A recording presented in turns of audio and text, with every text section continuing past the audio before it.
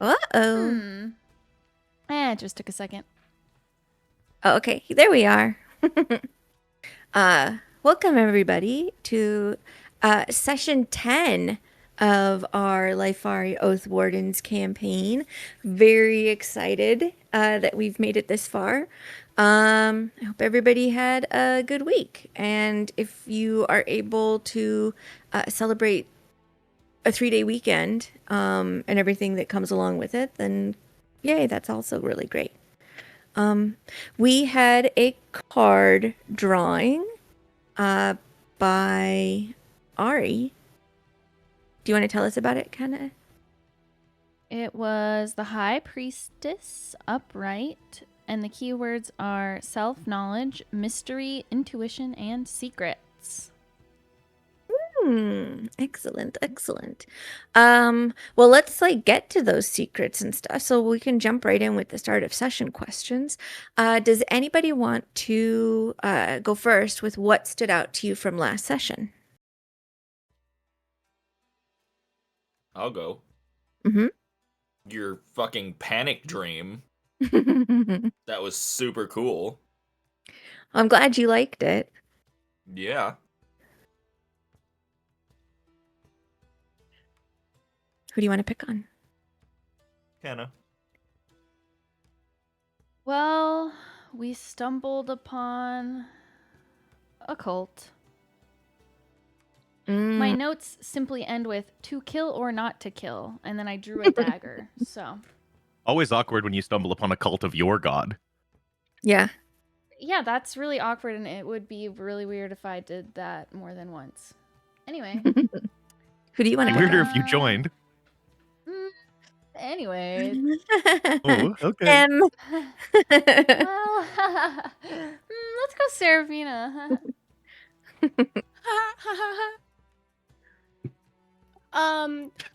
For me, her Seraphina's dream also stood out, but simply because she doesn't know what to make of it. Like, she doesn't really feel a specific way about it because she doesn't understand or just, she just doesn't know what to make of it. Good. It was meant to be a confusing one. Who do you want to pick on? Splooey. I too will choose my dream. I enjoyed Dream. Okay. I specifically enjoyed hearing Dream. That help? I more specifically enjoyed revealing a few things. Whether they're to be believed or not, I don't know. Dreams are crazy, right? Yeah. They're all crazy. Dante. Merrick's dream also stood out to me. I'm only 50% sure that he's not married to Adriel now. No, my dream stood only 50. Yeah, better than 10. Better than 10.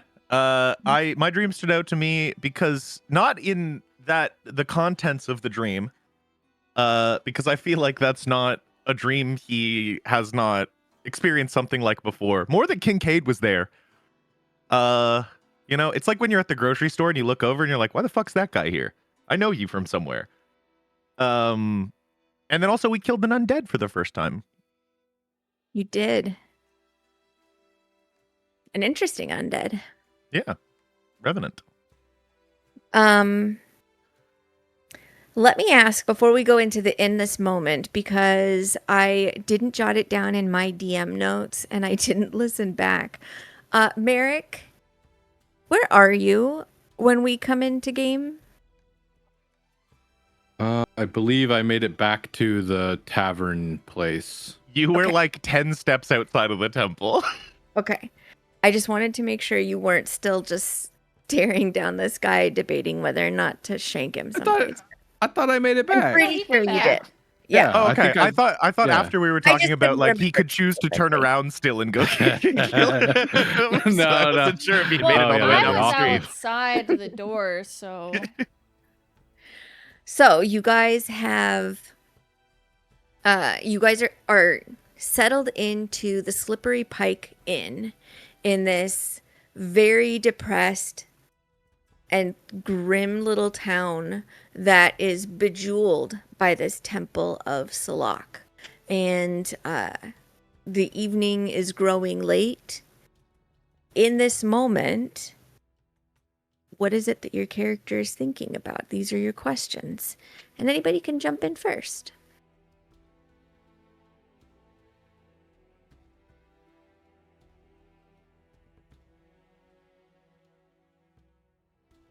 I'll go. Mm-hmm. I most desperately want to understand what exactly is happening here. Okay. Who are you going to pick on? Shadow. Fuck. I'm actually struggling with this one. That's why.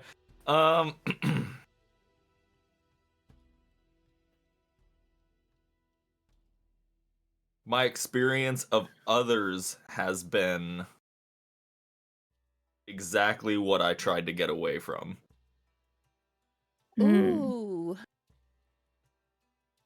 I mean, Okay, if you hate us, just fucking say yeah, what so. the fuck? Who says You it's know what? about you guys? No more stew for you.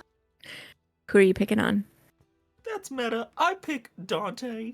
Guy has a squid inside him. He's talking shit about us. I most love that when we're done with all this cult nonsense, I might get to gamble again.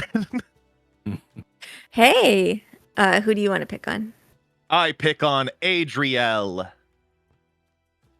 Oh God, I don't even know. I don't even know what's going on in my character's I pick on head. Splooey. No. Her first. No, I actually think you should go first. Okay. I most desperately want to know what's going on. Okay. I stole Ari's. That's fair. Jail. It's okay. I don't mind sharing. I It's like okay, to that's- share.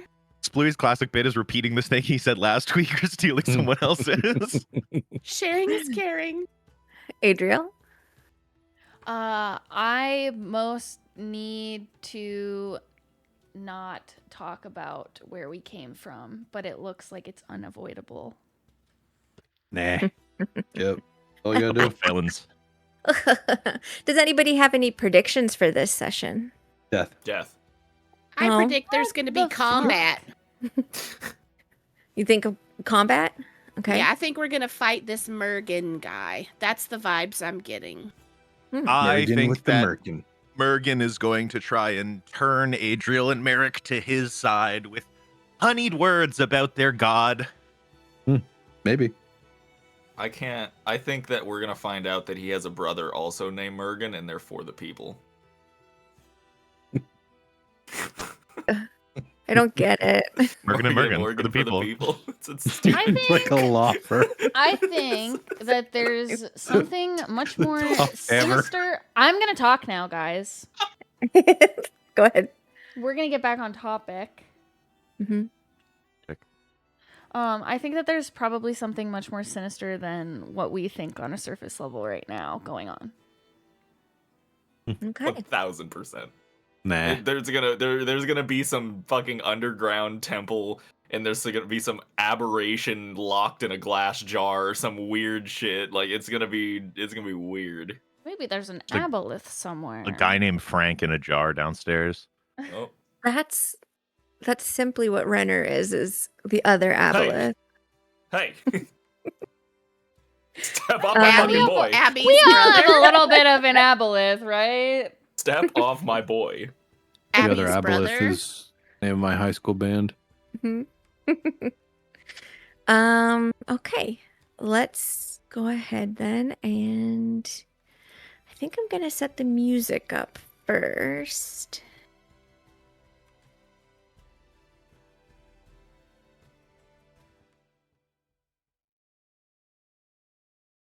You guys are at the Slippery Pike. You've been given some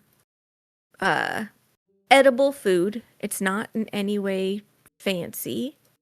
And Merrick has just returned. There are other people in the common space with you. A couple of women are seated together. One of them appears to be both armed and armored. There is a satyr at the bar and some other just townsfolk. You also have recently seen the innkeep hurry back in, only to be comforted from his frantic sort of agitation by his wife that everything seems fine. Adriel was at the door, Yeah. inside or outside? Outside. Okay, when Merrick walks up, before he goes in, he's going to talk to Adriel.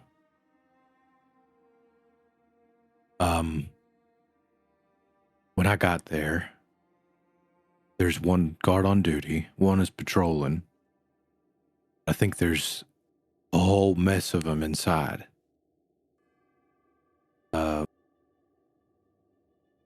Mergen's inside as well. He stays there.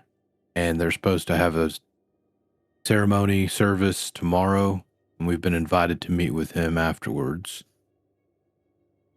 I just kind of gathered as much information as I could. They seem to not be crazed zealots, brainwashed in any way.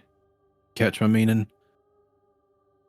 I don't know how rooted all this is. I'm not sure exactly what our next steps should be. Well, I mean, probably deep rooted considering we came here and the owner immediately went to go tell them someone was in town. Well, it could be just the mere fact that we're wearing what we're wearing. I didn't gather, because he had talked to the guard before I arrived. He was gesturing towards the tavern here. It didn't seem as though the guard took the news as panic, as concern. It was more of, oh, okay, that's information I should pass along. I think you're right to be wary, but I don't know if there's a mass amount of corruption. People who aren't able to walk back. That's not really what I meant by that. I just meant they're really under their thumb. Perhaps. I just want to make sure that we do this without as much collateral. I don't think the innkeep is gonna be just suddenly in there like, hey guys, I'm also here for this and love this so much. Some people will probably just stay where they are and not even show up for whatever happens tomorrow.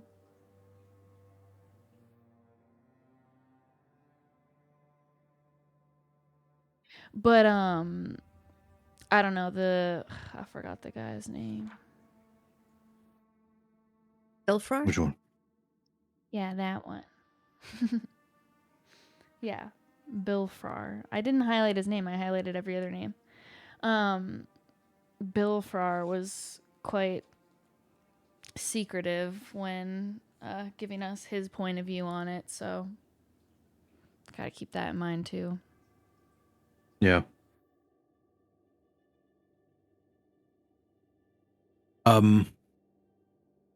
Before we go inside, tell the others. Probably should find more of a private place to talk, but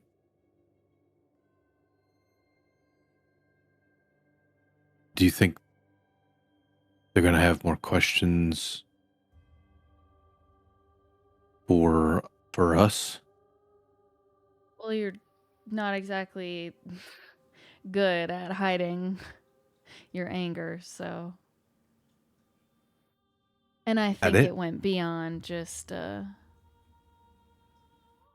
that's a bad situation and I'm mad about it. I think it was written all over your face that it was a little personal. So probably some questions, yeah.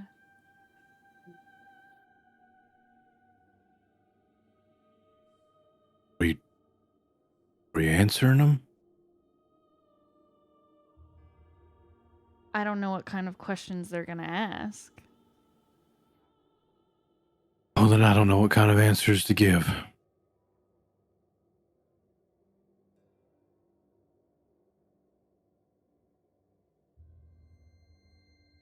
All right. Let's go inside. Go inside. Okay. You still see the very like sort of dim dismal interior to the slippery pike. And the same people and your party that's sitting a bit together. What have you guys been up to, Callum, Dante, and Serafina? I think we were just sitting. Looking questionably between my traveling companions about why the tavern owner ran out and then burst back in like the building was potentially on fire. Dante's just drinking an ale, watching that blind guy with the 10-foot pole who's eyeing us. His magic 10-foot pole.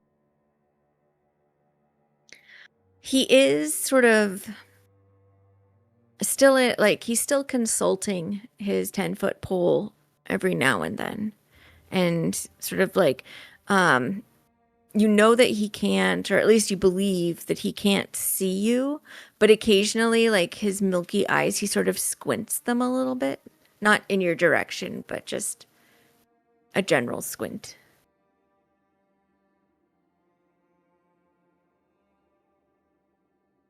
I don't Oh, know really? that I want to stay here overnight. Why? Just getting bad vibes.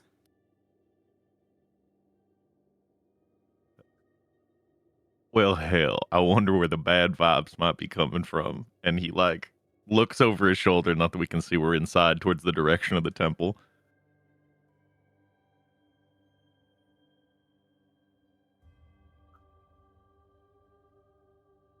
Don't fucking like this place. I just get a weird, like, just vibe. I don't know.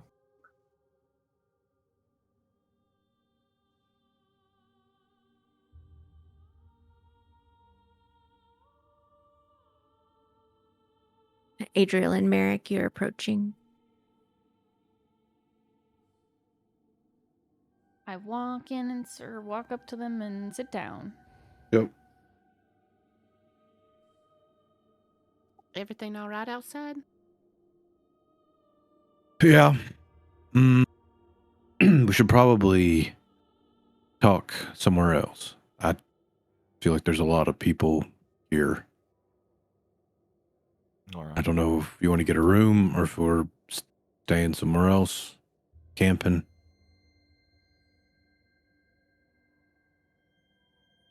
Well, the nature children over here don't want to stay here. Is there a reason? Bad vibes.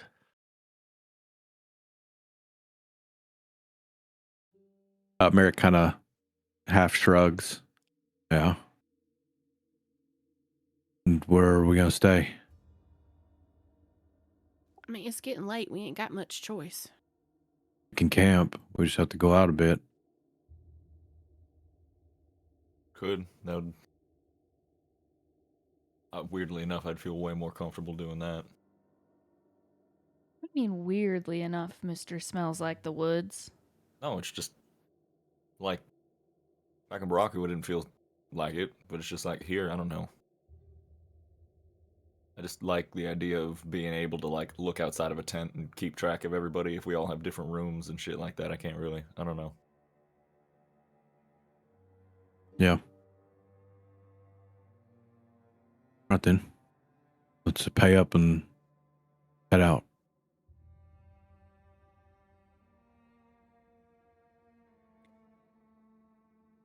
when you sort of flag down the misses to pay up, it's 3 copper apiece for the meal that you received.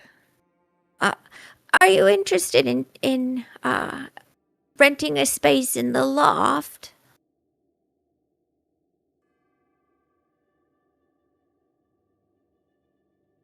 No. Thank you, though. You're quite welcome. I hope you have good accommodations. Strange things happen at night. Under his breath, Callum goes, "Son of a what strange things happen at night?" Well, I haven't seen anything, but I've heard people talk about just strange instances. Little things out of the corner of your eye, or sometimes there's this purple mist.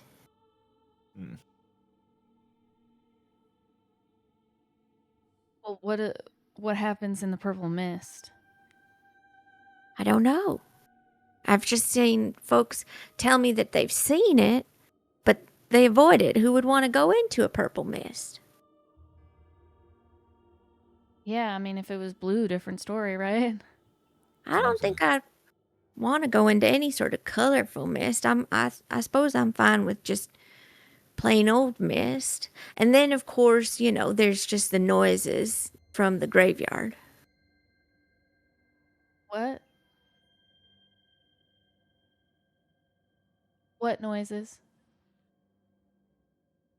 Well, you hear like crying noises and whispers, but that's not too surprising. I mean, I don't know if it's true, but if people imagine that's what they're hearing, I'm not too surprised. Quite a while ago, there was a sickness that sort of came through the village, and unfortunately, a lot of folks lost family members, that sort of thing, and I think there's just an aspect of wishful thinking. Kind of sickness. Oh, it was just a sort of just a bad flu. Really infected the stomach, and folks couldn't keep food or water down, and they just sort of wasted away. Gwen, does this sound familiar to Callum at all? You can do a In terms of medicine check. symptoms?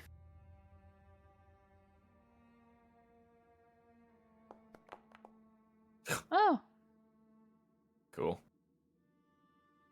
This doesn't sound like anything you've ever been sick with in your memory, but you're not a doctor. Yeah.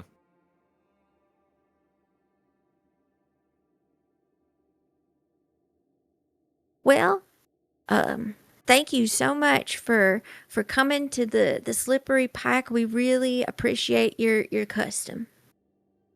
Is this the only place to stay in town? I guess unless you're a guest of somebody, but this is the only public house.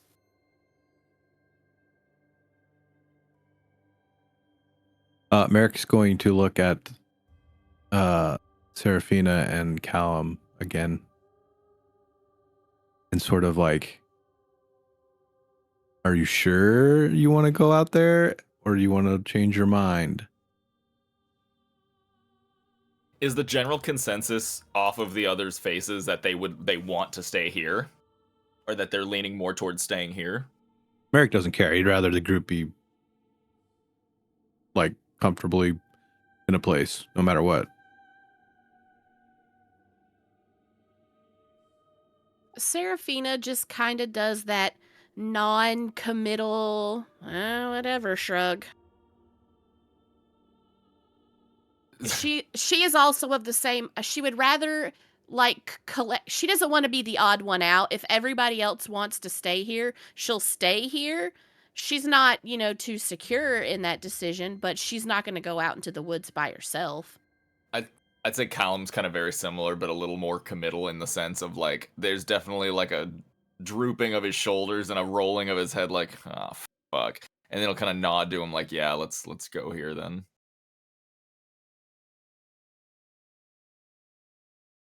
How much for a room?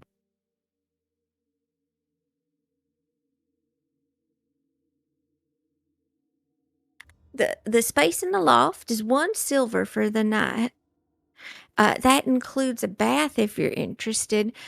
We did bring up fresh water, and Moodlegrass here so he can make it hot. You don't have private rooms?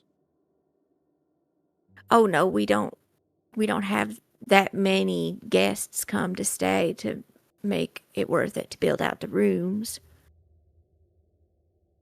But So you, this nobody space in else the is loft? staying, so Okay, it that would was just good. be all of you, and then there is a curtain that sort of divides you from the rest of the loft. Feel a little bit better about that.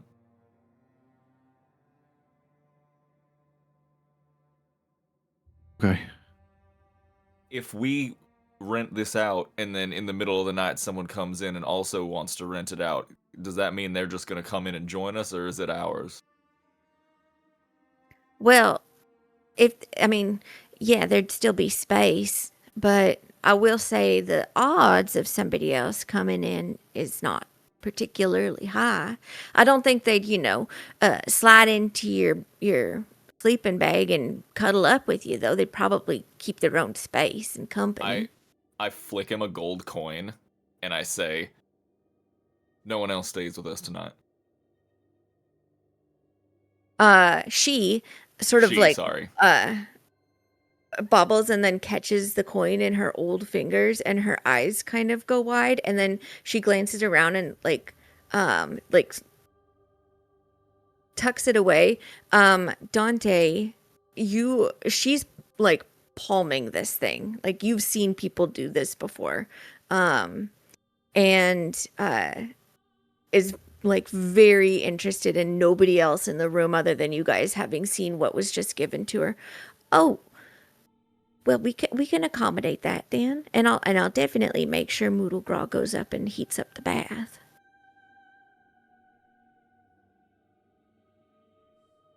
Kind of looks to the others and goes, well then, shall we? Let me just go let Moodlegraw know, and then I'll take you up. And she sort of hobbles away, and into the back, and like is gone for a minute or two, and then she comes out and talks to the satyr, and like points towards your table, and then like points upstairs, and he glances towards you guys and looks very curious before heading upstairs, and seeing to whatever it is that he needs to do. And then she comes back to you. All right, well, if you're ready, I can show you the accommodations and you can get your stuff all set out. Thank you. We appreciate it. Of course. Mockery has been, for the most part, just sort of like eating what's there, and not really making a fuss over it. Kincaid, on the other hand, has been like just picking at her plate and like being very choosy on what bites she ends up taking. But she sort of glances over, and in the moment before the lady of the house came back, she let out a sigh, and then the old woman is back, and as you guys all get up, she leads you very slowly, like very much one step at a time, up the steep staircase to the loft, and you can see that there's just sort of like a swept out space behind a laundry line where there's a curtain attached that can be pulled across for privacy. And then you can hear sort of the clacking of Moodlegraw the satyr's hooves behind another curtain, and see like steam rising up from behind it. Well, you can lay yourselves out right here wherever you'd like. Here's a chest if you want to secure your stuff through the night. And then yeah, just pull the curtain when you're ready to go to bed. Nobody'll bother you or anything. But we really appreciate y'all. Thank Have you. yourself a good evening. Yeah, and you call on me or my husband if you need anything. We just sleep downstairs. Behind the kitchen in our own apartment, of course, not just like in the common room or something. Welcome to Furwin. And then she hobbles off again.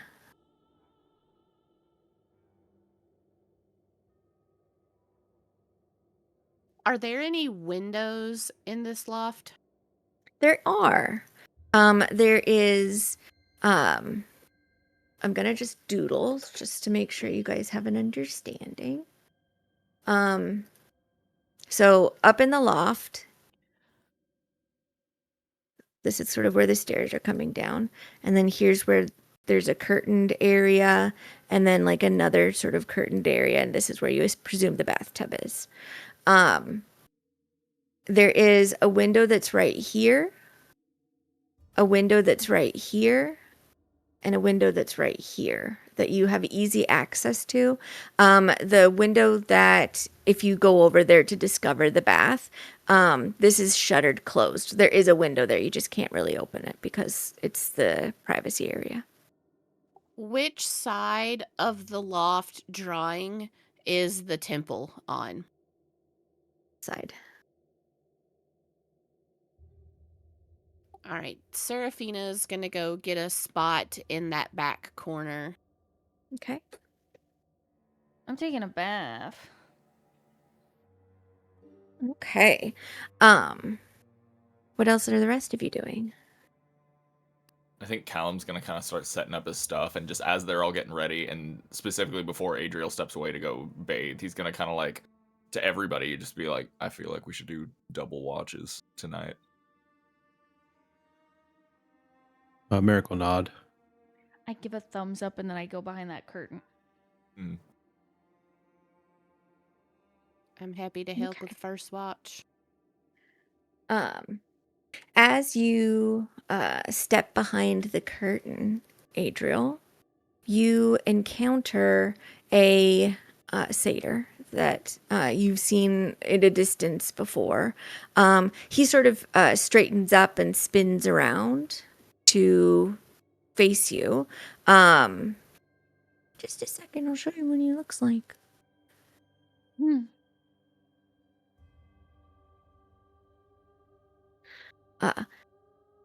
Sorry, I was just finishing up with making sure that the bath was prepared. I'll be right out of your way.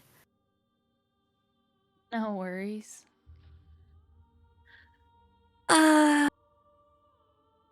Have you traveled from very far? He's sort of like spinning his finger over the water, and you can see like this very sort of like misty pink and green magic flowing into it, and there's like a nice smell that's coming of it, kind of like very earthy, but like lavender as well.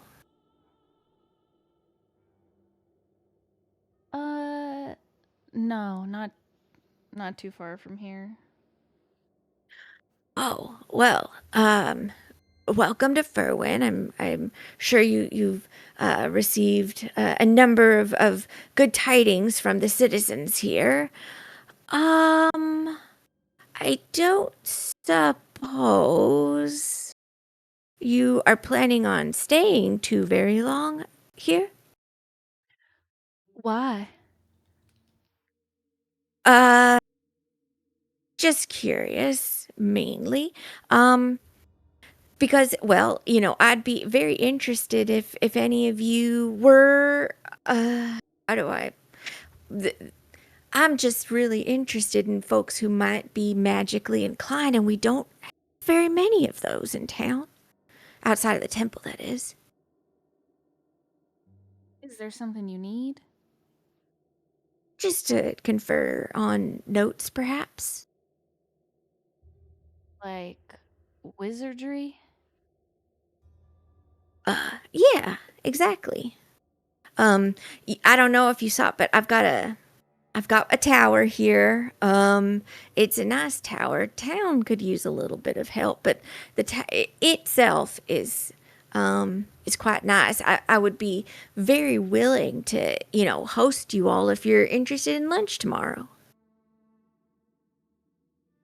Well, I think we have some sort of plan tomorrow, but I can't really remember what it was.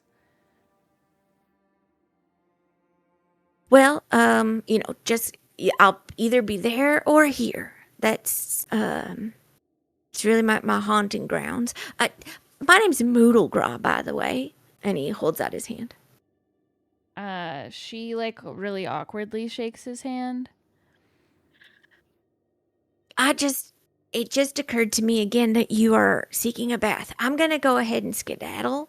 Enjoy your night, and then he sort of like sucks in his belly and like scooches past you to just try and invade your space as little as possible, and just sort of shimmies by, and the rest of you see him clip clop away to the stairs and down. I bathe. It's a nice bath. It's very warm. You get the sense that they're not going to come up and like empty this big tub and refill it again. So anybody else who wants to bathe is having seconds. But Get the water owned. smells nice. What are the rest of you doing?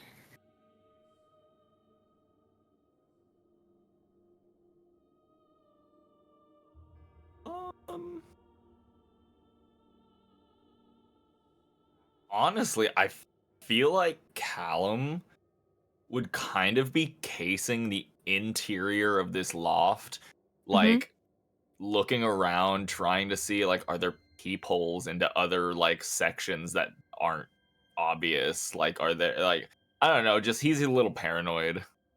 Sure. Go ahead and give me an investigation check then. I'm using my fucking inspiration. Okay. That will definitely serve you. You feel confident as you go around the space that you're not missing anything.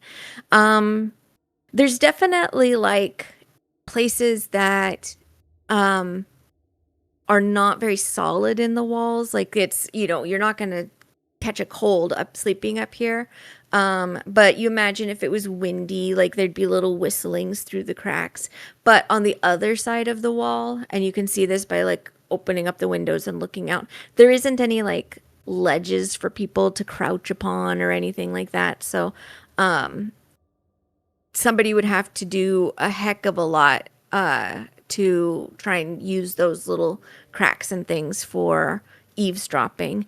Obviously, the curtain that you guys are going to pull across the area is not the most secure thing, and anybody could really be standing on the other side of that. But as you're sort of pulling the curtain across, the lantern light from the common area is enough of a glow that, you sort of pull it across, and I don't know, maybe Dante's still on the other side of it, and you can see his shadow there.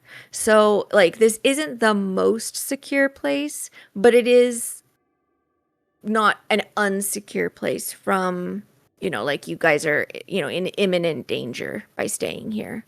It's just less than ideal. Okay.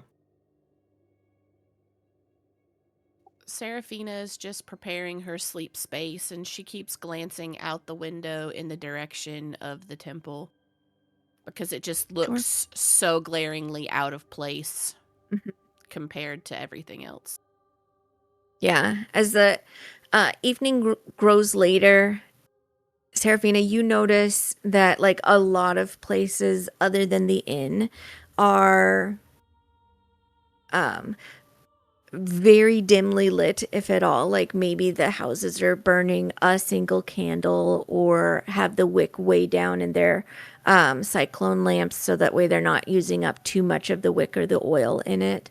And then in contrast, like there are not wide, huge open windows at the temple. They're very much more, not quite, but like narrow, sort of like arrow slits. They're far too wide to be actual arrow slits, but they're narrow windows. But they kind of like have these just bright slices of light that are just sort of shining out from it, even as it grows darker and darker outside.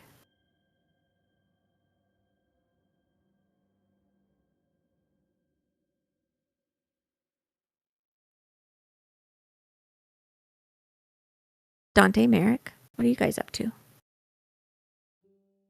Don't know. Probably sitting on. You said bunk beds, right? I No, it's pictured. just the floor. Okay, floor. Oh, okay. Then he's probably just laying out his stuff. Took off his armor. Doing some polishing. Waiting for everybody to get back, so we choose who's gonna do watches when. Mhm. But I think he's just keeping to himself, a little quiet. And, oh, also whenever everybody gets back, so we can do the info download. There is like a little bit of, I will say, not quite sleeping bag Tetris, but something akin to that, as like Mockery just like unfurls her bedroll next to Seraphina, because Seraphina just picked out a spot and was getting set up immediately, and so Mockery's like, perfect, that kind of like sets what everybody else is going to line up next to. I'm going to put my stuff out too. Kincaid, on the other hand, was just very much like, if I put down my bed now, there is a chance that my worst enemy in the world will set up his bed right next to me. So maybe I'll wait till he gets his done. But then if he's the last, then there's no place for me to squeeze in between others. So she's just sort of like, she keeps kind of moving forward like she's about to set out her stuff and then not. Dante finds a corner of the room and he takes off his coat and he like folds it up and sits down and leans against the wall. Once Merrick has kind of set out his stuff, she like watches Callum and she's just like, hey Callum, where were you gonna sleep? Where were you gonna put out your things? This is Kincaid? Yes. I think I was just gonna put him kind of right here in the corner and kind of gesture over, not quite the like corner of the room, but like in between the window and the curtain that leads into where the bath is, but closer to the window, just basically like against it to where he could like peek up and look out the window. I think I'm just setting it up like right there. Oh. Wow. That's fine. Okay. Kind of like And like squints his eyes a little bit. Why? just making sure everybody has enough space. And then she Seems just, disheartened at that. I am disheartened at that, but that's Why? fine. I'm not going to make a stink out of it You don't have because, to make a stink. I'm just morbidly curious. and she just like flicks her hand towards Dante. She's You wanna not be close to being, Dante, don't you? no, I don't want, that's exactly the opposite of what it is. Oh Karen. man, I realize, maybe it's time to let bygones be bygones. If you want to saddle up next to him, I totally get it. I'll even come a little bit further this way so there's more space for you two. I thought I liked you too. Okay. Well, I'm fucking with you. I don't care. If you want to switch spots, I don't give a shit. just, no, I'm not going to make you move. It would just, I thought maybe if I put my bag down here, then you could put yours on the other side. And then Put your there's, shit down. I don't fucking care. Listen, if you guys having some whatever hissy fit y'all are having, which ain't really any of my business, but it makes like a weird situation in here, then everyone's gonna be suffering. So like, just take the fucking spot you want.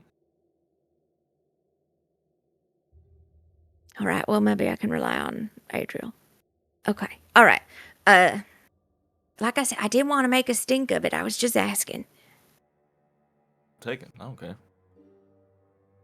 No. And then she Okay. All right. sets up to prepare her things next to where Merrick put out his sleeping roll.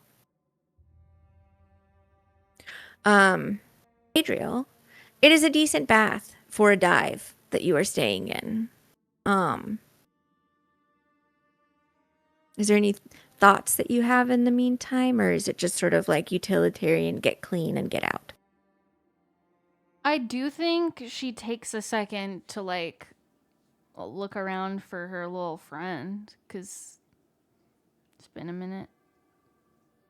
Sure. Go ahead and give me a perception check. What happened to my mouse? Sorry. Found it.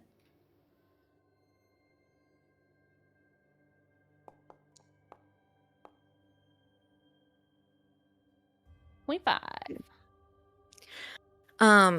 As you look around and your eyes go to the corners, to the little gap near the wall, where the curtain doesn't quite touch, and you don't really see anything. As you sort of settle into the bath a little bit more and you tilt your head back to rest on it, that's when you see her.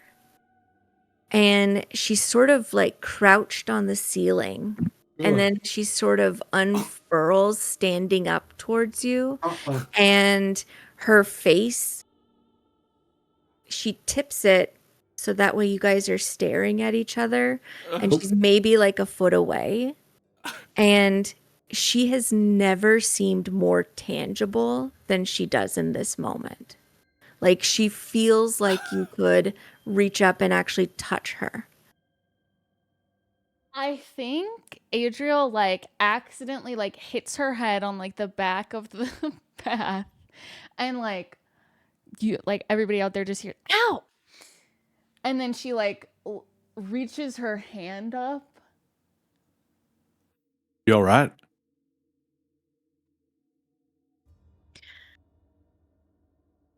There is a moment where you are certain that you touched skin, and then she's gone. She finishes up her bath. If she didn't respond, Merrick would have stood up and gone towards the curtain. Adriel? Oh, fine. I just didn't want to answer you because that was embarrassing. I just slipped a little and hit my head. You know, like when you're sitting and then you just slide. Yeah, I just wasn't expecting that. All right. Finish up. She does.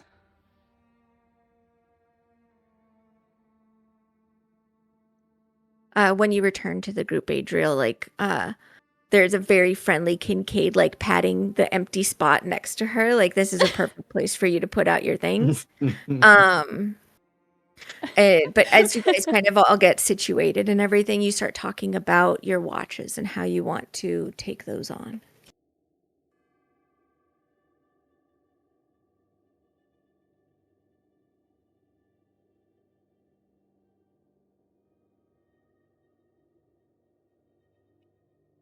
You wanted to do double watches, Callum? Yeah. I think it's best we double up people. Seraphine, I didn't mean to talk over you. I did it again. Sorry. No, it's all right. It's all right. There's a lot of people here, a lot of people to voice their opinions. I know that I said I would do first, but I'm actually thinking about it, and maybe it'd be best if I did last. I mean, I can go first if someone wants me to, but I think it'd be best if I go last.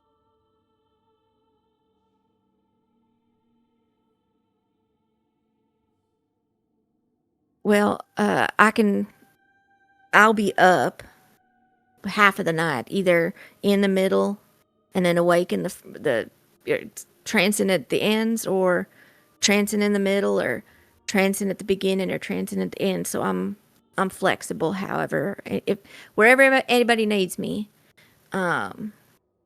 Mockery, on the other hand, says, I'm not really a morning person, so if somebody needs me to take one of the early watches, that's what I would prefer. Why don't you go first? And then Excellent. we'll figure out who joins you.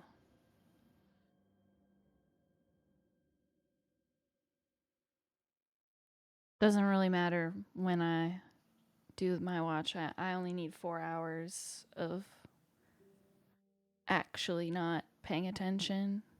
I don't much mind either. So if y'all got a preference, take your pick. Hell, I'll take second watch. I don't care. Okay.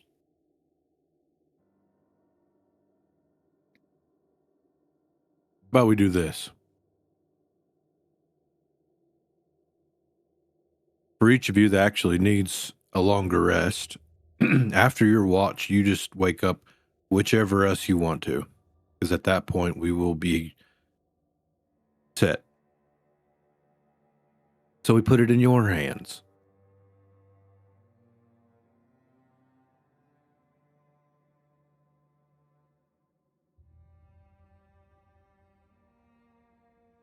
Well, okay. I mean, it is okay. I don't mind keeping watch alone, says Mockery.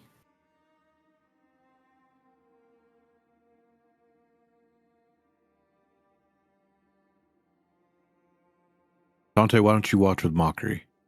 Just for All right. first watch. And then you wake up one of us to watch with Callum. Sounds good. We can do that. We can do that. I've been hanging around Kincaid too much, and I'm picking up her accent. Irritating. Just hers? No. All right. Well, But then Merrick would also tell them everything that happened. how does he explain this, though? I think he would say, so I talked to a guard at the front of the temple. When he was given the information, he didn't seem concerned necessarily. There are a lot of guards inside the temple. They stay there. And so does Mergen. And they're supposed to have some sort of a service tomorrow. We can meet with them after or before if we'd like. Hell, we could probably meet him now. They just need to be given a heads up enough time. He seemed to make it seem as though Mergen would be interested in meeting with us. But that's kind of what we're facing. Is that unusual for a temple of your god to have guards? No offense, I don't know a whole lot about Salak, but you guys seem a little bit militant, so having guards doesn't seem weird, is it? Not necessarily. That's a big temple. Yeah, it is. And when he said he wanted to meet with us, did he mean us and she motions to the entire group, or us and motions between Merrick and Adriel? He didn't specify. But I think we were noticed. And by we, he like points to him and Adriel.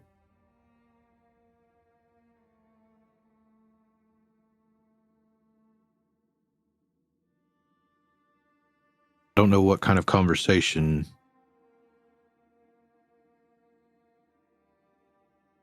it's gonna be with him.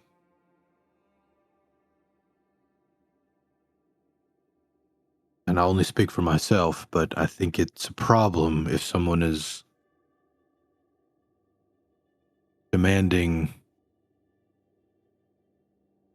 fealty to one god only, even though I am partial.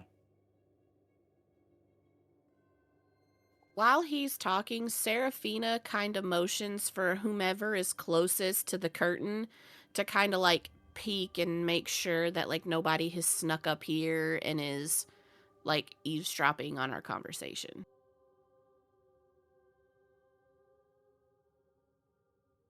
I think that's probably Callum, based on where Shadow said Callum's setting up his bed. What was the question again? It was To kind of make sure nobody's up here eavesdropping while we're having this conversation. Yeah. Since it's just an open air, just a curtain. Yeah, definitely keeping an eye on that. If you want, I can help with that. If anybody's really concerned that somebody's going to come up here tonight, I do have a song that I can play in order to sort of it's a guardian song. A song about a nightly vigil that will basically give us somebody who's looking over us while we're sleeping. I mean, and it'll last through the night. It'll just sort of be the additional piece of security. I don't think it's a bad idea. Yeah. Perfect. Well, then, and she stands up and gets her lute out and begins to strum.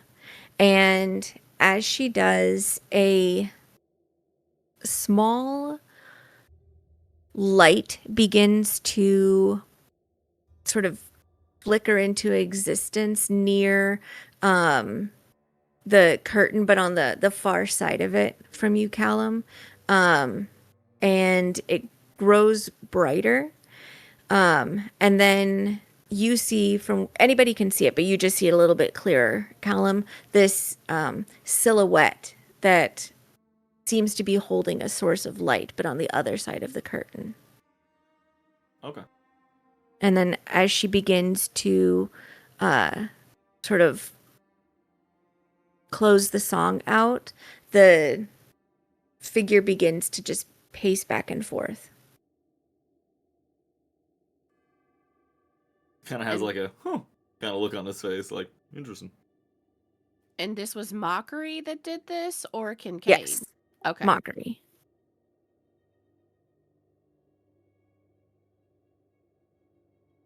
Okay. And that's Nightly Vigil. What happens in this case, just so you guys know, is basically she manifested a specter carrying a lantern, and it gets to like either stand at point or patrol a 30-foot radius. I'm just going to have it patrol back and forth along the curtain. But any creature that she decided is a friendly is able to come and go as they please. So you guys are all considered friendly, and she also included the couple that owns the inn. If somebody who is not a friendly enters this light that's being cast by the lantern, it will like emit an alerting shriek and give you guys advantage if it turns into a combat roll on your initiative. And then if it's a hostile creature that's come in, they also have to make a Constitution saving throw versus being blinded until their next turn. So That's helpful. Kind of a creepy spell, but I really liked it. So yeah, there's just, you can't see it, but there's just like this figure pacing the far side of the curtain.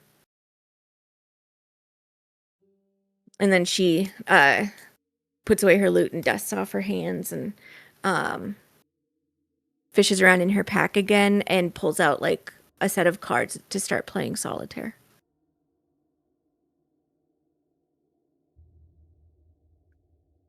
Dante and I have this, I'm sure. Well, before we go to sleep, what exactly is our plan tomorrow? Are we expecting some kind of answers from this Mergen fella before we decide what we're going to do? Like,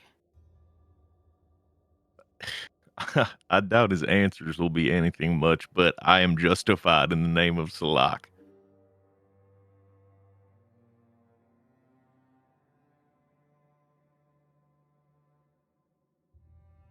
You don't squeeze a town like this unless you really feel like you got the right to.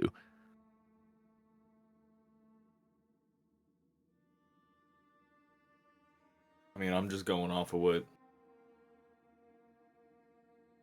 Adriel had said the other day when I asked kind of how we were, or I guess earlier today, about what we were handling, how we were going to handle this. So I'm really just following y'all's lead on this.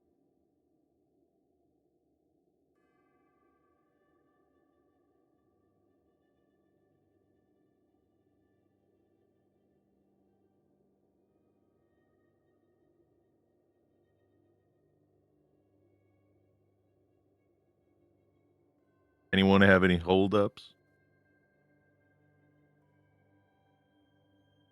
Well, says Kincaid, I think that it's probably.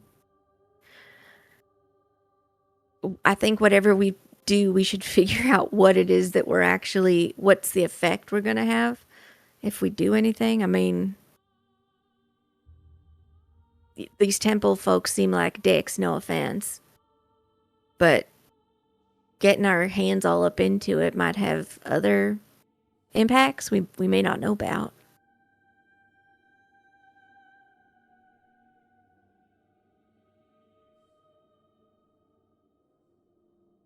Well, we'll just have to see then, won't we? Can I get everybody to do a perception check, please? Perception. Why do I keep losing my mouse?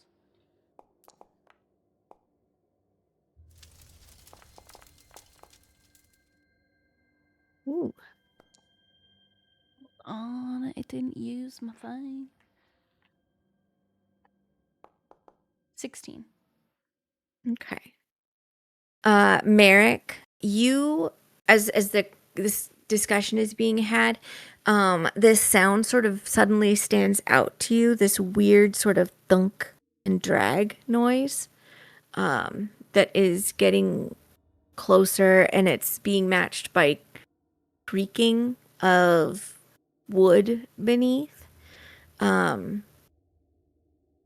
After a little bit, like, it also catches your ears, Dante and Adriel. And then all of you suddenly hear this just ghastly, like, Got gated. in your head, like just this squeal from Oh. this specter. And then a very old voice go, "What is it?"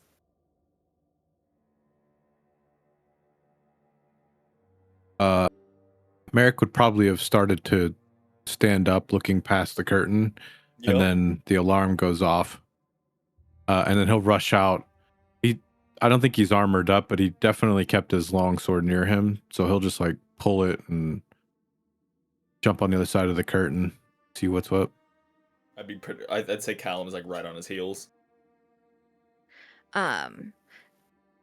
Mockery also jumps up, but in hers it's to begin playing to like soothe the specter. As you guys push aside the curtain, you see an ancient man standing there with his 10-foot pole, like just sort of like taken aback and like looking around, but not really seeing anything. He's just sort of trying to pinpoint the source of this noise. Oh, what is it? What is it? It's a spell. It's a guard. What can we help you? Yes. Mockery ends up getting the thing under control and it sort of resumes pacing. I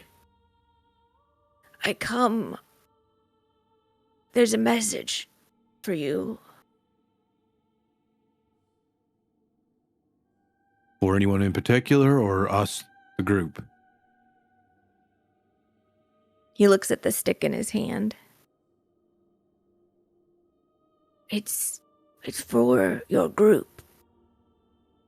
From who? It's from my wife.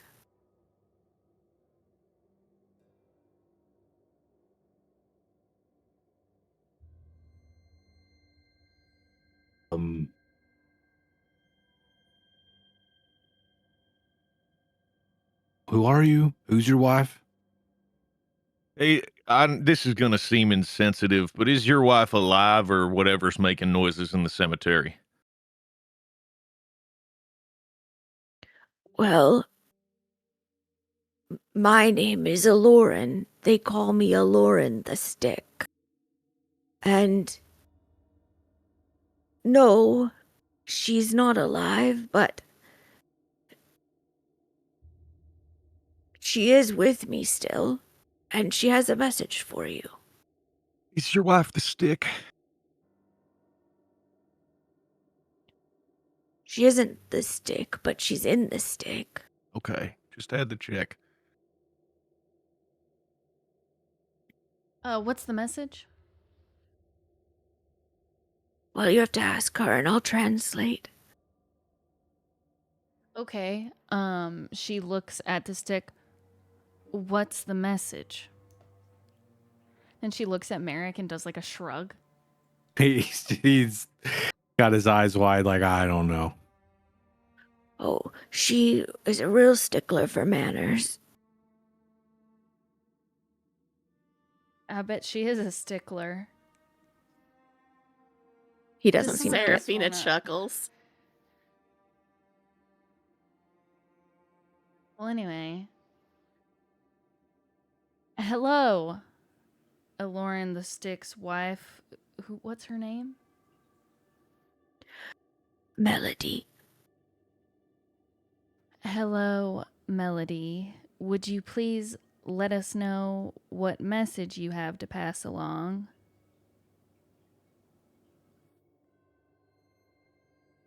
He looks at the stick and starts nodding to it. I'll translate. I don't think you can hear her.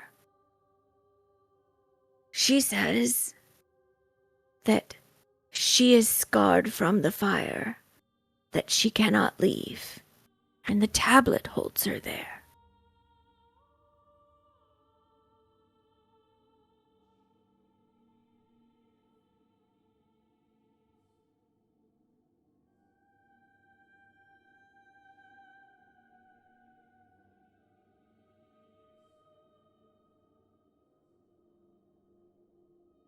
He nods again to the stick. Well, good night. Hold on. Wait. What fire? What tablet? I don't know. Can It's her message. can she tell you what fire and what tablet? Well, let's find out. But you should ask her. She doesn't like it when people try and pretend that she's not there. Melody, we'd like more information on what fire and what tablet. Who has this tablet? How can we help you? How long ago did this happen?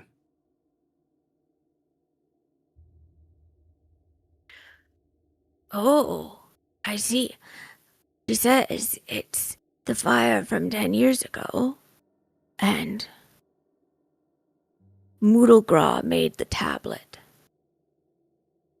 Oh.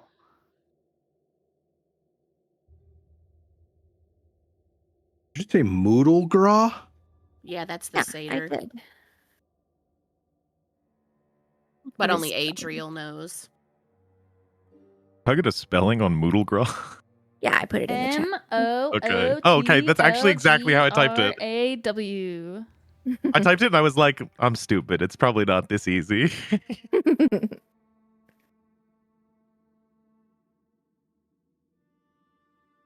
Well, good night. Oh, hold on. Ellerin, Wait, just let him go. just real quick, did you not remember this fire? Well, there's been a couple of fires. We are just a village. These things happen. I meant more the fire your wife was caught in. Oh, my wife died in the plague. Oh, is she delivering some kind of message from someone else? Well, she only said it scarred her. She didn't say that it Oh, killed her.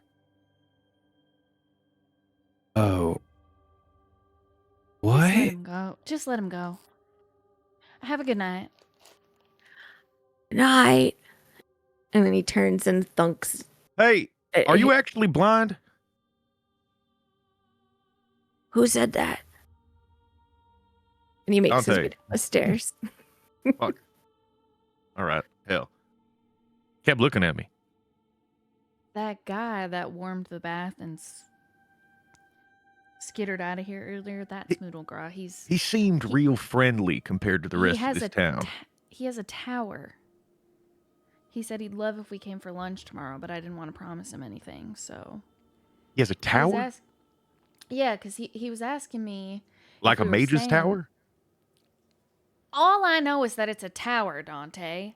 Okay. I didn't see a lot of towers in town. Well, And he's anyway. furry. Okay. He was asking me if we were staying long and if any of us were, like, magically inclined.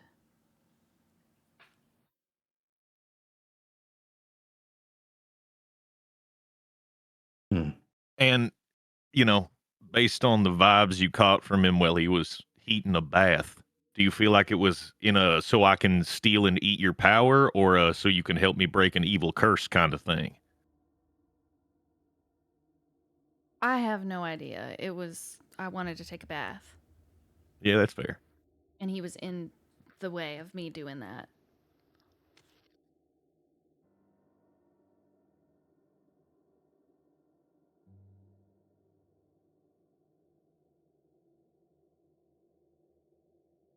Well, that was weird. Mockery is still standing next to this specter, which now that you guys are on the other side of the curtain can see this thing. It's probably for the best that the one who came upstairs was blind, because this thing is horrific looking. It doesn't look like it looks like it crawled out of the abyss. But it is holding a nice little lantern.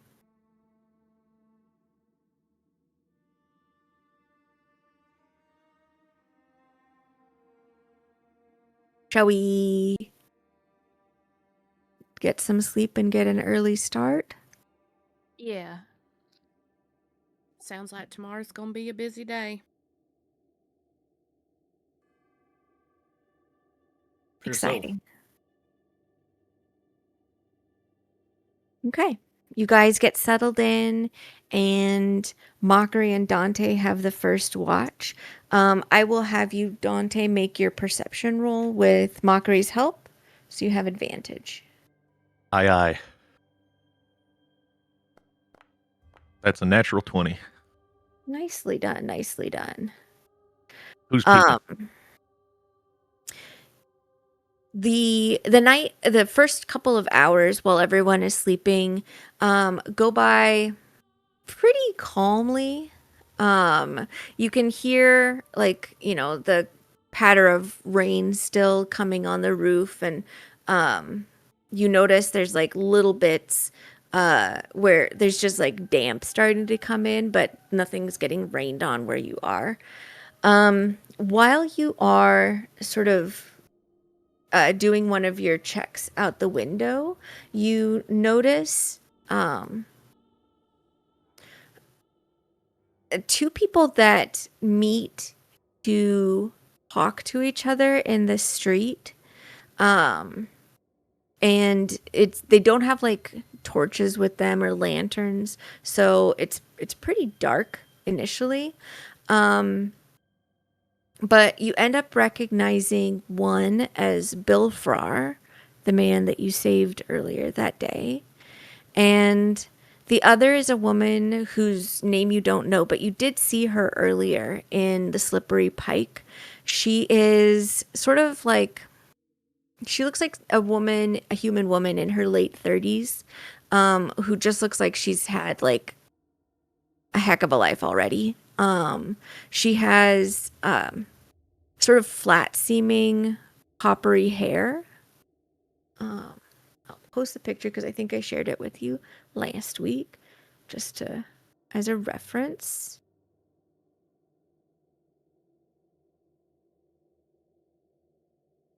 Like that. And they're sort of meeting. You see Bilfrar kind of like indicate with an elbow towards the slippery pike, and then he is clearly like kind of relaying the story of what happened when you guys saved him from the undead that was attacking him.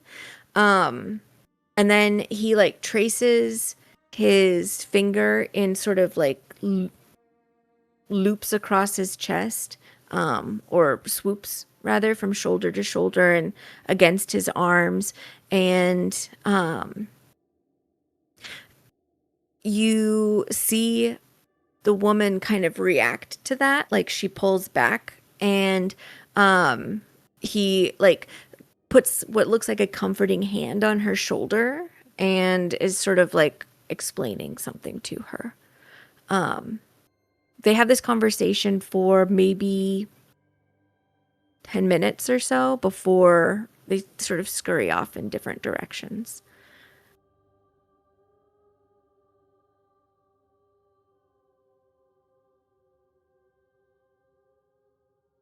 All right.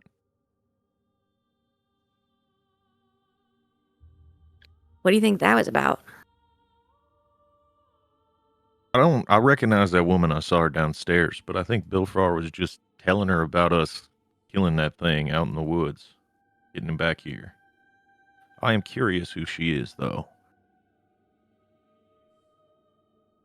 Well, definitely somebody who lives here. Somebody that he thought was important enough to like make sure she knew. And it seemed like they were friendly. Yeah.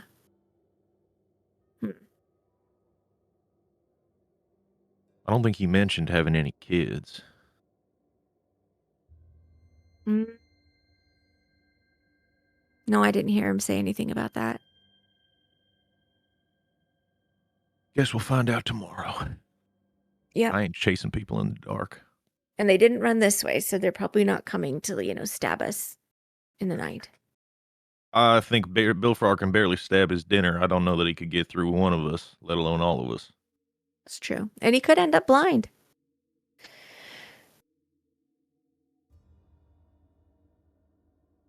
Who do you think we should wake up? Well, I'll wake up Callum. And then I guess you pick one of the elves.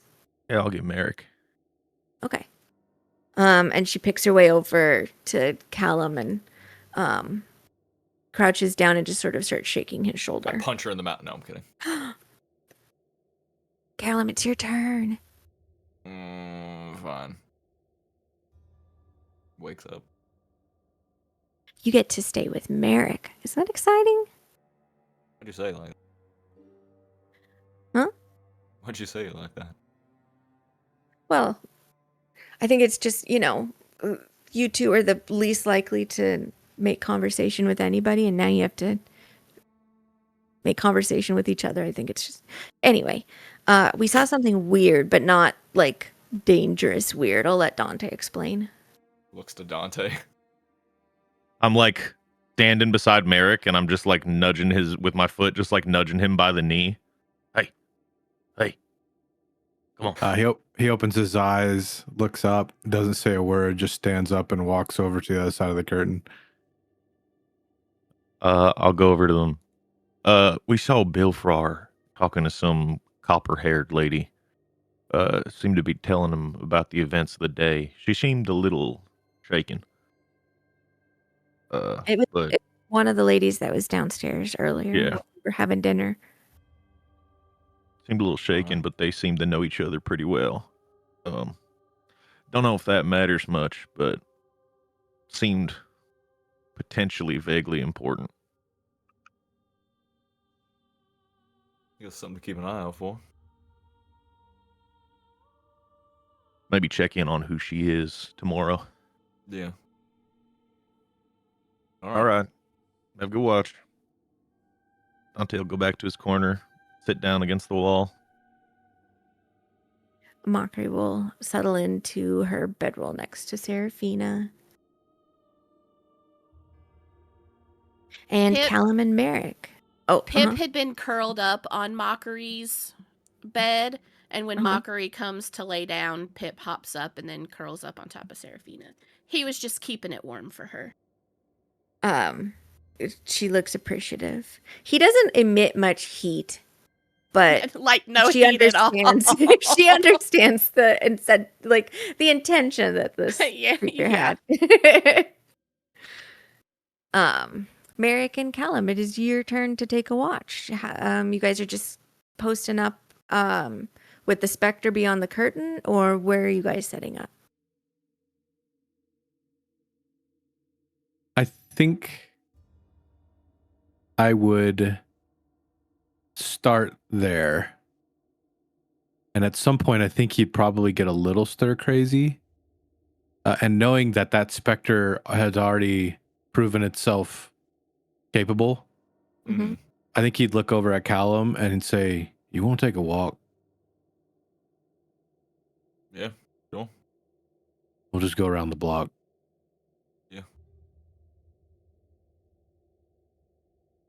Okay. So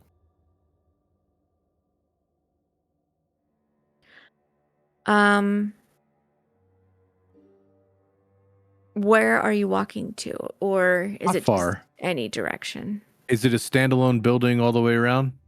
It is. That. Just Yeah. circle the building. Okay.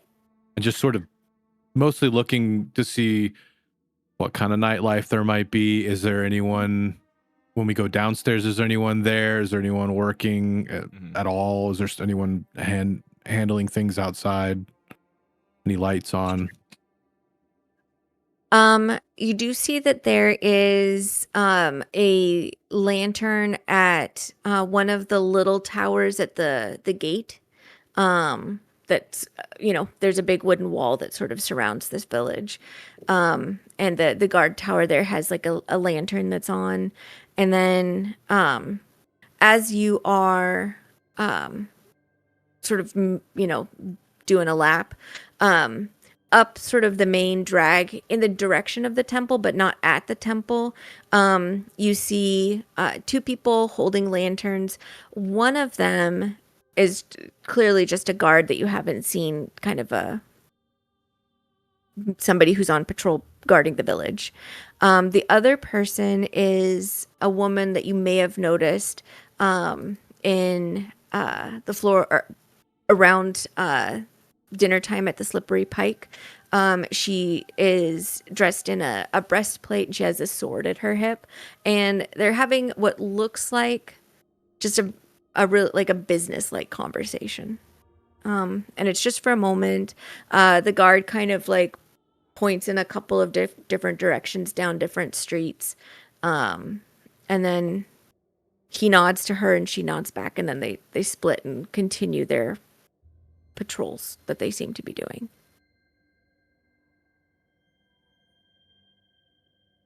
Okay.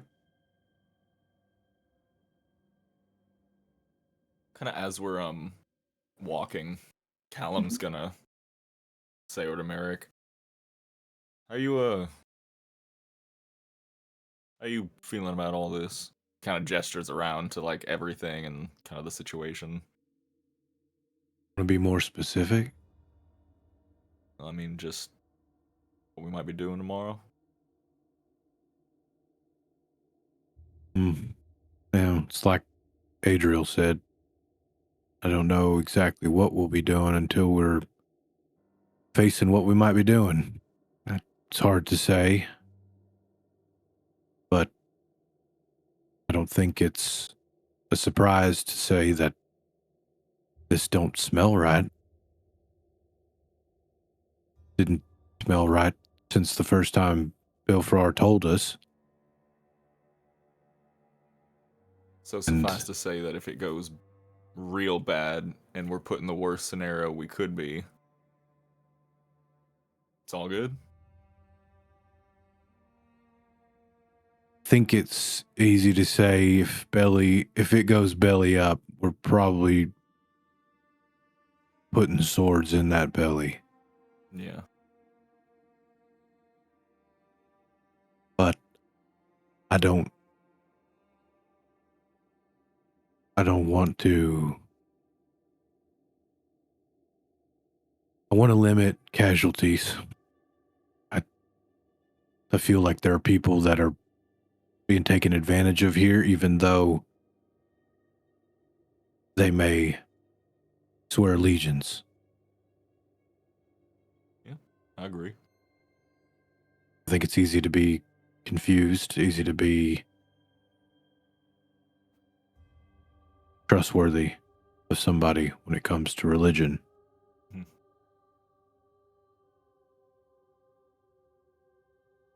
But I know Salak, obviously.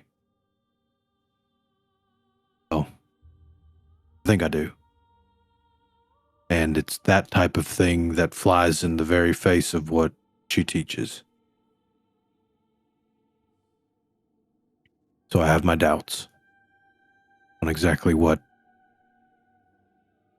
he's trying to do here.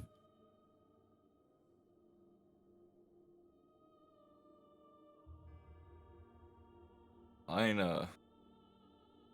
never really been much of like a holy man. But I mean, I can tell this is all like pretty personal, so if it ain't been clear already, I'd back whatever play y'all end up going with. Merrick, they're probably walking and talking, and Merrick, Mhm. when he's talking, he's not really looking over at Callum. He's just still scanning around, but he's still having the conversation. He's active in the conversation. It's just not making eye contact. But I think when Callum says that, like, I'll back your play or whatever, he'll glance over at him, and if they make eye contact, he'll nod sort of appreciatively and then go back to scanning. Kind of nod back. Let me get a perception check from you guys. This is where we see the ice cream truck.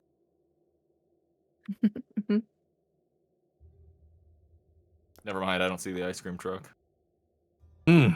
Luckily, the DC was really low for this. As you guys are circling behind the inn, but looking towards the northeastern portion of the town, you see another building that rises a little bit above everything else. It's a tower in that it is 3 stories, and at most everything else is 2.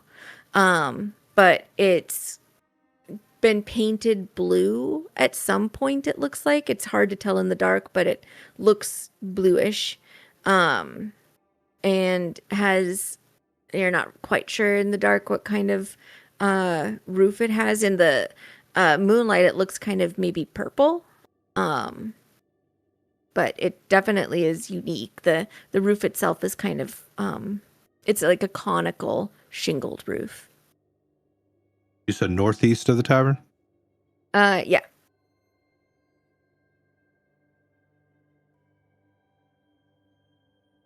But a little bit more like sharply. If you had been focused on the temple, you probably wouldn't have paid much attention to it when you were heading over in that direction.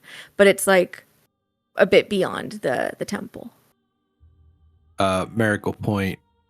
Do you think that's the tower? I would think so. Stands out.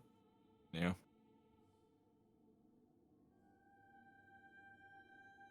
So I guess keep a mental note of it.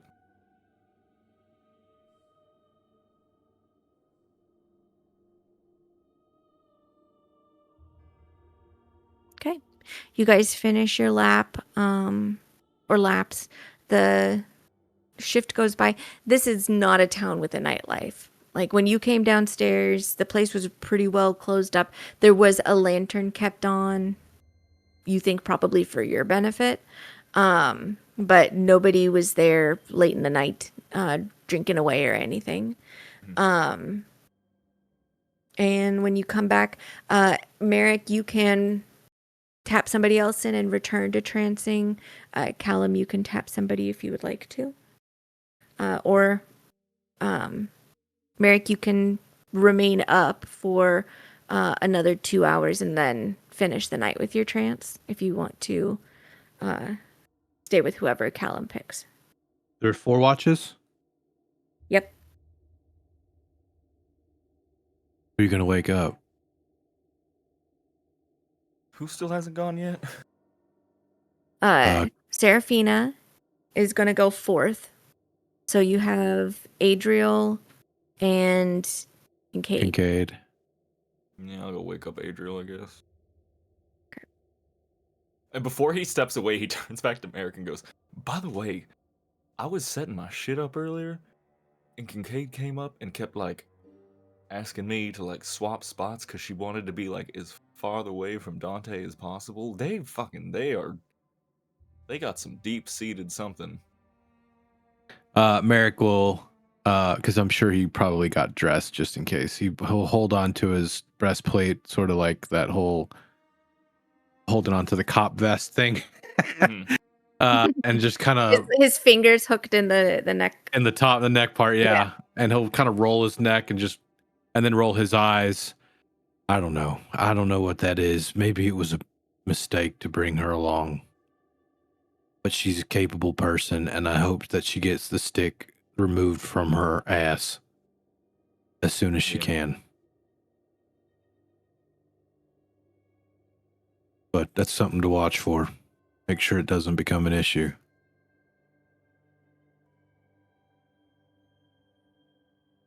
Yeah, I'll keep it on. Hey, when you wake up Elle,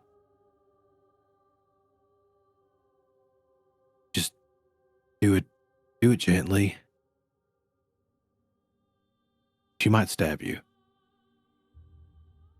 Noted. Then do it from like the top of her head. What do Less you- likely what? that she rolls and swings. Top of her head. Okay, You I know, get what you come mean. from the I get what you crown. mean. Yeah. Yeah. Okay. It's against a wall. I climb up the side of the wall. Like your weird person from the corner shadow. He's gonna make his way over and kind of like crouch down next to, as close to the wall as possible, and kind of position himself in a way that even if she starts swinging, like his shoulder and like his arm is gonna take the brunt or something, like not like full bracing, but like punching. if in case. And he's gonna I'm kind of punching. like tap her shoulder. Adriel. Punch. Are you just swinging out for whoever might be there or swinging at him specific? Well, I can feel where he tapped me on the shoulder, so I guess like that direction. Since you're coming out of sleep, you can make a unarmed attack if you would like with disadvantage. So good at everything ever.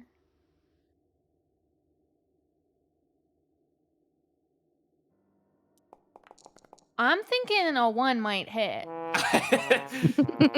I'm thinking a 1 might hit. It's the I'm wall. thinking a natural 1 might hit. I think, as you know, like you get tapped and it's just like the one time when you actually still had your hand like beneath your covers, so you just end up like punching up against and the covers just sort of redirected over to the side. But you've been awakened. I look angrily at Callum. He told me to wake you up. He said to try to do it from the other direction so I to get punched. You're against the Who wall. is he? He just looks over to Merrick and then back to her. Merrick's got his back to everyone, standing at the railing. It's your go.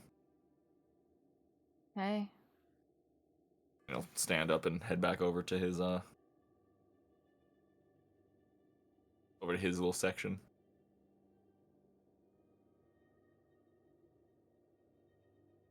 Okay. And Merrick, you're not tapping anybody else? Nope. Okay. What do you guys do? How do you take watch? I'm looking out the windows. Okay. Yeah, I'll just stand near her, maybe just looking out down at the bottom floor, and I'll The fill her in on the tower. the weather gets a bit worse as the night grows darker. There is flickers of lightning that are answered a few moments later by thunder in the distance. As you are looking out the window, Adriel, are you looking out the one towards the temple or the other one? The other one. Okay. Then I'll have you roll a perception check. Merrick, if you're Okay. also looking out that way, you can also roll a perception check.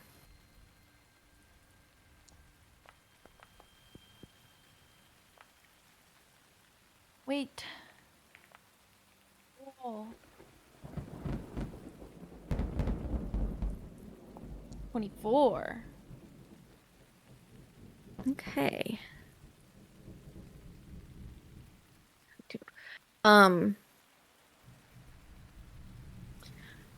At first, and you guys are having this conversation, and he's explaining the tower and so forth.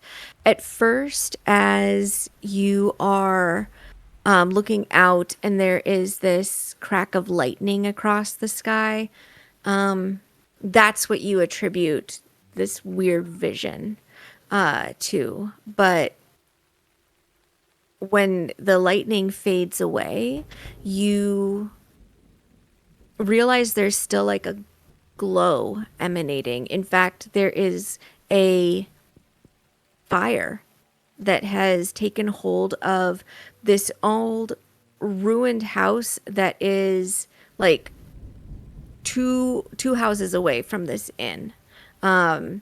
It's has always been ruined. Merrick, you saw it while it was on the walk. It looks like it had been burnt down a while ago and nobody had bothered to fix it up again.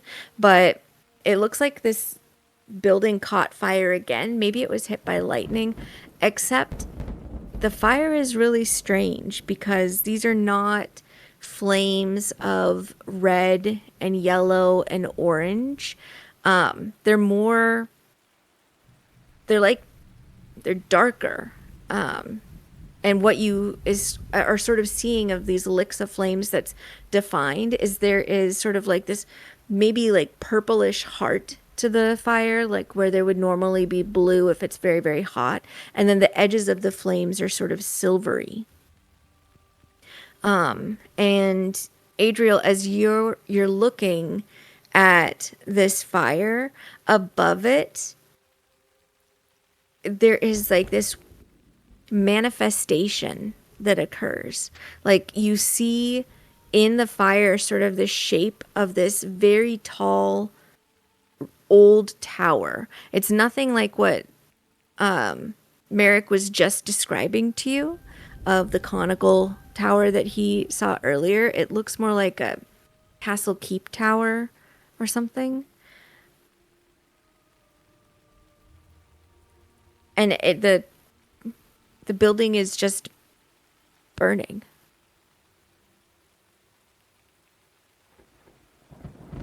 I like tap Merrick like really insistently. Yeah, I see the fire. Did you see Doesn't- the tower? Where? When she Yeah. makes note of it, now you're like, oh, weird. Yeah, I do see it.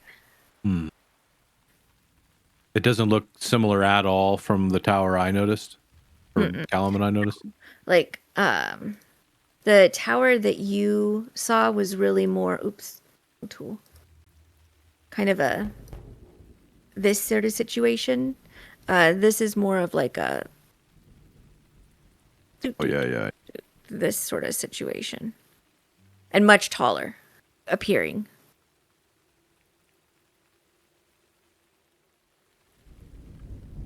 That is strange. Lots of Think- purple mist, purple fire. Purple, what you said, purpley tower? Yeah.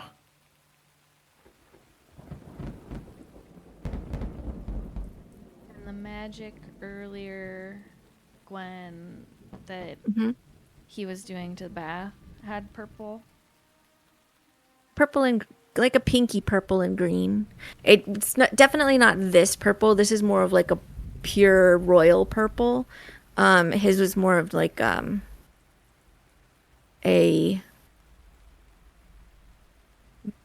middle school girl's favorite color, pinky purple.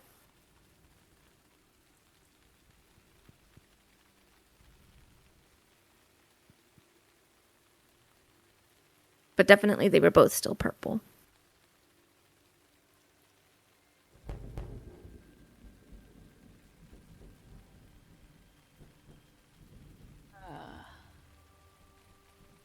What the fuck? I don't know.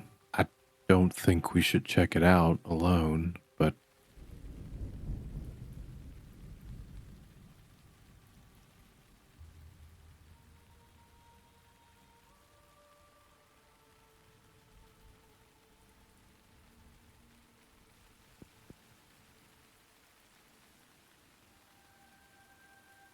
What would you guys like to do? do we check it out? I don't know. I kind of. Well, it's fire. Is it? It looks different. I don't know if it's real. Yeah, No but one else- either way, we could. It could be something that we need to see. He'll look back at Creepy McGee doing his patrol. Mm-hmm. His like gaping, like abyss mouth sort of releases occasionally like little clicking noises. I guess they got creepy to watch their backs. If you want to go out there, check it out. Just to look, we don't have to actually get that close. All right. If you want to, you guys know that Kincaid's very close to being done with her trance. Yeah, wake her.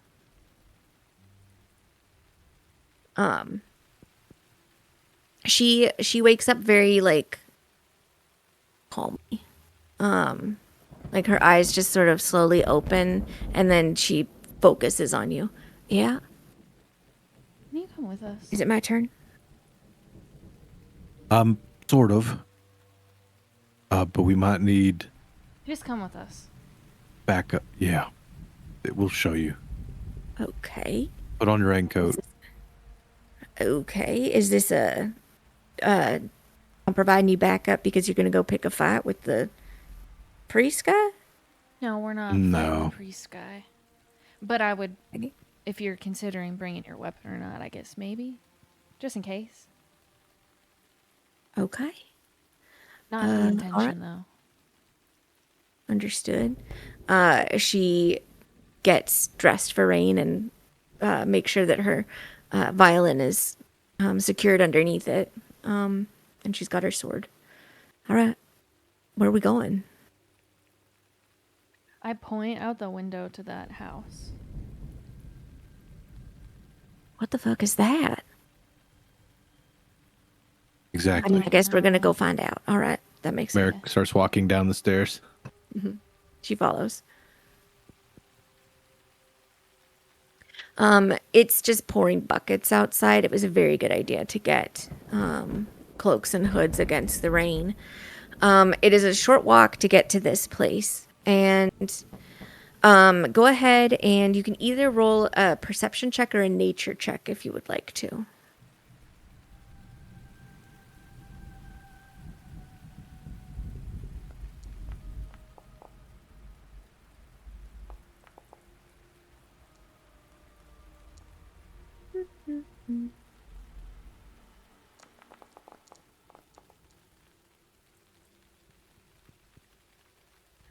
Okay.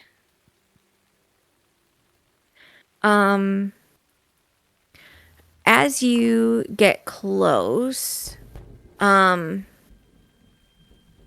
notice this fire is still burning, but there's something wrong with it. Like it's not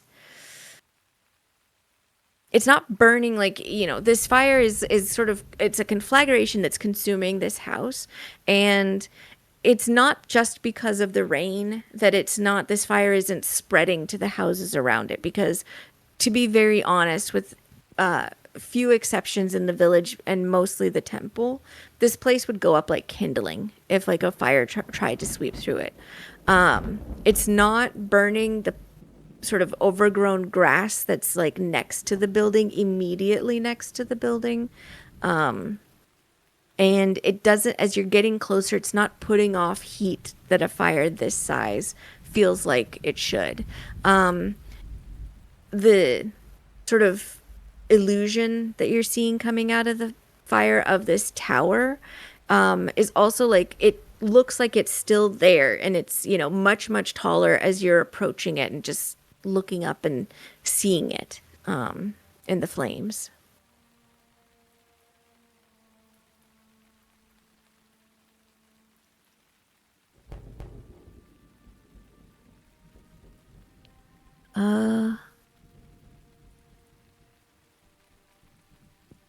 What are we, well, what are we doing about this?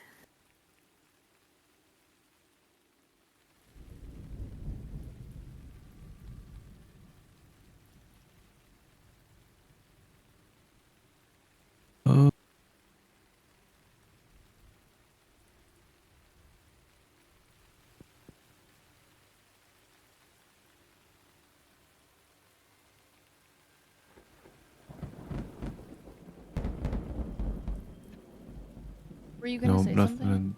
I was just looking through spelly stuff, thinking maybe if I had picked something, but nope. I don't know. It's not being affected by the water.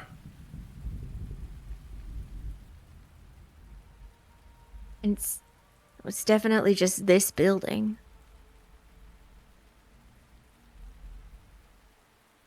Was it whole? I didn't notice this building when we came in. Was it whole when we? No, it's always looked like this. We took a patrol, Callum and I, and it looked exactly like this, but it wasn't on fire. Hmm. Do you think this is the fire that Melody was in?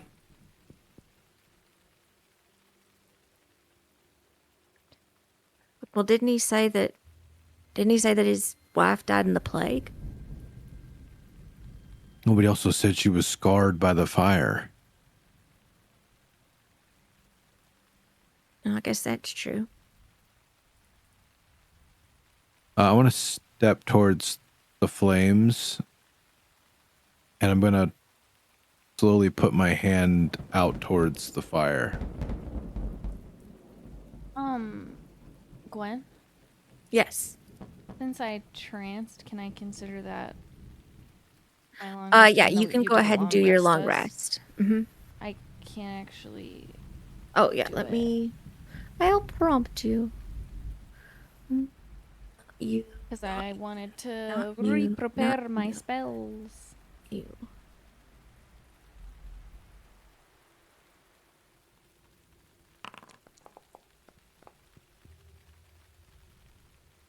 And then I me want to switch do back a to spell. time.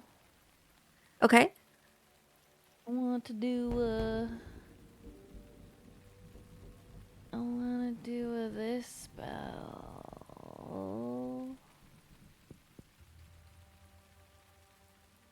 I don't want to place a fucking. You can just right click to not place it, or that. Don't worry, I got rid of it.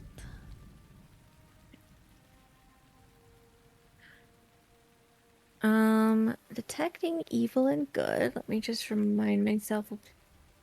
Sorry, yeah, it doesn't show the description anymore.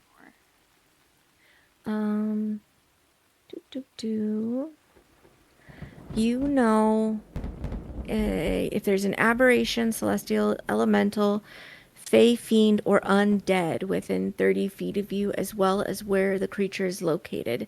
Similarly, you know if there is a place or object within 30 feet of you that has been magically consecrated or desecrated. The spell can penetrate most barriers, but it is blocked by blah, blah, blah.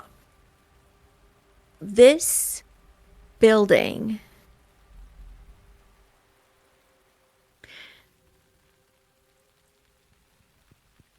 this is not like a perfect yes or no in the casting of this spell. But it feels like a building that's on the verge of desecration. Like something terrible happened here and there was nobody that answered for it.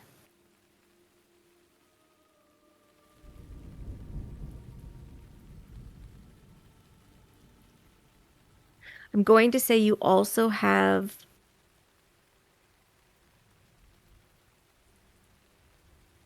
like this sort of crawling chill up your back, like there's undead around, but it's not specific. It's more of just like this place in general feels undeadish.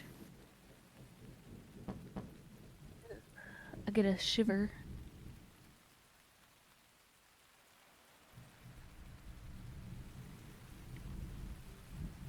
Something bad.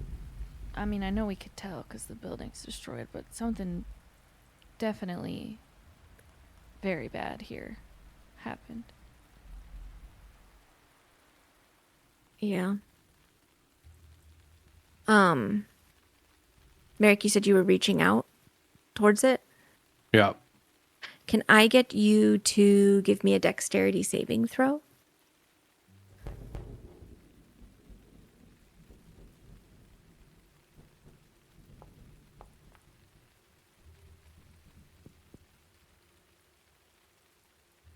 Are you guiding yourself? You can't guide on that, I don't think. On a save? Or can you? Yeah, you can. Didn't prompt me.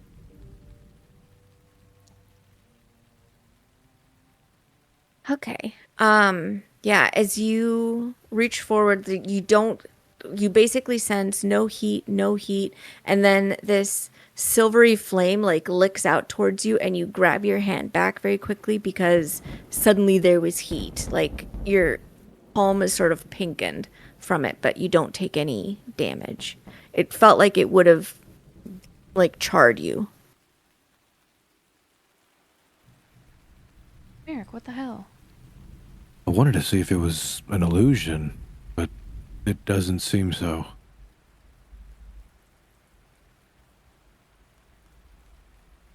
I don't know what to make of this. Is the tower still above it? You do see it. Yes.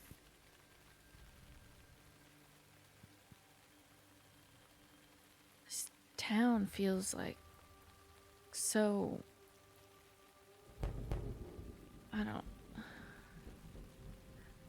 It feels like something about this town is just like inherently a little undead, and it's freaking me out. It is creepy.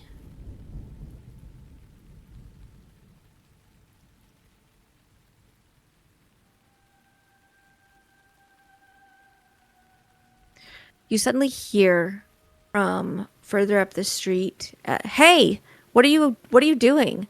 And a woman isn't rushing at you, but towards you. It's the woman who wears armor and has a sword. Because of the dark nature of this fire, she doesn't seem to notice until she's like next to you. But you actually, just for the vibes, I'm gonna make a little switch here.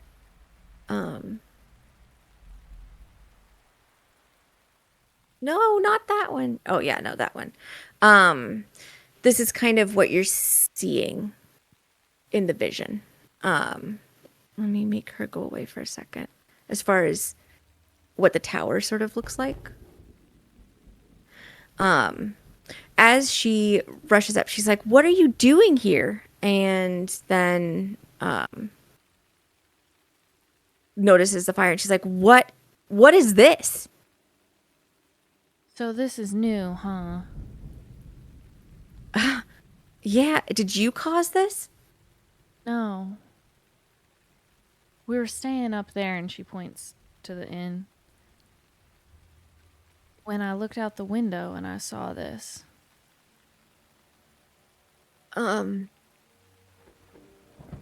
Like, she sort of takes a step towards it and then reconsiders, because it does look like fire. Well, don't touch it. No, I won't. You saw this? What are you even doing awake? We're travelers. It's kind of, I don't know, habit to have people stagger their schedule. Oh, I guess. Well, we have guards. Sorry, I'm Celia, Buckthistle. I run the town guard here.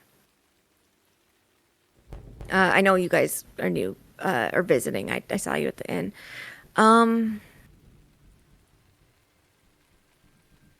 Fuck, I don't know what to do about this.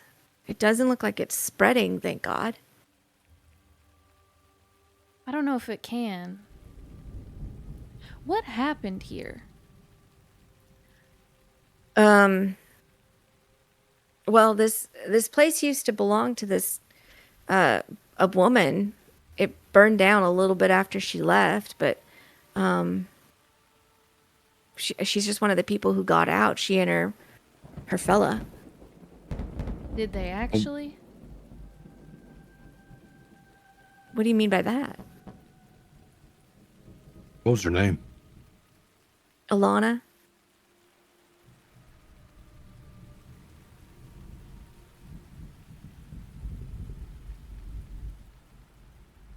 Like, you watched them leave town? Someone saw them leave town? I mean, well, I didn't watch them, but they were talking about it. They were talking about it, They but were- you can't tell me for certain that they actually did? No, but they weren't inside this building, if that's what you're getting at. Like, after it burned and we put the fire out, we searched it just in case they were there, and they were not.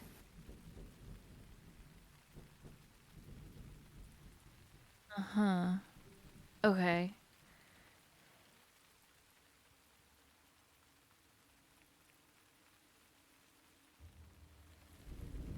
But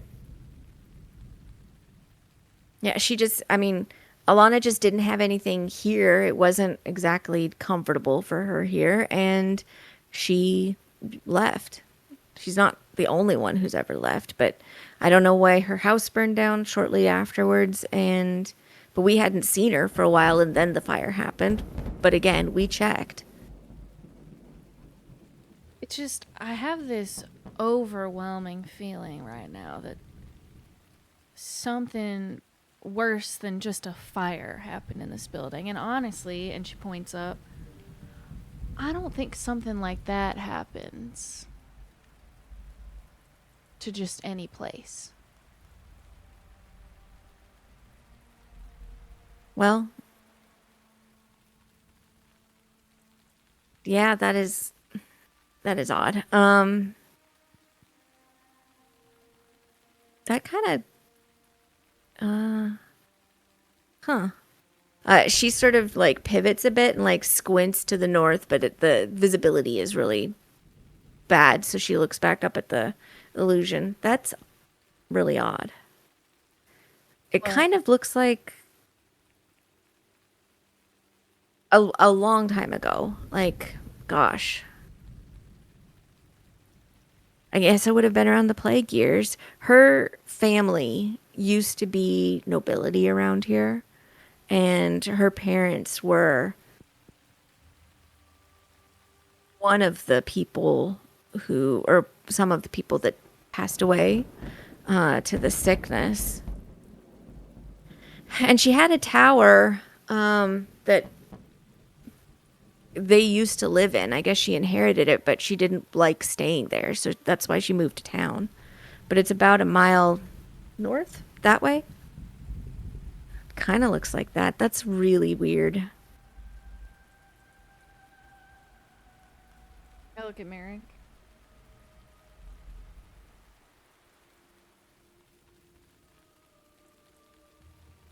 She came from nobility. Yeah, I mean, not king and queen kind of nobility, but they owned a lot of land in the area.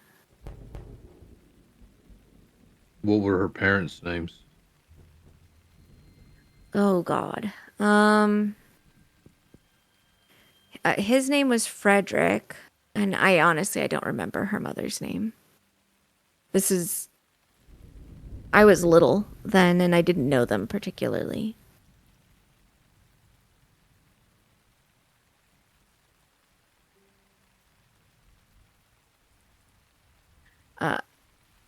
Kincaid speaks up. Why was she uncomfortable? Just because this place is not great to live in, or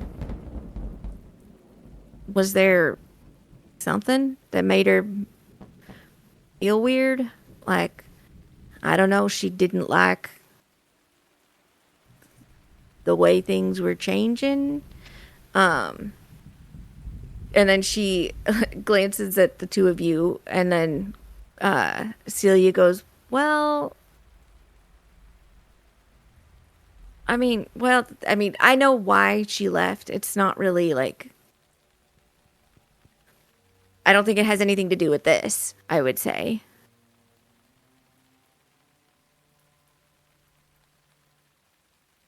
Why'd she leave?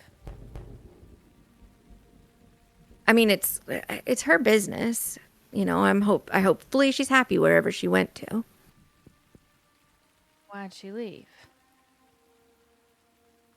If you want to, you can you can attempt to persuade her if you want to do a persuasion, or it's kind of leading a little bit more intimidation, but you can choose. Can I help? I think this whole time we've been cloaked up, and can I help her by sort of brushing the cloak back a little bit to expose part of the symbol, but just for an instant? Sure. That would give you advantage.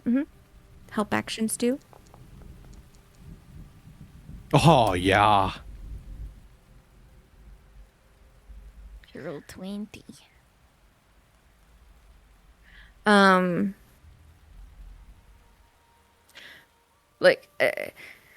Celia looks like she's, gonna sort of keep her mouth shut on it, but like Adriel's directness and then Merrick kind of showing his holy symbol sort of makes her look a little nervous.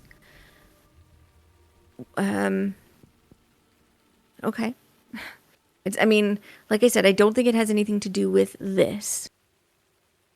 But she was really beautiful and, attracted a lot of attention in town. And in particular,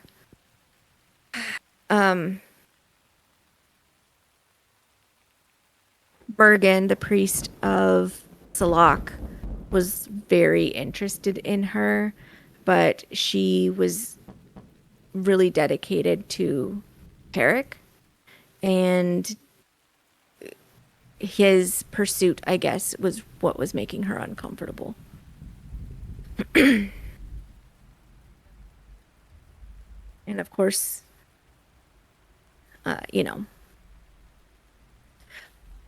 it's rumored that she might have been somebody who worshipped Artan, and that's really not very acceptable in this town.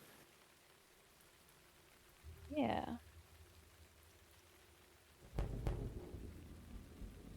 How do you feel about that?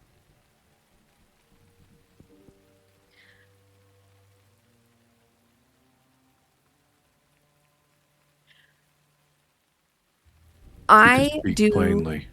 I do my best to take care of this town. And I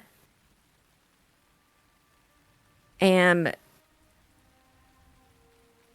my focus is just making sure that the people here are safe as best I can. It would be nice if there was some assistance and funding for that, but it is what it is, and that's that. You guys can roll an insight check if you would like. Thank you.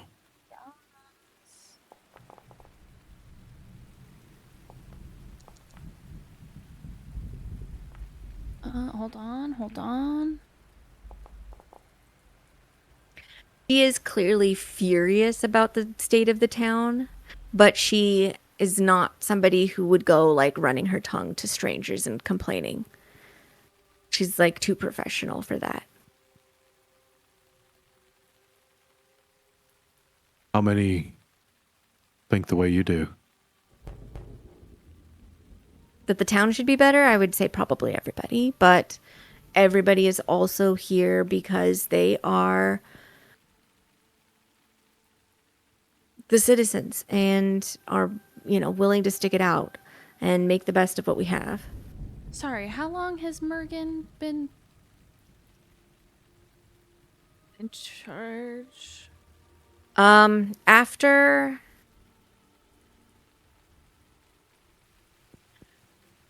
a lot of things changed in town after the plague swept through it. A lot of people lost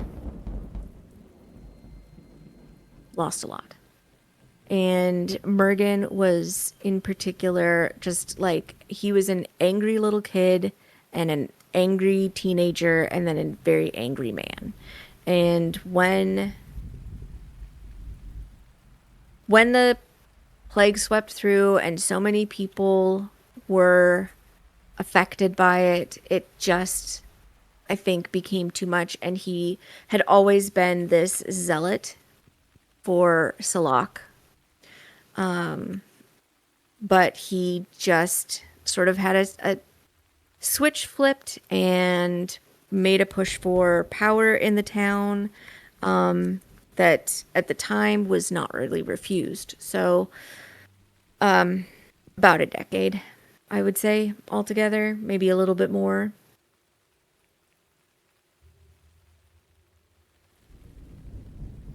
Got it.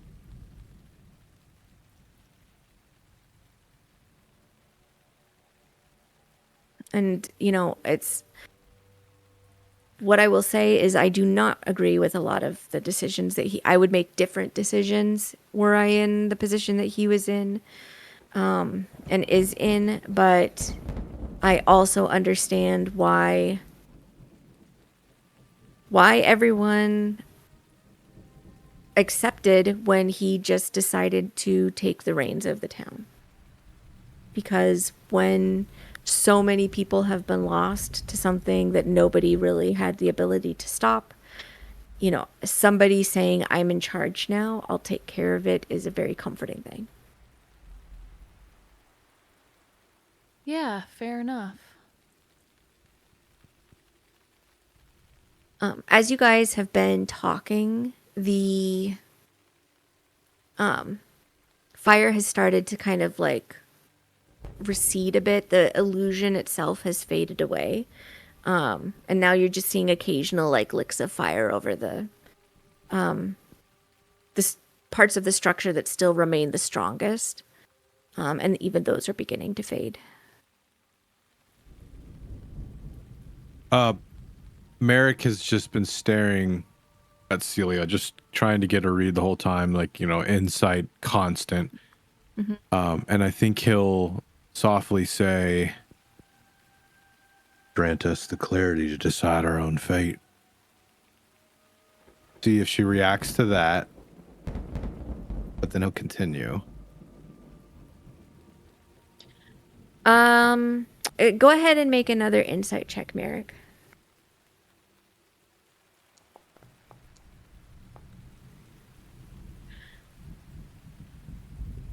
You get the sense that she recognized what you said, but it doesn't have any like personal significance to her. She's just heard other people say it.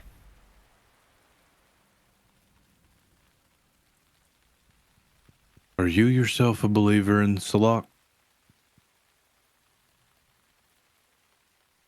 I do what is best for the town, but I don't really.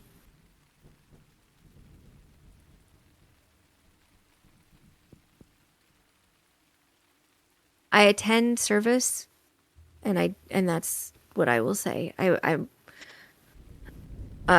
okay to say no.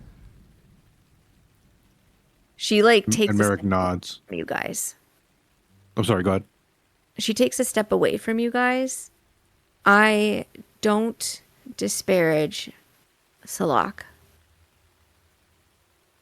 I just don't know what vengeance is going to do for this town.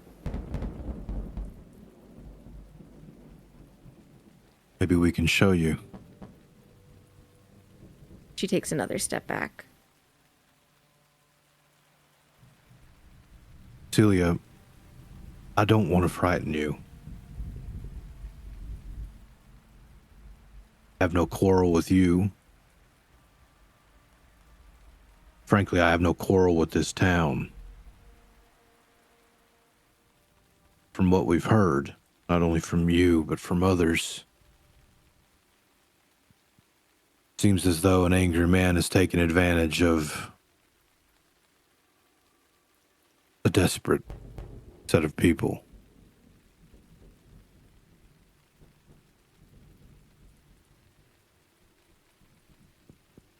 And very specifically, my friend and I have dealt with things like that.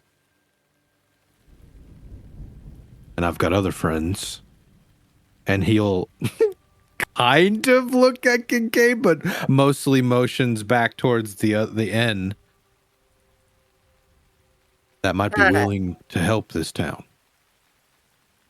Yeah, Kincaid's kind of standing to the side, and she's like ping-ponging her eyes back and forth in this conversation, with just a considering look on her face. But she's not. It doesn't look like she's denying your implication that she would help too. And the reason I'm telling you this, and I don't think I'm alone, as he glances at Adriel, I don't think you're, based on your own words, you're not in league with what he's doing. I think you mean what you say, and that you do things different.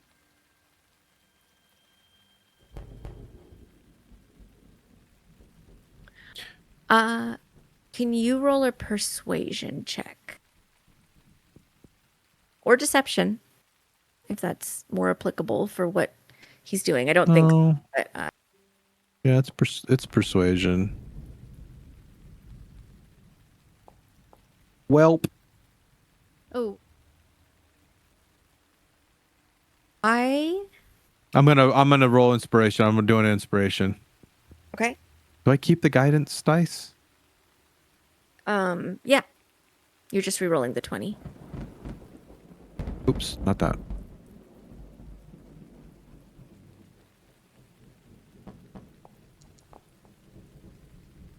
Okay. At first she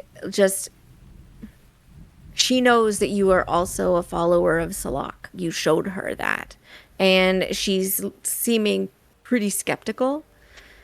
But I think your sincerity wins out. All right, listen. I think if something's going to happen, it's probably best that people inside the church are taking care of it. So if that's what you're here to do, then good luck.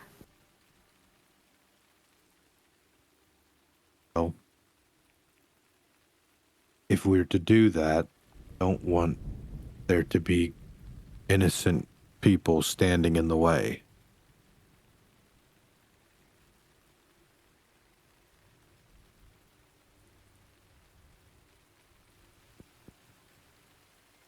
And since you're the leader of the guard, I think what you say might go further in preventing that kind of death. Well, if it's going to come to that, I would prefer that you take a beat and then come and get us. So that way we can keep some order in the confrontation. I don't think it has to come to death. I put my hand on Merrick's shoulder. Sorry, just he's a worst case scenario type of guy. And I pull him back a little. He had very stern face, and then the hand kind of snapped him back a little, and he does fail smile to her real quickly and just sort of takes a step. Or just kind of leans back. I mean, he might have been leaning forward a little bit intensely and then leans back on his heels. Okay. Well, it stands, if there is something that you think is going to become a confrontation that might turn violent, send for me. You can talk to any one of the guards that you see in town, and we can be there to make sure it stays calm.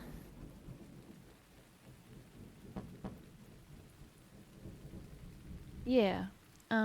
Thank you for your insight. We should probably get back. Yeah. Well, yeah. Good night. Good night. Can we count on discretion? I think with everything that just happened, and she kind of gestures towards the building, that it's probably for the best if people are unafraid. If I can count on you to not go around killing people.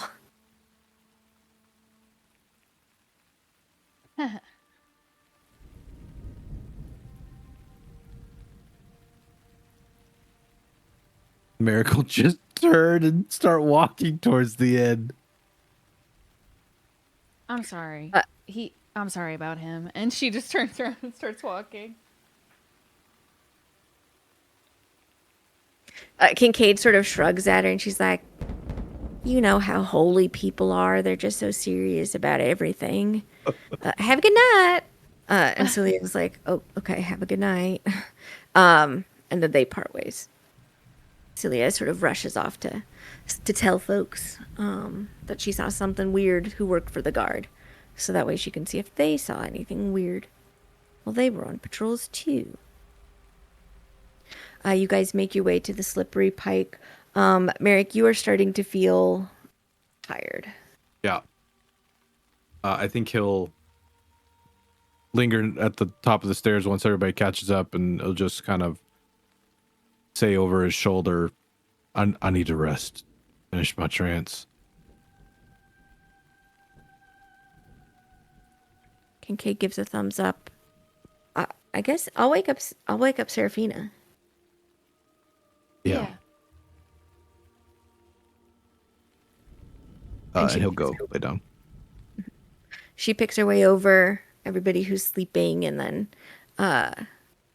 bends over Seraphina and tickles the tip of her nose. She swats at her nose, but doesn't make any move for getting up. And she tickles at it again. Seraphina. Go back to sleep, Pip. Meow. It's time to wake up for your shift.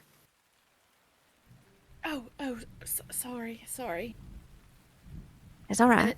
And then she goes to get up, but again, Pip is laying on her chest, and she goes to shove Pip, and he does the cat stretch thing, the downward facing dog, toe beans splayed out, and the yawn, and stretches out his wings like, you inconvenienced me, human. Mm-hmm. And she gets up, and then as soon as she gets up, he curls back up where she had been laying on the bed. Steals the worm spot. Yeah. Everything go Well. all right? No, things have been fucking weird. Wait till Adriel tells you. Come on. Yeah, you look a little wet. Yeah, I had to go outside. They woke me up from my. Well, I was coming out of my trance anyway, but come on. And then she like grabs your hand and drags you over to Adriel, and away from where other people are sleeping. And she is led to Adriel. This town is so fucked. I'd agree. I said downstairs I was getting weird vibes. There has to be some kind of evil necromancer, evil wizard. She looks at Dante for a second and then turns her head back. I don't mean that all wizards are evil anyway. And then she looks at Kincaid. Then she laughs. Well, I mean, when we were downstairs eating, I was just like checking the vibes and stuff. And that blind guy, I know that he said his dead wife was in his stick, but I was definitely getting necromantic vibes from his stick. So, like, there's definitely probably some... because she's in there. Right, so there's definitely some necromantic stuff going on around here. I wonder if somebody could learn a spell called Speak with Stick. Is that like speak with trees or plants? I mean, a stick comes from a tree, which is a plant, so, I mean... But does it count if it's dead?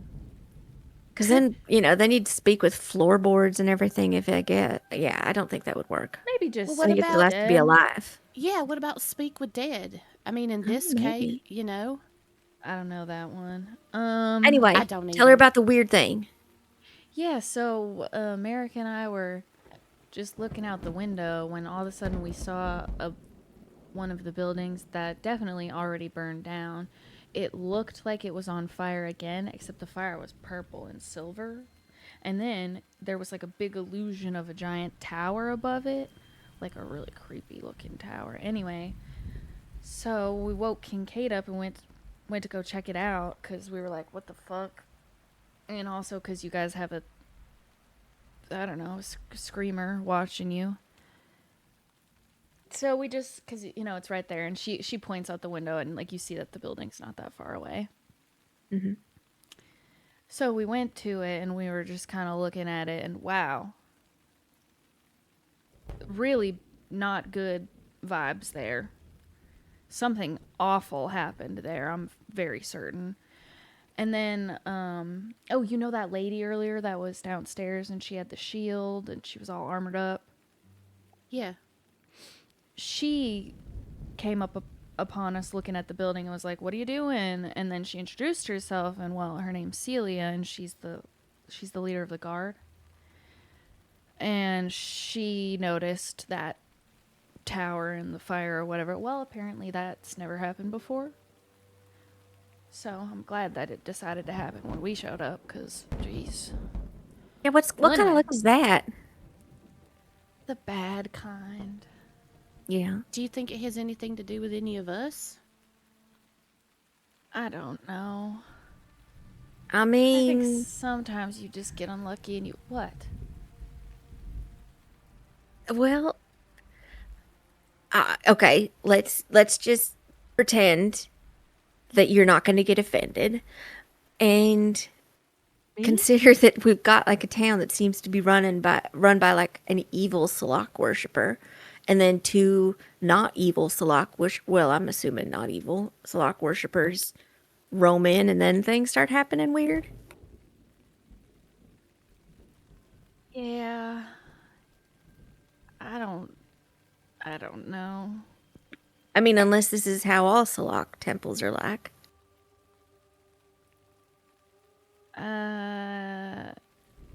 I've only been to mine, really. Is it like this?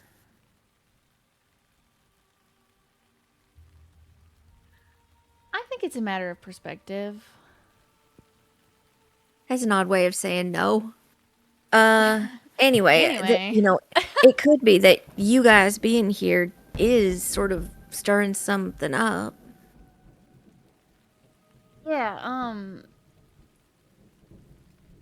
yeah. Anyway, where was I at? Oh, well, she said that building burnt down after the person who lived there left, but also that person was somebody who Mergen was interested in and was pursuing. And apparently, evidently, they checked to see if her and her man were in there when it burned down, and they didn't find anything. But I'm telling you, Seraphina, something more than what they say happened there happened. And I don't think it's because they're hiding anything. I think it's because they just don't know. Anyway, oh, she also said that this Alana that used to live there, she was from a noble family, and they had like a similar tower to like the illusion that we were looking at. I think she said it was outside of town north. About a mile, she said.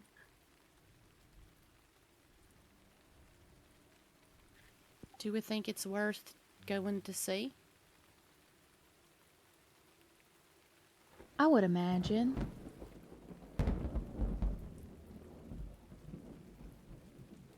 Purple mist, purple fire,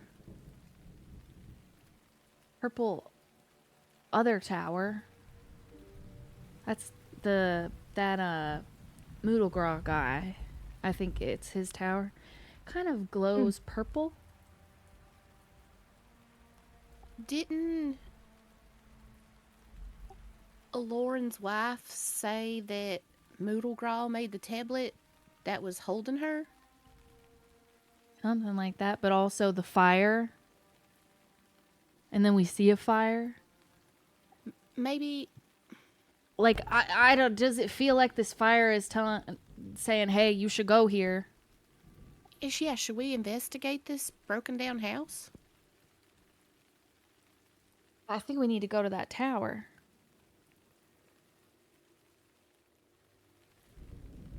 We have a busy Moodlegraw's day tomorrow. tower, or the tower that's outside of town?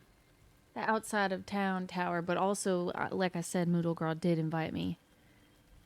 Well, he invited us to have lunch or something.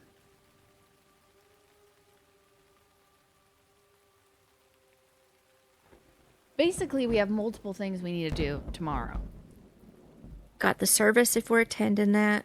Moodlegraw's invitation. Investigating the tower. Investigating the burnt house. Are we attending service in the morning? I do think that we need to get a read on Mergen. So it would be good. Nothing has to happen, but I do think, at the very least, it is still related to There isn't any tower. like corrupting spells you can think of where somebody's given a sermon and then it like mind controls everybody. Does that remind me of any spells? Yeah, does that sound like anything that I'd know of? I mean, there's like charm person but Kincaid is a bard. She would know about that.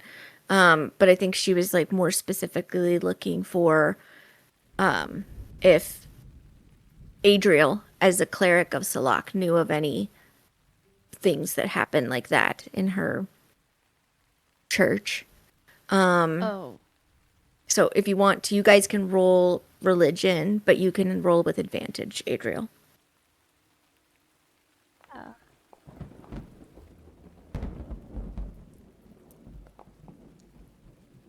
Went 2. Okay. You're aware, Seraphina, of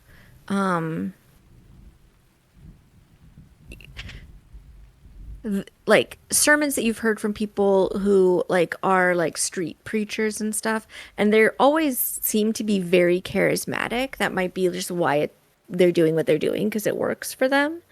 And you've seen people be very persuasive, but you've never sensed like anybody using magic beyond maybe like boosting their voice or something like that. Or occasionally you have suspected that somebody maybe was using like a weak magical spell like Friends or something to try and make themselves a little bit more persuasive, but since it wasn't like it affecting you, you don't know for sure. It just kind of felt like there was a tinge of an aura of a spell that had been cast. Adriel, I'm going to be vague on purpose because you get to reveal what you want to reveal. You are very aware that somebody who has authority and also purports to speak on behalf of or in order to incite worship of the gods can pull on a lot of things in order to be very convincing, and they certainly don't need magic for that.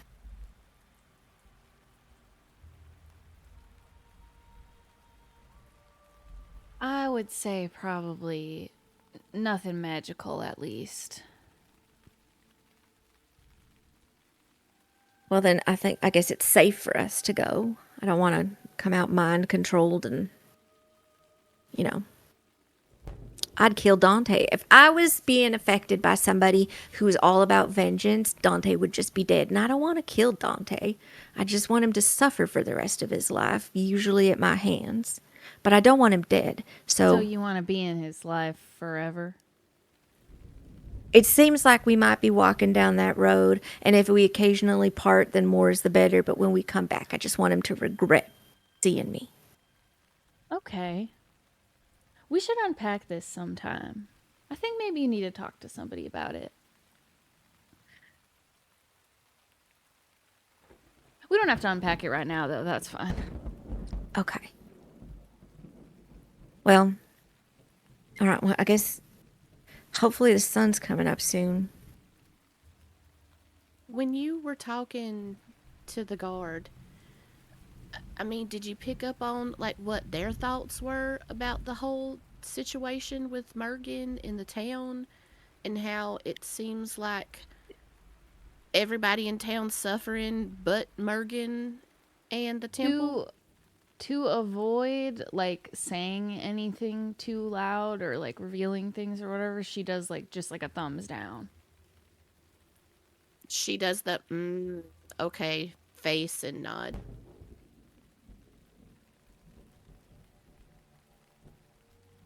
You know what I bet? What's that? Speaking as somebody who can be petty, I bet he burned her house down when he found out she left with somebody else.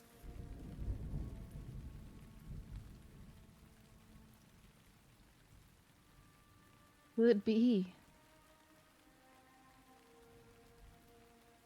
Is that what petty people do in that situation? Would you have burned down Dante's house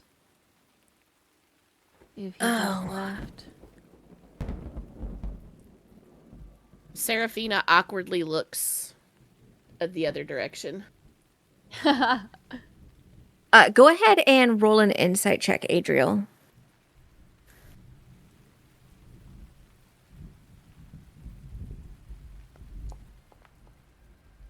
Well, hold on. That's a 13.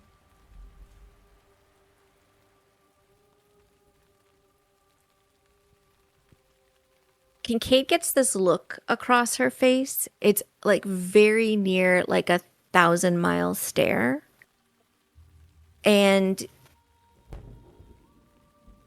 it almost makes you think like, you know, you were kind of joking about pettiness and would Kincaid burn his house down if he left. The way she reacts to this, and it's just for a flicker, you think like he did something that bad to her. Like maybe he burned something of hers or hurt her in like a really terrible way the last time they met. Okay. But you feel like there's something where all of this that she's feeling is coming from a very specific and direct action as opposed to like a passive action from Dante. And then she shakes her head. no way. The Valtrosis have way too much money. That's fair. I heard there's a lot of them. They're everywhere. Every. You know, that's probably another reason why you feel like you can't stay away from him too, because no matter where you go, his family's probably there anyway, huh? And you know what else is just, it's so freaking irritating, is like they always find some way to get into power. They're a mayor or a treasurer or what the fuck is a comptroller anyway? I don't think anybody knows what a comptroller is, but I feel like 10 of his family are comptrollers. I don't know what that is either. I don't either. It does have troll in the name, and it might be related. That elicits a laugh from Seraphina.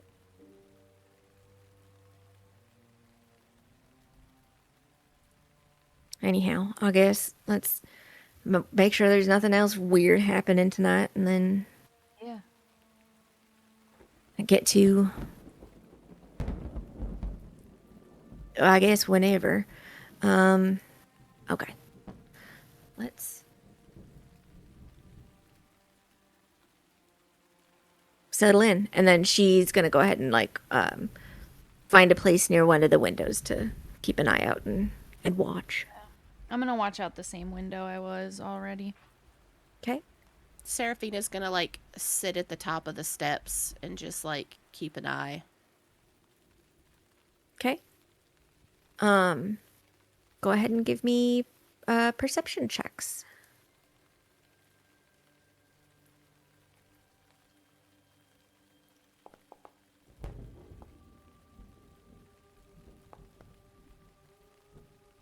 $19. 19.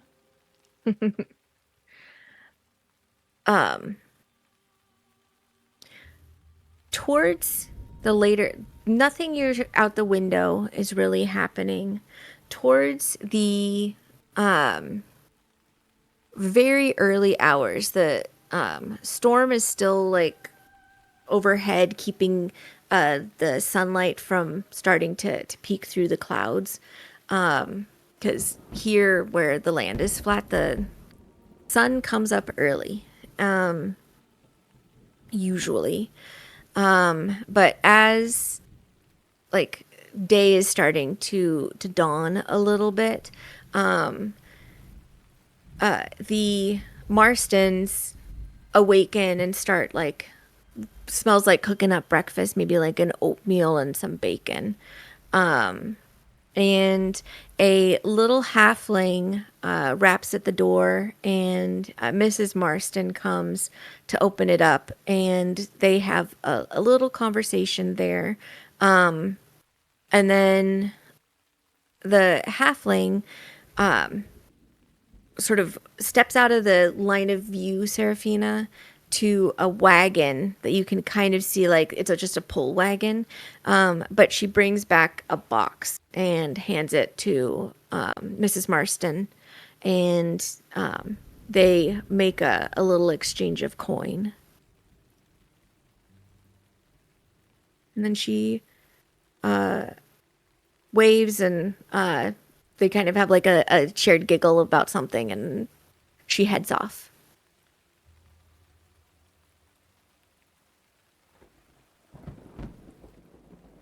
If you want to, you can make a perception check. Me? Mm-hmm. Okay.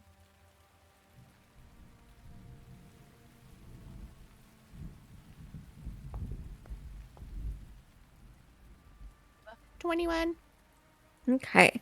The conversation that you catch snippets of is this woman's name is Lilith, home threader.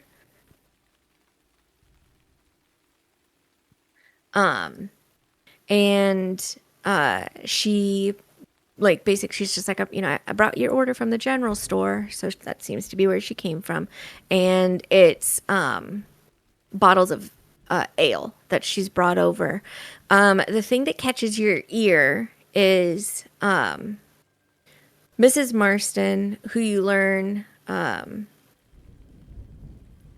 name is Elamina.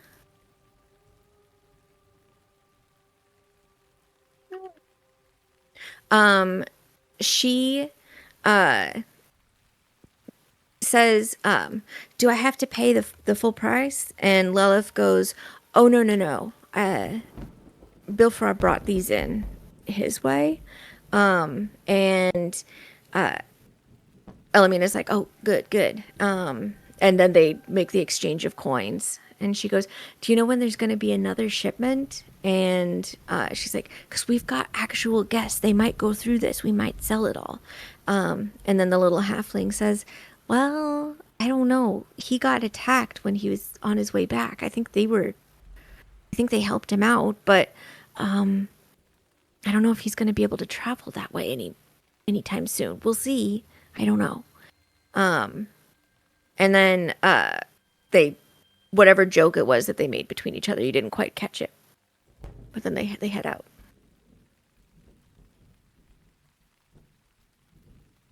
Okay. Okay.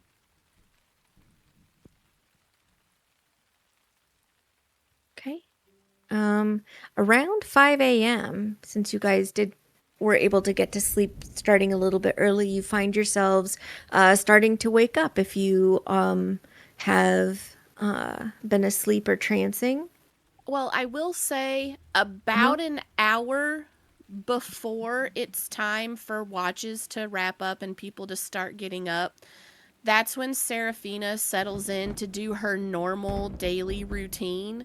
So she will pull out a deck of cards and she lays out a cloth on the floor in front of her, and she will kind of like, she's not zoning out because she's still on watch, but she is kind of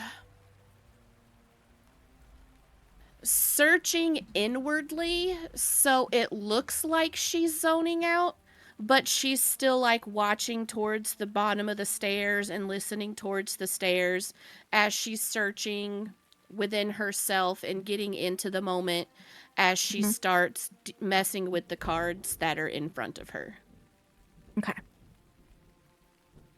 And you have special cards that you draw today, just to remind you. Yes, I'm going to click now.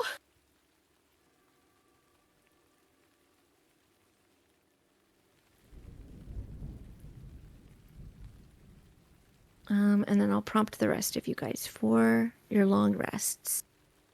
Okay.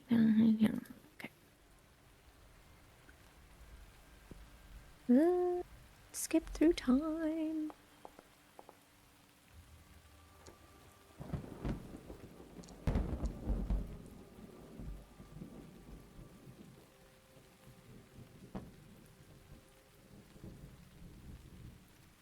Are these all upright?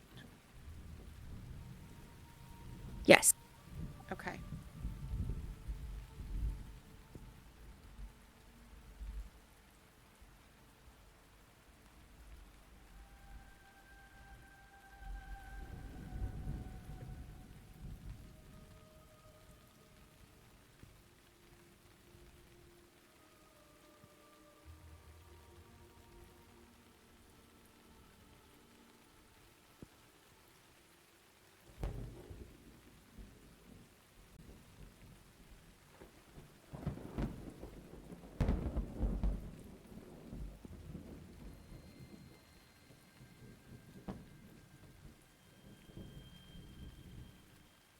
As you guys make your picks. Is there any conversation that's happening in the morning as folks get woken up? And I'll say probably like Kincaid takes it upon herself to like gently, shake people out of their trances or, rub their shoulders to make sure that they, are waking up nice and easy. And then she walks past Dante and just kicks his boot.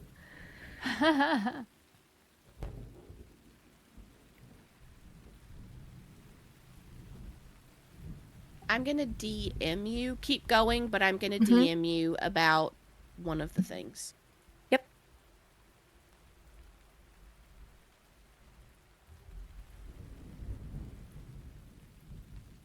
Why does it think it's 1 p.m. again? I'm so sorry for the spam. Holy shit. I'm so sorry. I can't fix it faster. Oh, wait. I can fix it faster. No, I fixed it the wrong way. Hold on.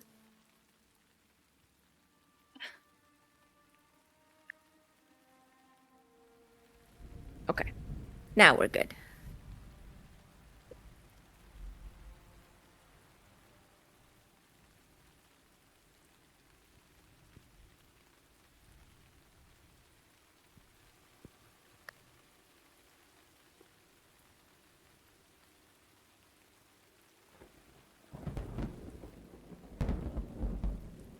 If either Adriel or Kincaid are paying any attention at all to Seraphina while she's messing with her cards, she has a very confused, quizzical face while she's doing this.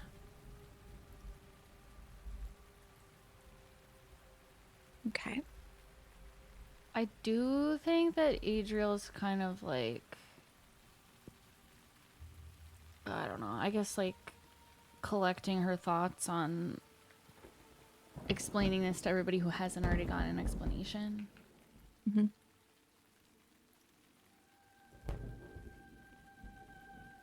The storm is apparently starting to clear up a little bit. It's getting still rainy, but less noisy and lightningy outside.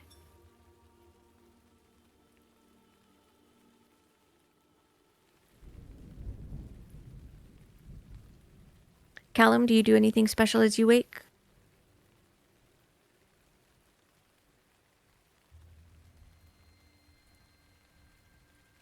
And you're muted.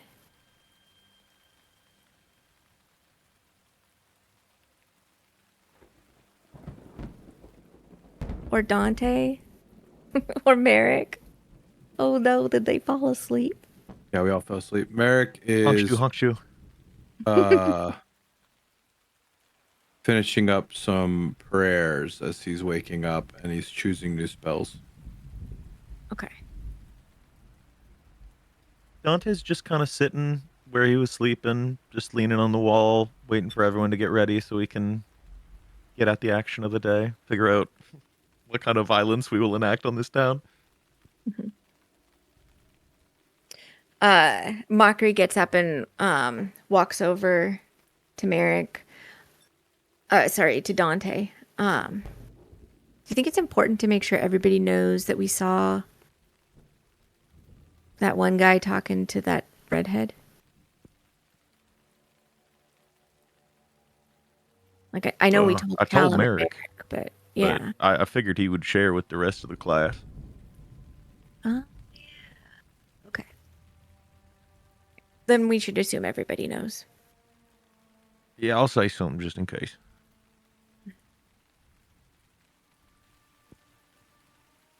Let them finish their prayers. I wonder if they'll refill the tub with clean water today, maybe.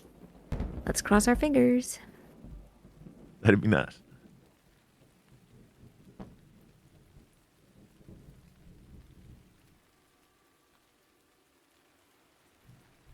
Let me ask while people are doing this, does anybody need like a break or anything?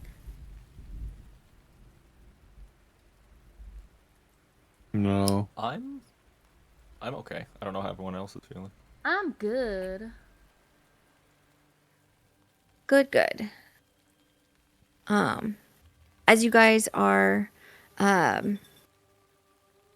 doing your morning routine, I think Kincaid will notice Seraphina's odd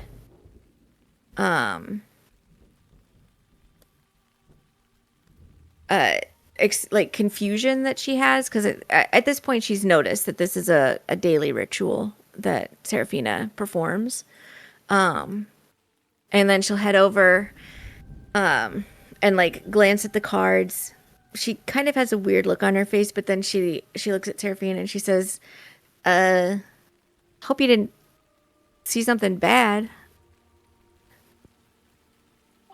Well, that's to be determined, but this, and she holds up the card, this ain't one of my cards. Kincaid reaches out and, unless you stop her, like takes the card from you She does not stop her. and then turns it over to see what it is because you showed her the back of the card. It's not? How did it get into your deck? I don't know. If you look at all my cards, and then she'll just kind of like fan them out.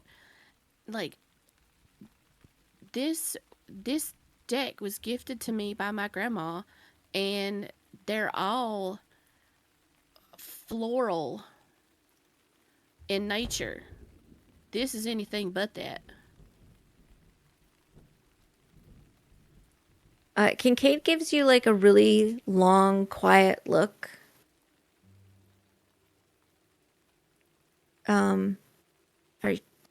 Are you sure? And she glances to make sure nobody else is really paying attention, and then crouches down and like she puts the card that she took from you next to the rest of your deck, and it, now that it's face up, like it looks like one of your cards. We'll say it's the High Priestess since that's what was drawn today. It looks like it. She like rubs her eyes, like, you know, you think you have sleep in your eyes and everything's a little blurry. She'll like rub her eyes and then she squints down at the card. That's not what I pulled. And she'll start like quickly going through her deck to see if she can find what she thinks she saw that she pulled earlier. How much attention would this attract? Make a perception check. And then you can either do a stealth or a sleight of hand. Kincaid's trying to like keep this down so you have advantage if you want it. Seraphina, if you don't want it, if you don't mind people noticing, then you can just say it's fine. 17. I don't think she minds if people are noticing Okay. her. Like, she's in her own bubble right now, and she knows that everybody else has their own morning routines, so she's not really like concerned specifically about hiding what's happening. Okay. Yeah, it looks like Kincaid's trying to be subtle about the conversation, but Seraphina at this point is too distracted by the oddity to be also subtle. So you notice it, Adriel. She'll walk over. Did you lose something? I don't know if you've noticed or what have you, but every morning, it's always been my grandma's thing. We would do our daily 3-card spread, and that's what I was doing. And when I pulled one of my cards for today, it was not a card from my deck. What was it? I mean, give me 1 second. I'm going to DM Gwen really quick. Mm-hmm.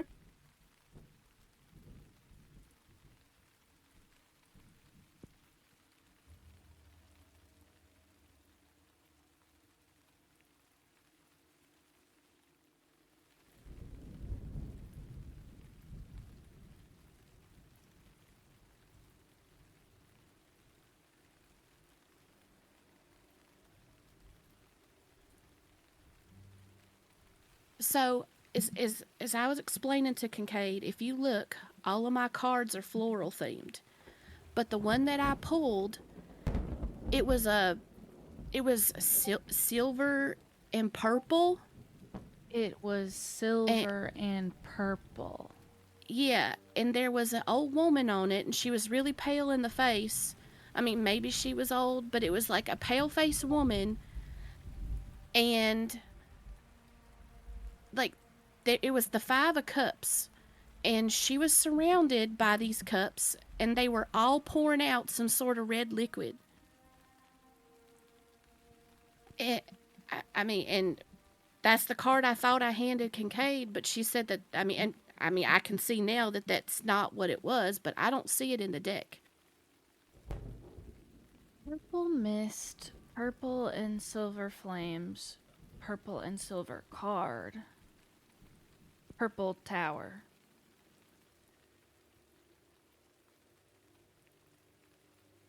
Dante sort of walks over. Don't forget woman trapped in stick. Old woman, presumably. I hate to say it, but you well, might want to bring him in on this too. He kind of knows this stuff. I mean, she could have been an old woman, could have been a young woman. It was just she was pale. I really didn't pay much attention to how old the woman looked in the card.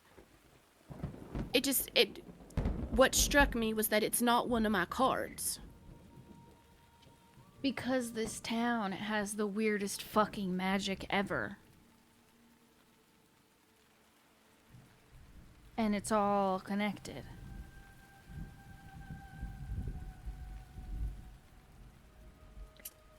Do you know what it means? The card you pulled, I mean? What, the Five of Cups? Mm-hmm. Well, what I think I pulled.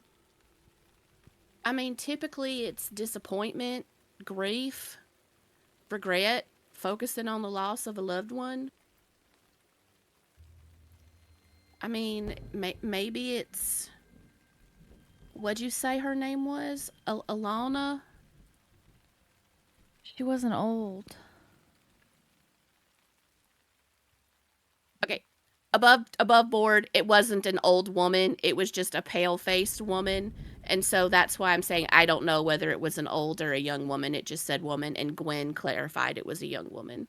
Okay.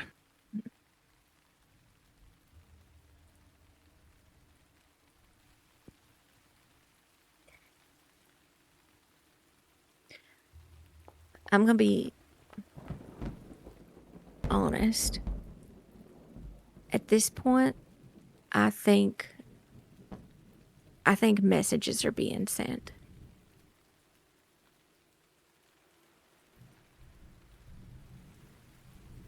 Yeah. Should we... Oh, God. Okay, I'm gonna give a guess here. I think guy who's running the town, Mergen, is killing people, and I think guy in the tower is trapping their souls in a tablet. I think old woman, yeah, I think old woman got somehow not in the tablet and ended up in her husband's stick.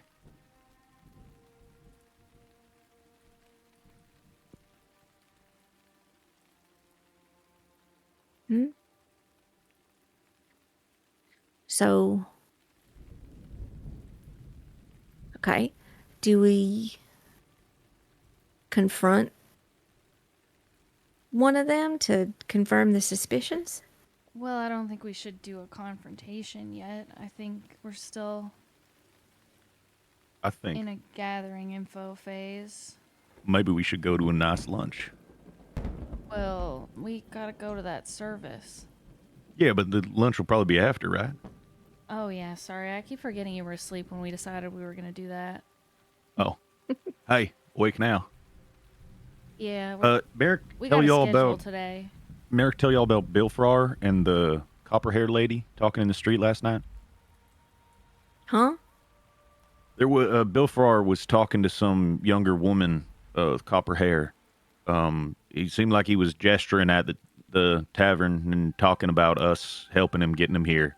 She seemed worried about something a little bit. And then they walked off separate directions. They met in the middle of the night in the dark in the road. The halfling weird. that I saw, did the halfling look like, what did the halfling look like? Sure. Do. Give me a second. The halfling looked kind of similar to the Marstons. Okay, so older woman. Mm-hmm.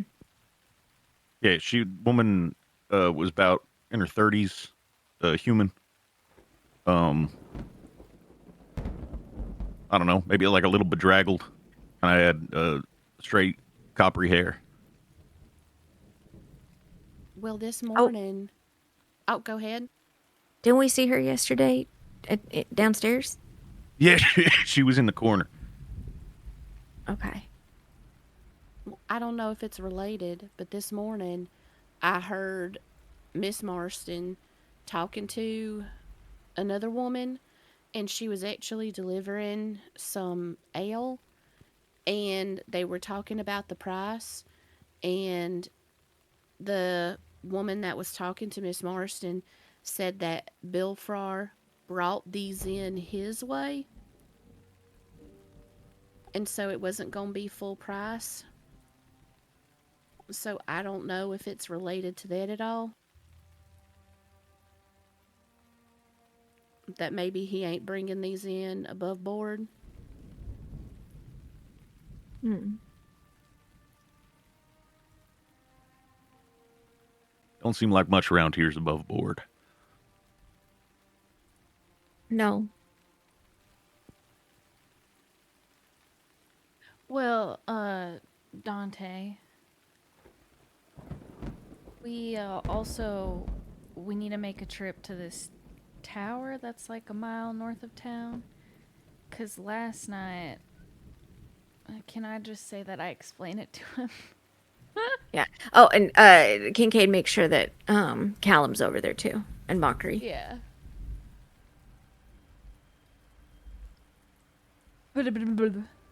Okay.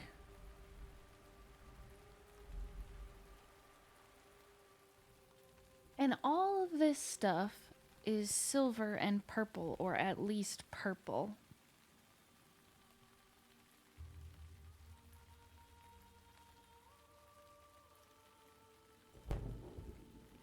Which, to my knowledge, is not the colors of your god.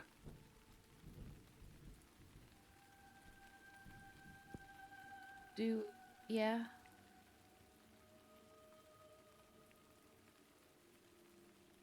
You would agree with that. If Salak were to have a particular color, probably black and red, but Yeah, I mean, it was more of like Adriel being like, do gods really have colors? No, that's fine, yeah.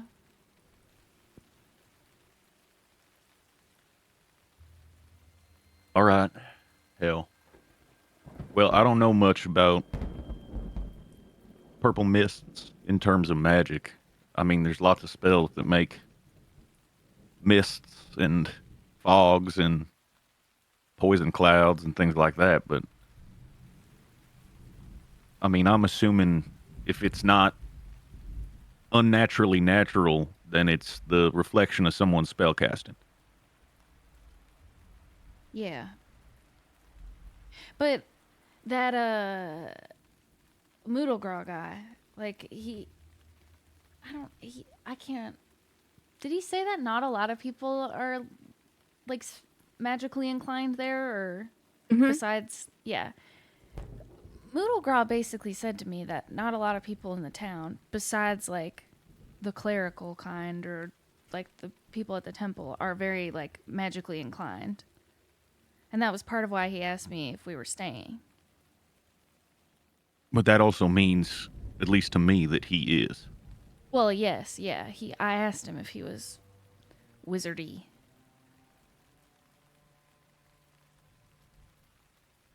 Well, all right. I guess we got to go to a sermon and a lunch date. Was there? Sorry, you made a whole docket. Was there anything else? We gotta go to the service. We gotta go to lunch. We gotta go to the tower. We gotta go to the burned down building.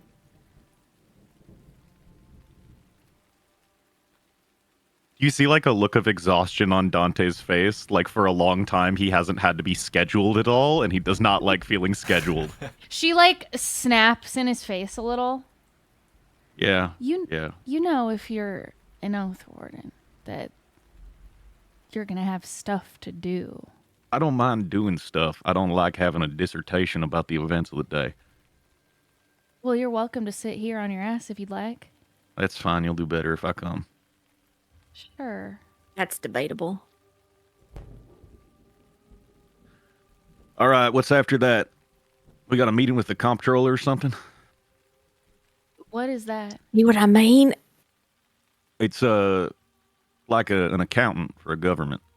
Have Or you a ever charity. had any inclinations that you'd want to be a mayor one day? Hell no. Okay. Well, anyway, let's Too many questions, Head and to the I'd get in temple? trouble if I swept everyone at the pub. to the temple. Temple. All right. Is there anything that anybody needs to do last minute before you guys head out?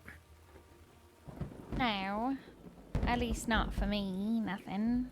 I don't think so. I'm good. All right. I'm all good. right. Count my cards and make sure nothing's missing.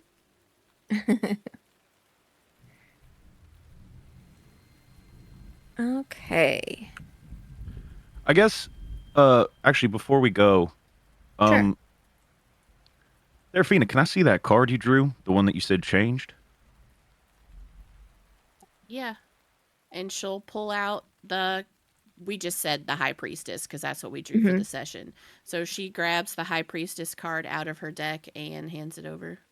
I'll just take a minute and I ritual cast Identify to see if there's a spell affecting it at the moment. There is no spell affecting the card. And this isn't directly written in the spell, but it doesn't seem like there was one on it recently. Nope. Okay. Here, just checking. She'll graciously take it back and slide it into her deck. Okay. And you guys set out into the rainy morning.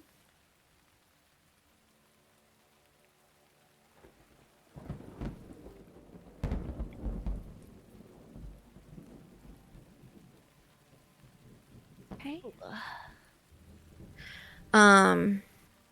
And making your way up the street towards the temple, you can see like other villagers are also filing in that direction.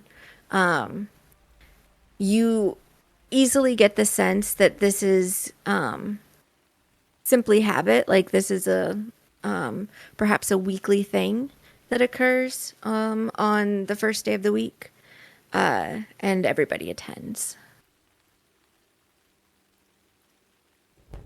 The bards are right on Adriel's tail.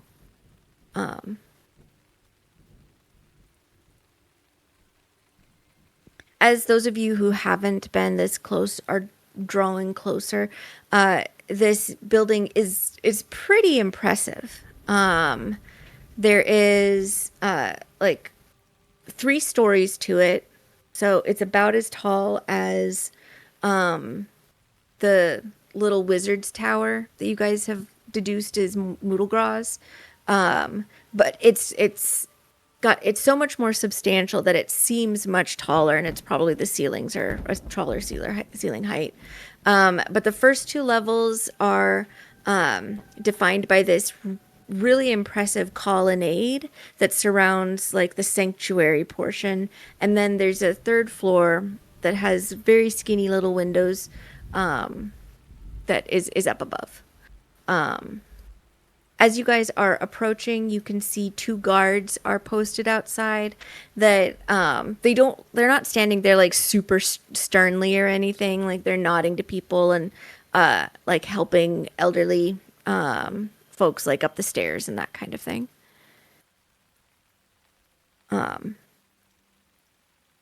As you approach Adriel, this guard moves to the side.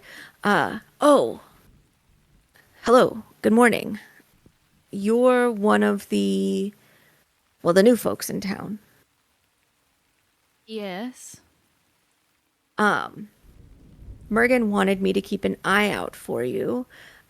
He's invited you all to a post-sermon breakfast in his chambers if you're available to make it. We do love breakfast, right, guys? Is it Yep. waffles or pancakes?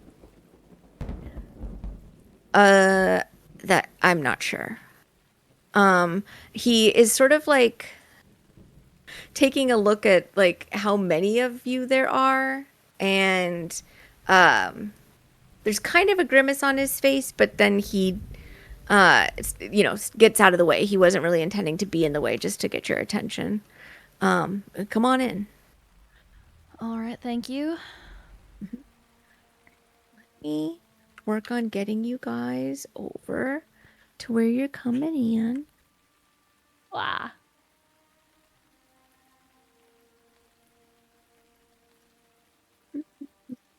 Who's next?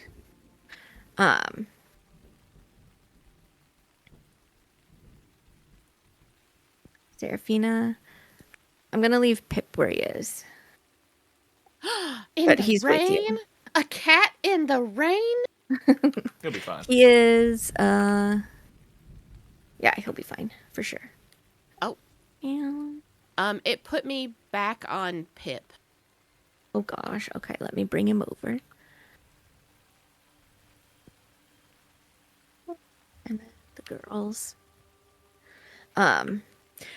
This isn't like a super large sanctuary, but it is kind of serving a packed house at this point. Like, you guys can find just enough seating for yourselves. For Adriel and Merrick, you recognize among those who are seated here some who are an acolyte status in the church. You can see that they are sort of dressed in really simple garb, but they have like a single big chain that's like gathered at the front, kind of like a lasso necklace, but it's like a thicker chain, so that way the two broken ends hang down in front of them. And then you also recognize in the back and then in the front, two like priests. Makri will settle in here. And at the front, you guys see a man. We see an ugly bitch. Sorry. That was an inside thought. Mergen, who Oh yeah. He definitely a bitch. he looks like he is in his like early 40s, but he went like gray early. You get a sense that like he is a person who has like actually like been through some stuff. That it's not like some guy just decided to open a temple in a very small town and take it over and then live in the life of luxury that might afford. Like he's lived a life. When he gives his sermon, and I'm not going to do it because it goes on for about an hour and a half. But what you guys come away with is the main points that he is making is that in life, unfair things happen. And we must be willing to accept when things are unfair. What we should not accept, on the other hand, is when things are... Oh, you guys are seeing so much of the map. Give me 1 second. When things are like put upon you, when they are done to you, that is when things are no longer... That's not just being unfair. That is an injustice. And only in Salak can you truly find the strength and the just way to take back what has been taken from you. And there is a lot of testimony that he has given about his own personal coming to the light under Salak when he was a child, merely 9. His family was attacked and killed by zealots of Artan, seeking basically dead bodies in order to complete one of their rituals to their foul goddess of death. And in that moment, after, when he was the only survivor, he felt the voice of Salak come to him and comfort him and lead him in a path that gave him the strength to find those cultists and bring them to justice and send them to the goddess that they so love. He talks a lot about how Salak is the one goddess who puts things in your power, and she doesn't call on you to seek her out to solve all of your problems. She gives you all of the power, whereas all of the other gods expect worship and offer you nothing significant in return, in order to better your lives. And that's why in his wisdom he has outlawed the worship of the others in the pantheon who are betrayers to mortal kind. He also leads the villagers and anybody else who wants to participate in it in a ritual where they come up and he basically holds like a ring of chain in his hand, and they confess about something that somebody else did to them that is terrible, and then they grab on either side of this ring of chain and pull, and then the broken part that was like held in his hand snaps apart, and then he says, you are no longer burdened by this. You have taken control over this wrong that has been done to you. For everybody during this, go ahead and give me either religion checks or perception checks. Clerics, do not roll. You are going to get this for free. Yay! I love free stuff.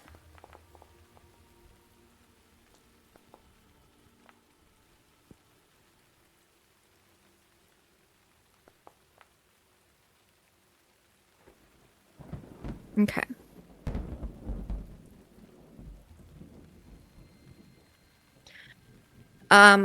Dante and Seraphina.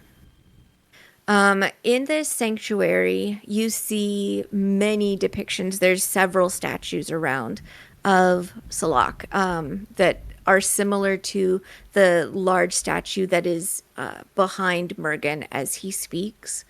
And it just strikes you as a little bit weird, considering how your companions dress and how the fact that he's standing in front of everybody and is wearing half plate, basically, that is also sort of done up with these chains. It seems strange that they've made the image of Salak wearing like robes instead of something a little bit more combative. From what he is saying, that just seems like an odd choice. Callum, the thing that you notice is, and it's really just because you've been traveling for a while with Merrick and Adriel, you see a lot of the motifs of like broken chain. Obviously, there's the whole ritual that got performed at the front of the temple for it. And among her robes in the statues there's chains and everything, but like Merrick's symbol is a sword, and other than the ones that are on the guard and the one that's on Mergen's hip, like there's no imagery of a sword here. In fact, what you see, and clerics, you guys are also taking note of these things as well as being odd. But what is really driving your attention and really yours, Merrick, is all of these figures of Salak are not holding up any kind of sword or chain or anything. What all of these figures are holding is like a large, like in the statues, it's like a 3-inch tall, but it's a coin with 2 faces on it, like 2 heads, instead of a heads and a tails on the coin. Finally, as you guys are noticing this, as this is sort of carrying on and towards the end of this, again, very long sermon that's been given to you, Adriel and Merrick, there is a sound that you guys begin to hear, but nobody around you is really reacting. Like Mergen's booming voice is coming out, and maybe that's why.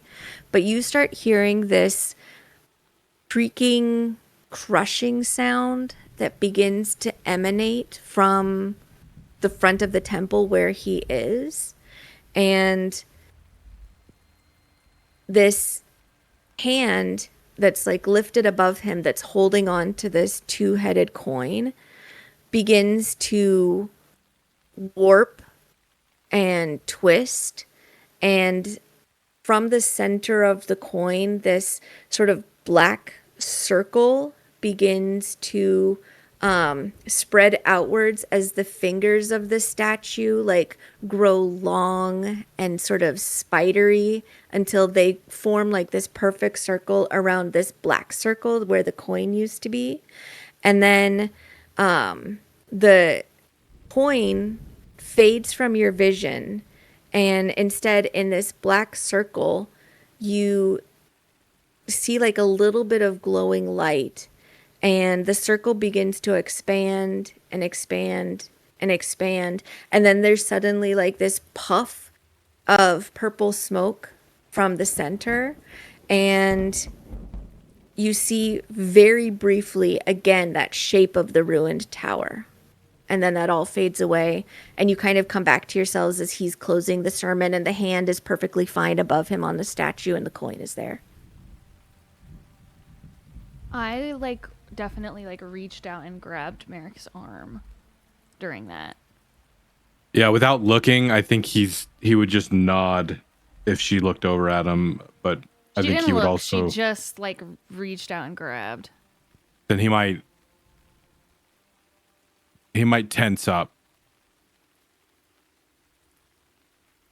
But that's what she would feel. I'm getting tense.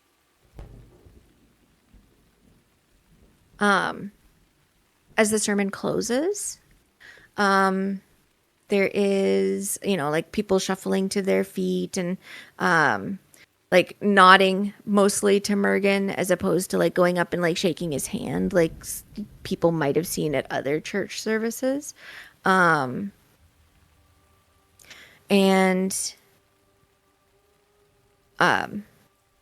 They just make their way out. The acolytes begin to also they clump up on their own, and they're having conversations about what they just heard.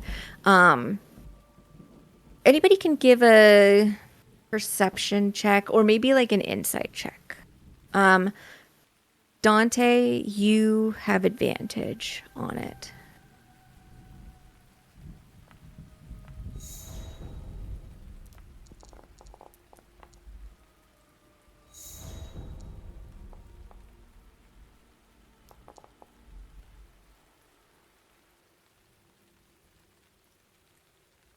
Okay. One of the acolytes, Dante, it catches your eye because you're one of them, has ginger hair, and kind of looks like the woman that you saw speaking to Bill. Adriel, you also notice it, and the vague little recollection that you have of her and this kid who's about 16, 17, you feel like they have a similar look to them.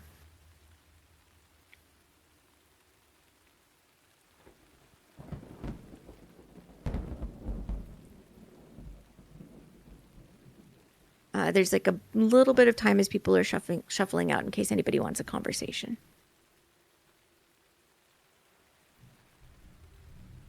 I think Merrick would lean over to Adriel and say, did you gather that this might not even be Mergen at all?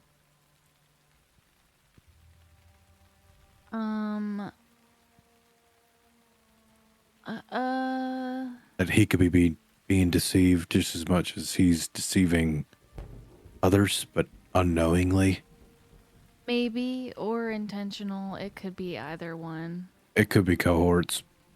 Yeah. Did we talk to him first, We're or do we? We're going to breakfast. Oh, with him? Was that? Where were you?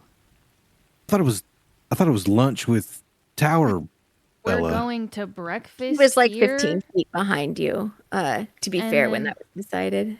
Yeah, but I think Splooey just wasn't listening. I don't remember breakfast with Mergen. Yes, when we first got there.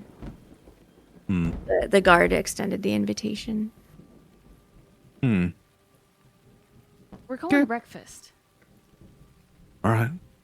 You missed the whole... Serafina asked if there was going to be pancakes or waffles. Oh yeah.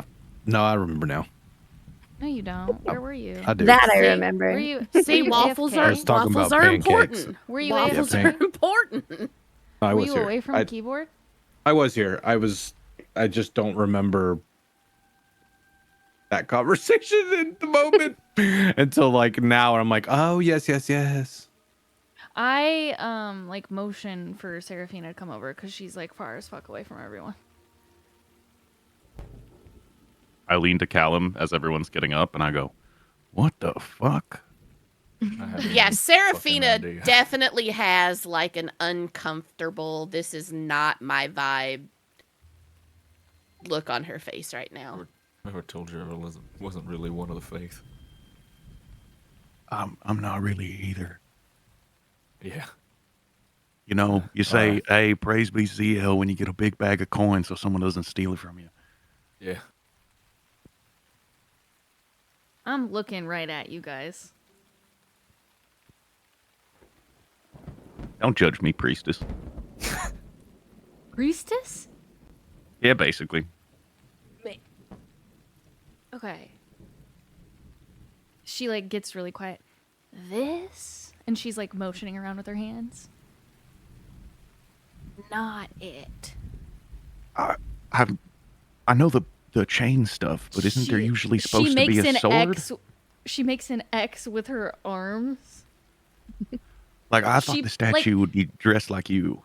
So on her hip, she has like a holy symbol. Like hers is slotted in down there instead of like where Merrick's is. And she like pulls it out, and it is broken, in case you guys were wondering.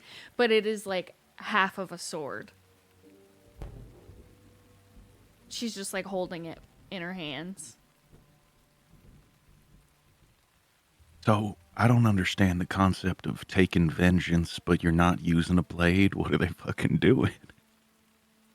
There is, you didn't see any, did you not see the statue?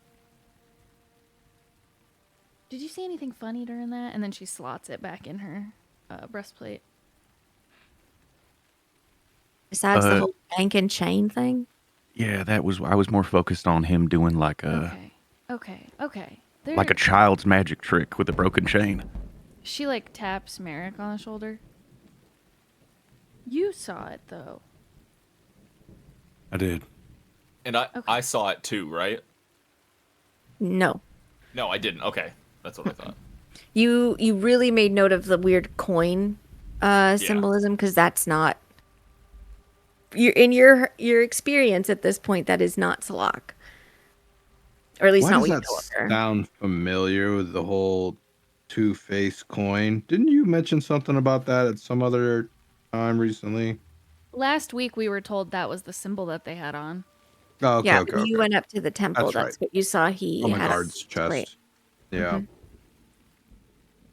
Mhm. Yeah, now I see it. Mhm. Circle face. Well, I don't think I should say right now, but there's something. We'll talk about it, but we need to go to breakfast and act like we're very interested. Just real quick, for those of you that are insightful, when we have this conversation with him, we need to determine whether or not he is aware of possible deception or if he's just fully committed and all in to believing this is the actual way. Does anyone here Wait. know message at all? You, No. Seraphina shakes her head no. I look Kincaid at the raises her bards. hand.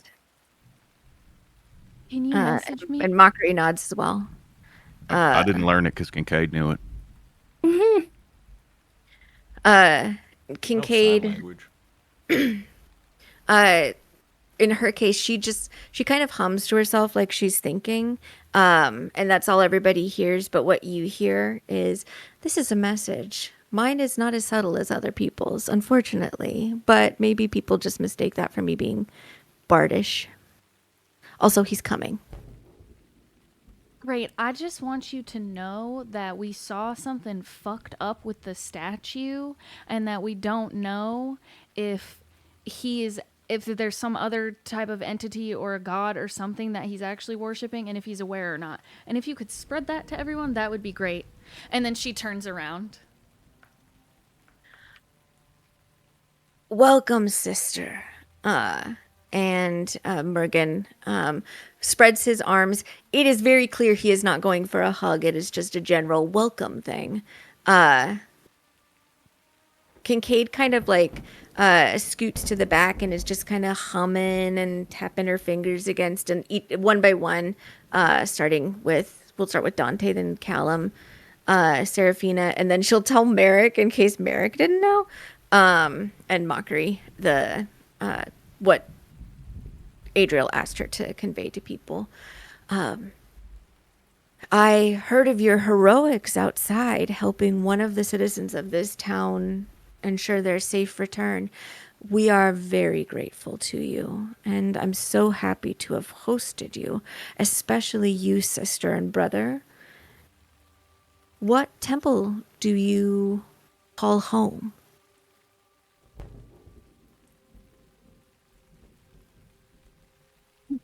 In Ooh, real I life, don't even- I just took the I do know biggest inhale ever. I know it, but man, I don't know if I want to say.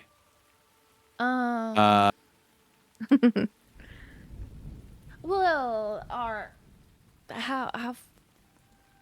how far north does your knowledge extend with the different temples? You're from a faraway temple. How curious. I am in communication with many on this side of the Krieg. Are you beyond the Krieg? Yeah. Oh. Far from home, then. I would wonder if you were wandering. No, I just think that,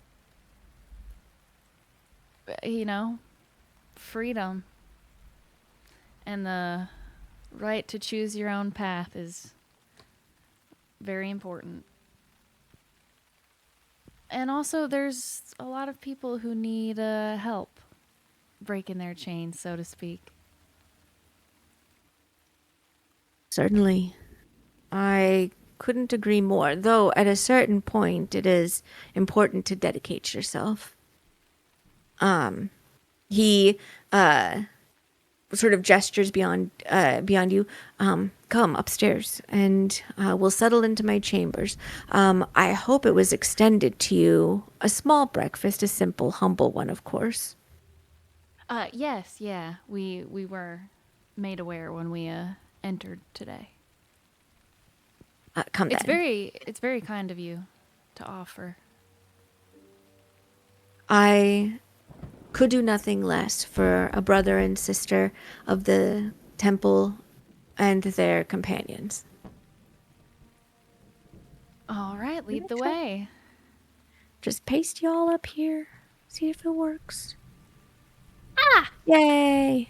Yeah, so he leads you up multiple flights of stairs, but that takes you up to the 3rd floor and to this really kind of dark room. As he's going, he explains all of the acolytes and priests and of course the guards live here in the temple with us. You know, their faith is well rewarded. But come back this way.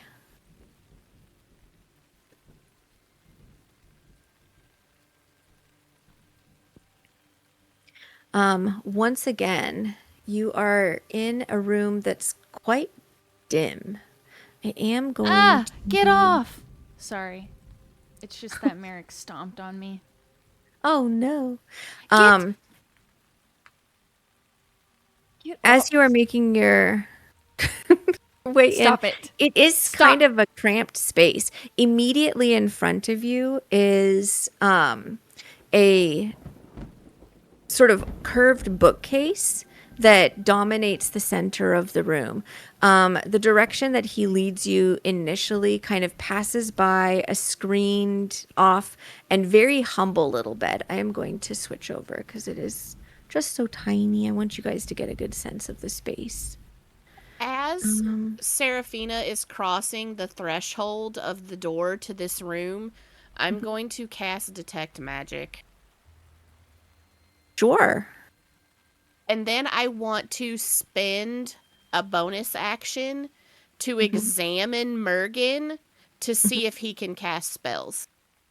Okay.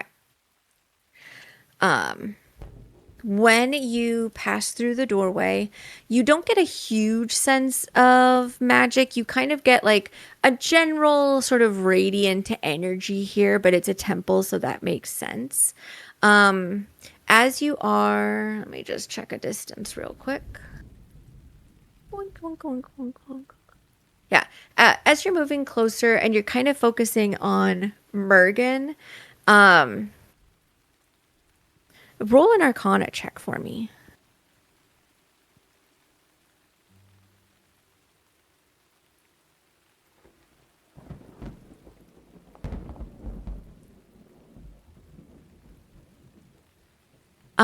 You're not quite sure if your spell is working correctly. Like, he just seems kind of, he's like on Merrick and on Adriel, you can see like the magic of their weapons that they recently received and the little like glow of radiance that comes from their holy symbols. Similarly for Dante and Callum and Mockery and Kincaid and yourself, like the little bits of magic that are there, you are able to see it. He kind of looks like a gray blur. Like, not that he's not magical, but not that he is magical. It's kind of like a, I don't know what he is. But as you move closer, you do get a sense of big magic coming from the desk. And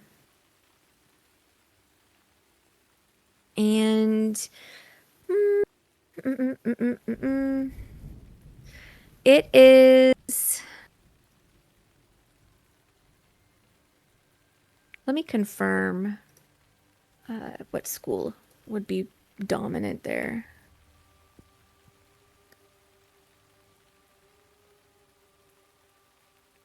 It seems very abjurant, this vibe that you're getting.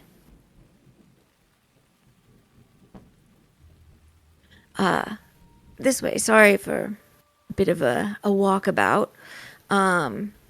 The place has been set up like there's like a little armchair, a big armchair rather here, and another one. But somebody has brought in like a table that's around this rug area, and extra chairs, so that there's actual places for people to sit.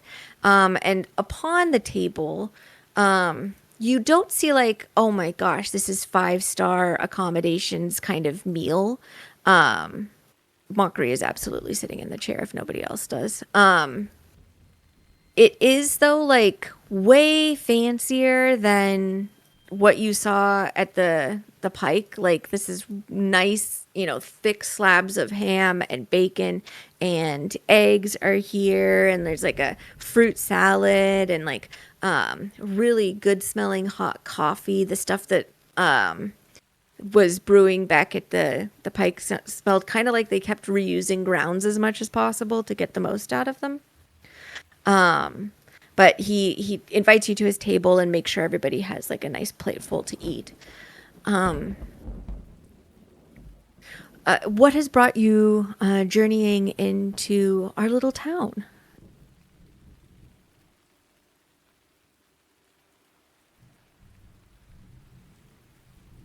On the way to where we're going, more or less. Interesting, really. I love Furwin, but I wouldn't say it's on the way to anybody's place of going. Are you planning on trying to travel by river then?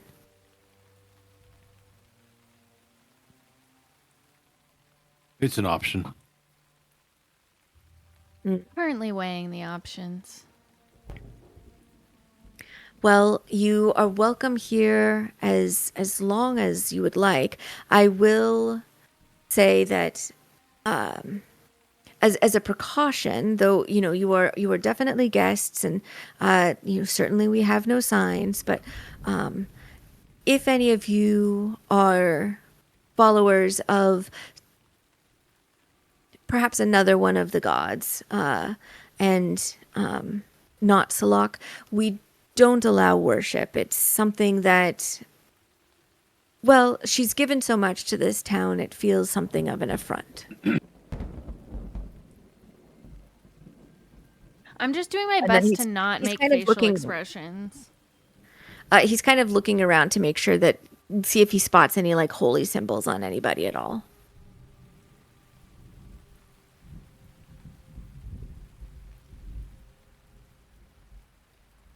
Not on Serafina. Well, are you all like guards for sorry, let's you know what, as now that we've broken bread with each other, so to speak, why don't we become a little bit closer as friends? You may call me Mergen. I have lived most of my life in Furwin. As I relate in my story, unfortunately, I was orphaned at quite a young age, but I was taken under wing here. What are your names?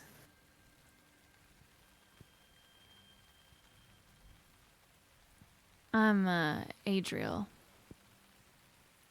My name's Merrick. Callum. Serafina. Dante. I'm Kincaid. And I'm Mockery. Best for last. And this is Pip. And she winks at Mockery. Hoisted. That was quite the story, Mergen.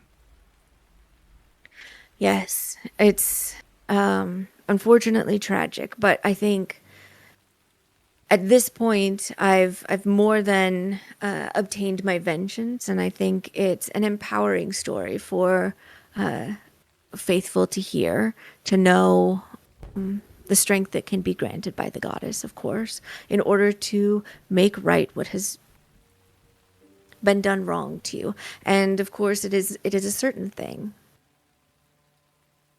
If you accept her help, you will receive what is due to you.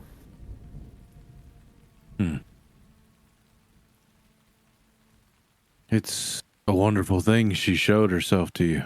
Has the food arrived? Is the food just like Yeah, the food is already on. set up? It was on the Okay. table. Yeah. I'm picking at the plate, kinda, as I'm talking. Not really making eye contact. Mockery has dug in for her part, and Kincaid is, she's trying not to be a pig about it, but she didn't eat very much of their dinner yesterday, so she is kind of like just making sure that, like, at least in small bites, she is clearing her plate. Appearing to you is not appearing in general. I've heard it's not a regular occurrence. Must have No, been quite the moment. it was. It is like it was receiving succor in a moment of intense personal misery and tragedy and loss. But she came and she showed me a path forward and gave me strength to continue to walk that path. And you were so young. How old? 9. But of course, by the time I was a man and had discovered the tenets of my oath, I was prepared to seek out those who had done wrong to my family and ensure that, as I said below, that they paid what price they owed.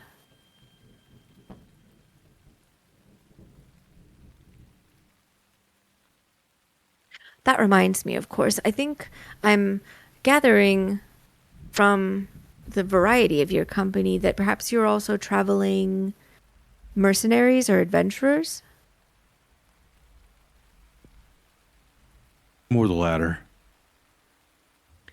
Well, I know that there has been some discoveries out in the sands beyond Furwin, and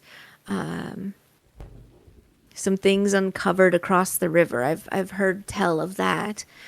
If you are going off and using Furwin as any kind of base of operations for such things, you are more than welcome. I'm sure that the pike can put you up. However, in order to ensure that we are taking good care of the village, we do ask if you are successful, you find any loot or recover anything, that 10% of its value goes back to the town. Oh, I don't think we'll be staying. You did say that you were making your way through, but I just did want to let you know if something should happen, of course, then one of my guards will receive that 10% from you, and will ensure that it's well used.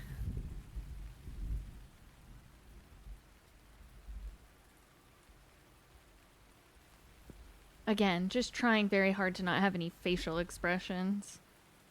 Let's go ahead and see how well you're doing. Probably bad. Go ahead and put in, you can do either a performance or a deception. Deception is if you're really trying to keep it from him specifically, and that's who you're really focusing on. Performance if you're trying to keep your reactions from everybody. Paste something. I'm sorry. Oh, there we go. For a second it said plus 14 and I was like, no. Horrible.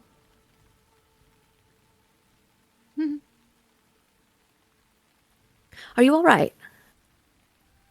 Yeah, I didn't sleep very well.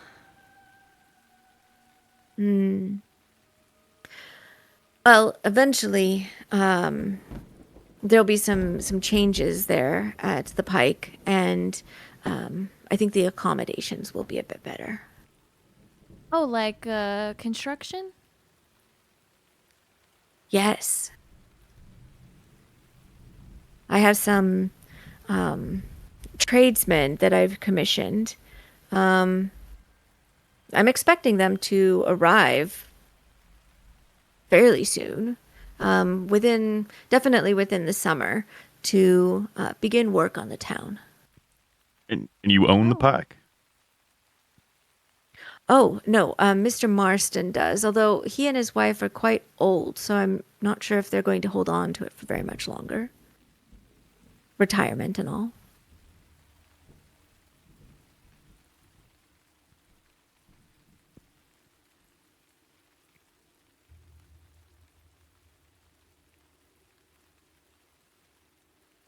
I And- think you guys. Oh, go ahead. What kind of plans for the city did you have? Well, we definitely need to improve the wall around the city. It's quite old at this point. And then, as I said, I think that the Pike will get a bit of a renovation, particularly if it comes under new management and they have some ideas. We'll be willing to do that. And then I know there's been some disrepair that's happened to many of the villagers' homes. So while those contractors are here, they'll be able to do some work there as well. Oh, the fires? Well, there hasn't been a fire in a year. We were able to put that out pretty well. But yes, although I don't think anybody's interested in that property. How come? Well, perhaps somebody is, but I haven't heard of anything. Nobody's expressed any interest, or at least that I'm aware of. So you just leave it as is? Well, we don't really have the tradesmen here to take any action upon it, and it could be very dangerous for people to go into a damaged house like that. It was only one story, so there's not really any worry about it falling over onto either of its neighboring structures and causing harm. So we'll get it cleared out once the contractors are here.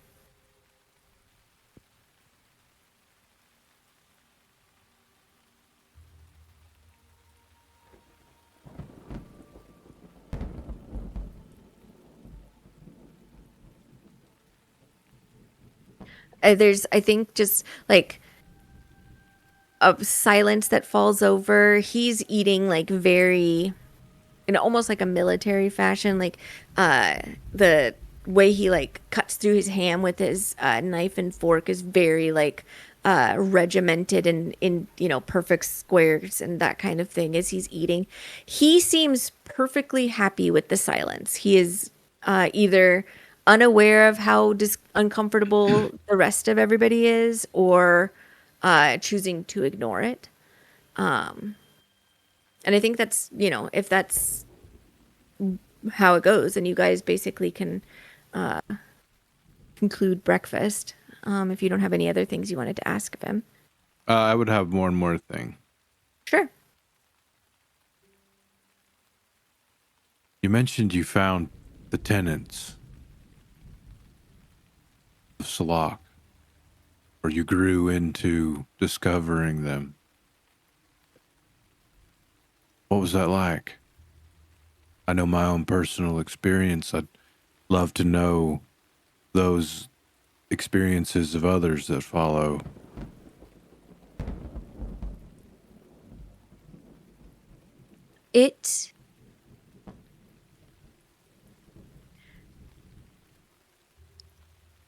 I do not know a better word for it than a happy burden, I would say. And I'm sure you would experience something similar, Brother Merrick. I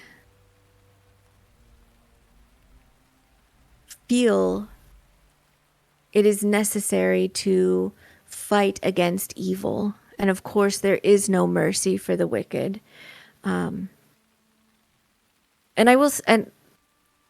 there is perhaps a power in understanding that restitution by any means necessary, there is a freedom in that she grants. But it is also, it's a humbling and happy burden to recognize that I and my priests and those who I am teaching will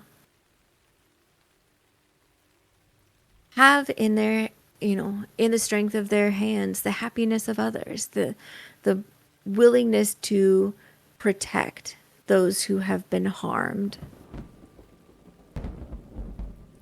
Such an oath is not a small thing to take, but I am happy to do so. I feel fulfilled.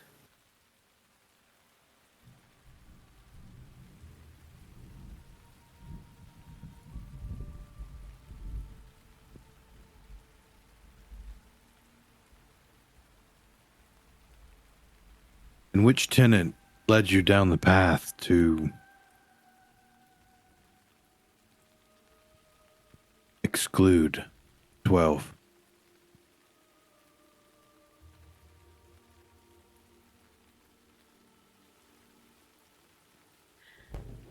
I look at Merrick. I think he's looking straight at him this time. I'm in between the two of you. Past her. Folks can give an insight check.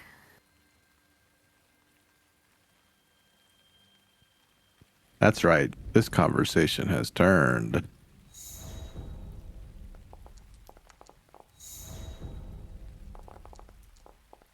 My guidance is working now. It only works on insight. I don't know why. Interesting. Interesting.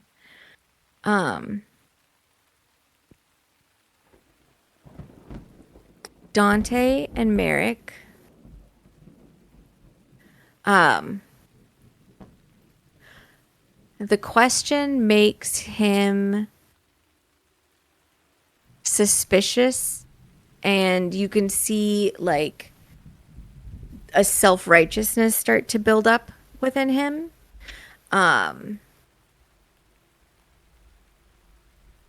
It is like it's almost like the question was offensive because the answer should be obvious to two people who are also followers of Salak.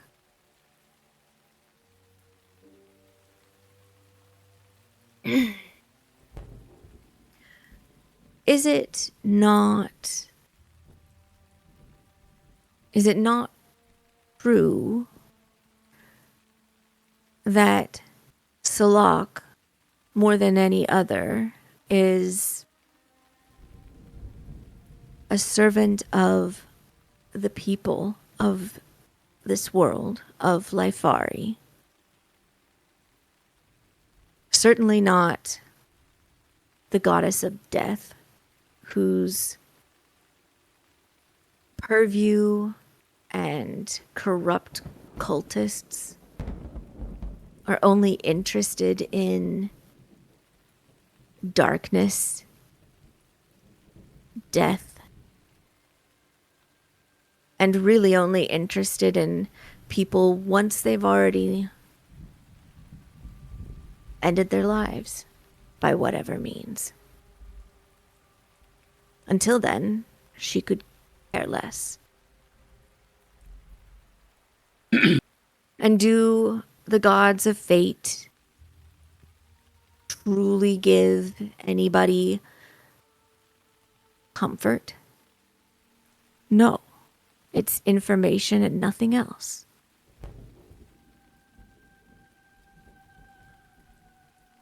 Hey, Nick I agree with Burns. that one, actually. The Gods of Fate one, but it's a pretty broad brush you're stroking with there, buddy. You don't think like Galathir is espousing kind of the exact same thing you are about Salak? Got a strength, mental fortitude, determination. Isn't that basically the exact thing you're saying? What's he doing wrong? Well, what's he doing right? Have you ever met somebody who's had conference with Galathir? No. We have festivals here in Lyfari where people come to show off their athleticism, but has he ever attended? Has he ever granted blessing? No. He is an absent god. Salak is hands-on.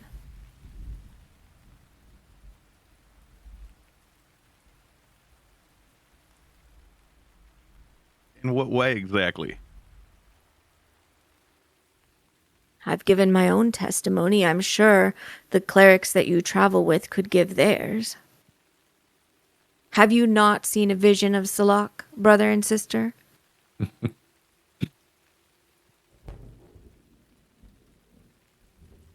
Merrick looks down at his plate. I want to ask you, Gwen, would I have knowledge of other gods or goddesses having some sort of direct contact with other people of the faith?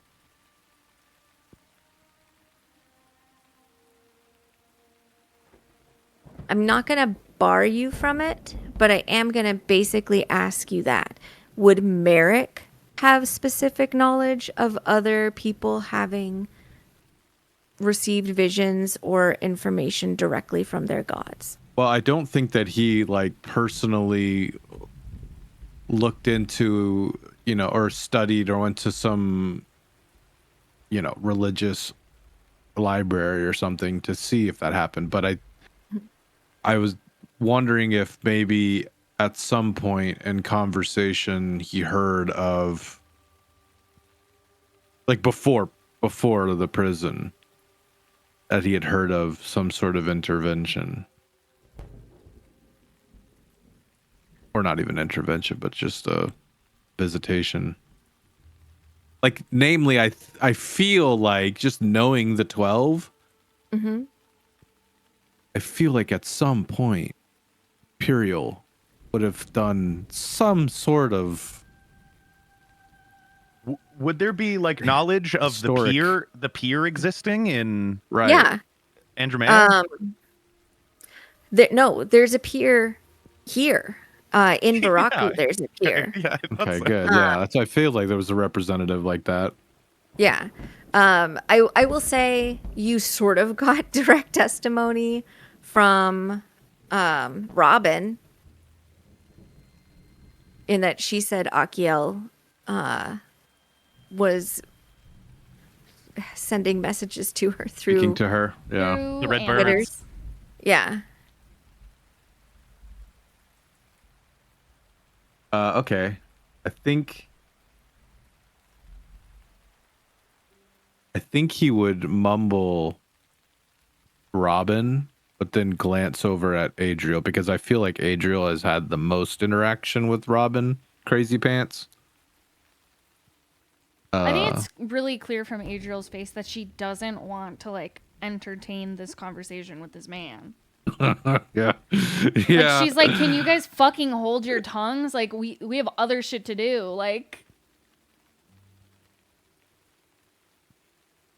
Yeah. I'm just trying to gauge what level of crazy. you're gonna piss him off. It's illegal to talk. It's illegal to worship other gods. You're gonna piss him off. Yeah, we're not from here. I'm not worshiping. Yeah, technically nobody at the I'm table not is worshiping saying, a different I'm god. not saying that you're worshiping another god. I'm saying that you're coming up to this man who says, don't worship other gods. All other gods are bad. And you're going, well, actually, I think that this god talks to this person, and I believe that. Yeah, we'll see. Okay. I think Merrick would say, I've had my experiences. That's true.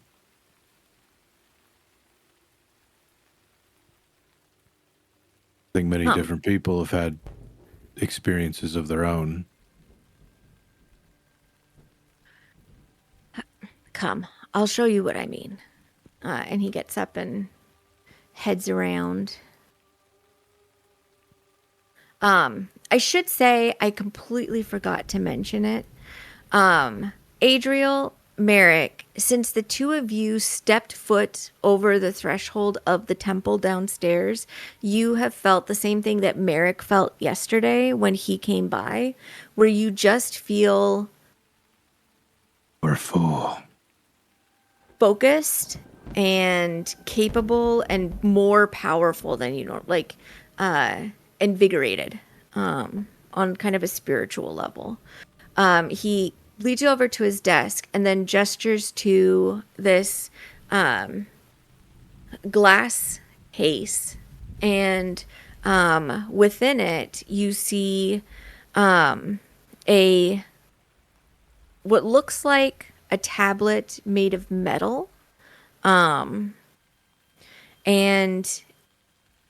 there is like this sheen to it that's kind of like this dull silvery radiance. And it has writing upon it that's been carved in. This is what I mean by the direct intercession of the Lady of Vengeance. She has blessed this temple with this artifact, blessed by her own hand, that I'm sure you feel it, brother and sister, are granting you protection, the ability to enact vengeance. You are stronger here. You are protected within these walls. And it's all because of this.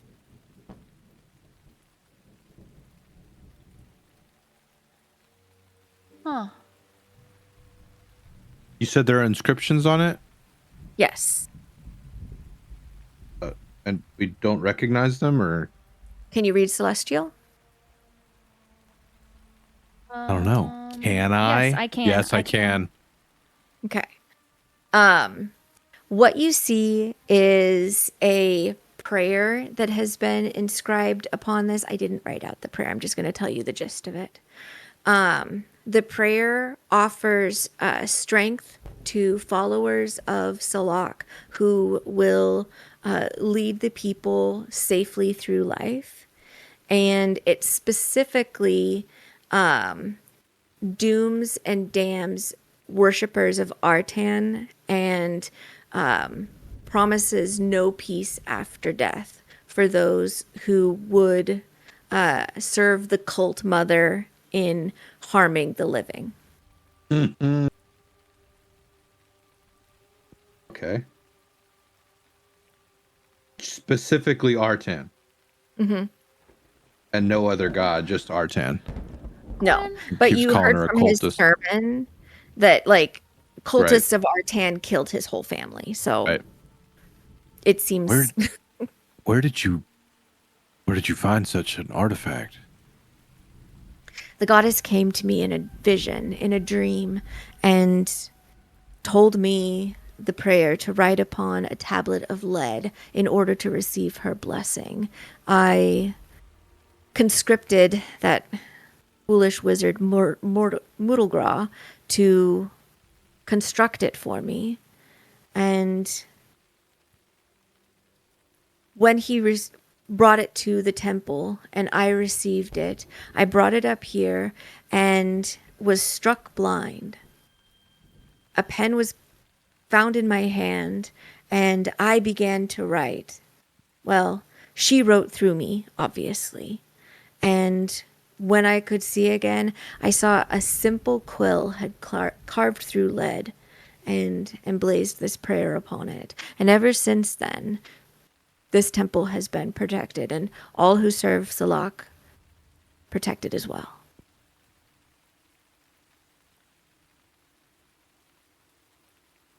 Do I believe this story? Do an insight check. Gwen, do I feel kind of would like weird to as though? well. Because, you know. Nap one. You feel kind of weird in what way? I'll DM you. While she DMs you, Um, did you use the word tablet? Yes. I thought so. Yeah, that's why I went tablet. That's what that's why I was like, I thought you were assuming that, and I was like, wait, did she say? Because I was writing notes No, and I she didn't. said it. Tablet Yeah, okay. directly, and that Moodlegraw made it. Yeah. Callum Serafina, this feels like he is full of conviction in what he is saying.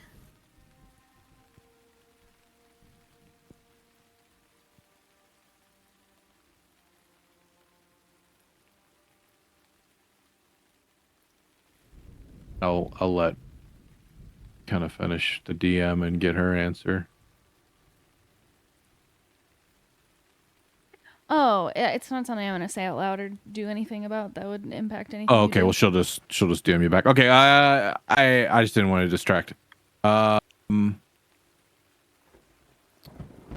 I think Merrick would shoot glances at Adriel and everyone else, and then I think he would put a hand on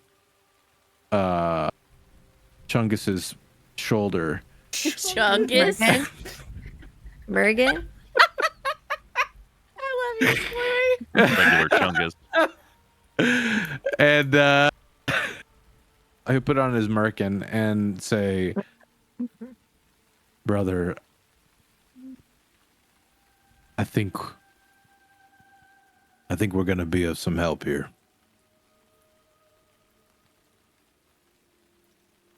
I hope. If you feel that your wandering is complete, then there's space. No, that's not what I mean. I just think that before we leave, we will be of use to this town.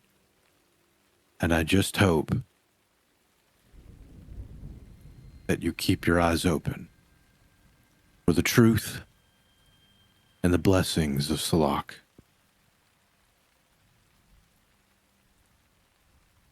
My eyes are Right. always open to receiving her words and her guidance, and if it comes through you, brother, then I am also open to that.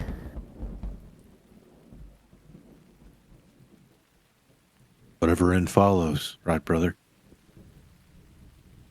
Indeed. And is my Chungus. detect magic still getting gray blobby vibes from Chungus?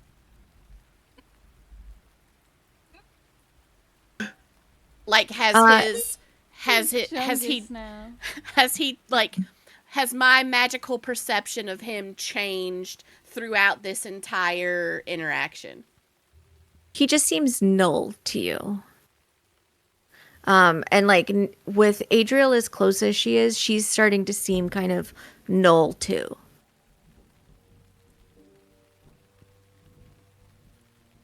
Chungus and Chungus Jr. Got it.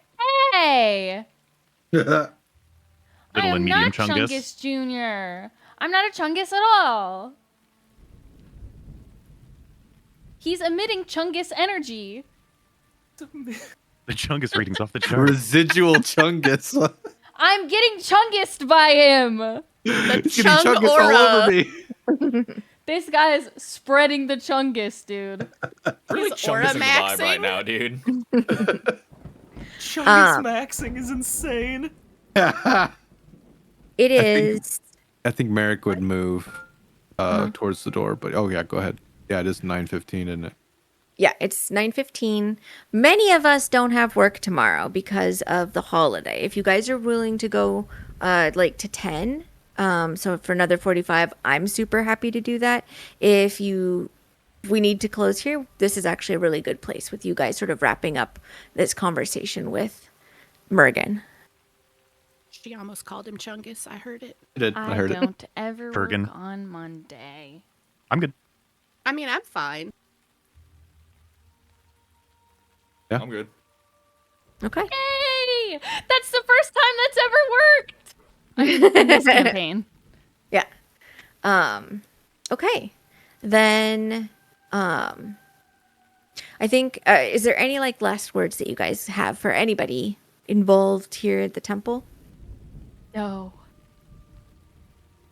Seraphina scoops up some more of the fruit platter and puts it in her pockets. Very fair. I think you caught Mockery doing something similar with the bacon. Then Pocket bacon.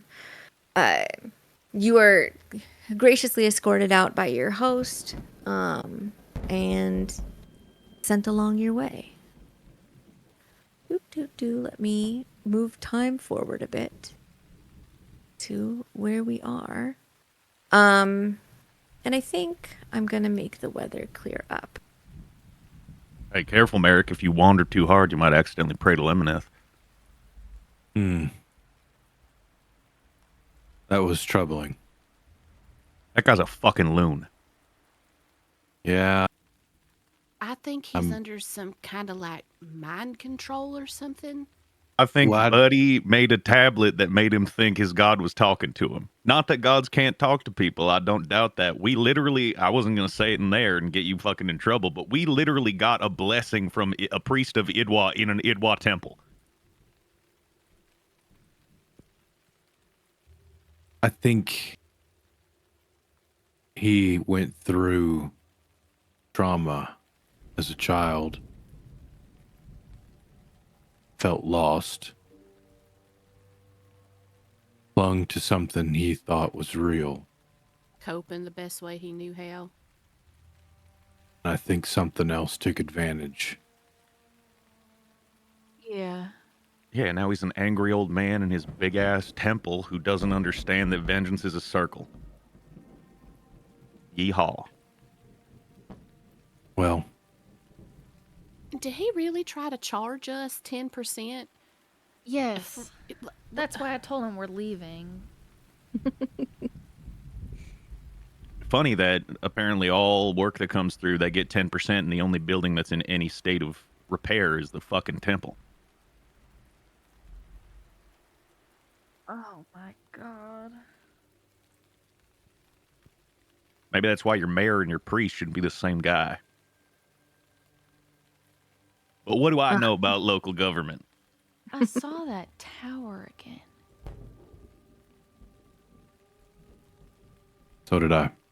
So what you guys didn't see, I know I like weirdly explained something, but the hand on the statue also were like walking away from. Yeah. Yeah, I didn't say the thing about getting a blessing yeah. from a different god in front of the guards at the front Yeah. door. We're in the hallway with Mergen talking shit on him. We're all standing cramped in his doorway, loud talking. I'm just trying to signal that we're moving even further away. Yeah, like- away Yeah, building. We're yeah. over here. Right. The hand of the statue that was holding the coin moved down, and the coin expanded, it got bigger, and inside that coin was that tower, and then it was gone, and it was fine. It was like like it never moved, right? You guys never saw it move. No, I didn't. I didn't see nothing. The only thing that stood out to me about the statues is how they ain't dressed like you. Like the statues were wearing robes. They don't. And, yeah. It's strange they all wear the two-sided coin. Because that's Which is not. yeah. It's like he's set up his own sect, like a paladin order that doesn't quite follow the exact letter of the gods. I mean, I do believe that he thinks it's Salak. I think. I mean, Oh, for all he we fucking know, it absolutely- could be Salak, and it's just that he's interpreting it fucking wrong because some shit's in his head. But He I don't absolutely think that believed every word he spoke. Yeah, I don't think that. I don't know. He doesn't seem like he knows a lot outside of this. No, I mean, anytime someone says my way is the best way and your way is stupid and wrong about a thing they know nothing about is pretty open and shut to me. You follow one god, no fucking shit you haven't heard any of the other ones talk to you, dumb motherfucker. Kincaid sort of clears her throat from where she's been walking in the back. You know, Dante, she worships Ziel. Mhm. So she was kind of quiet through a lot of that. But she clears her throat.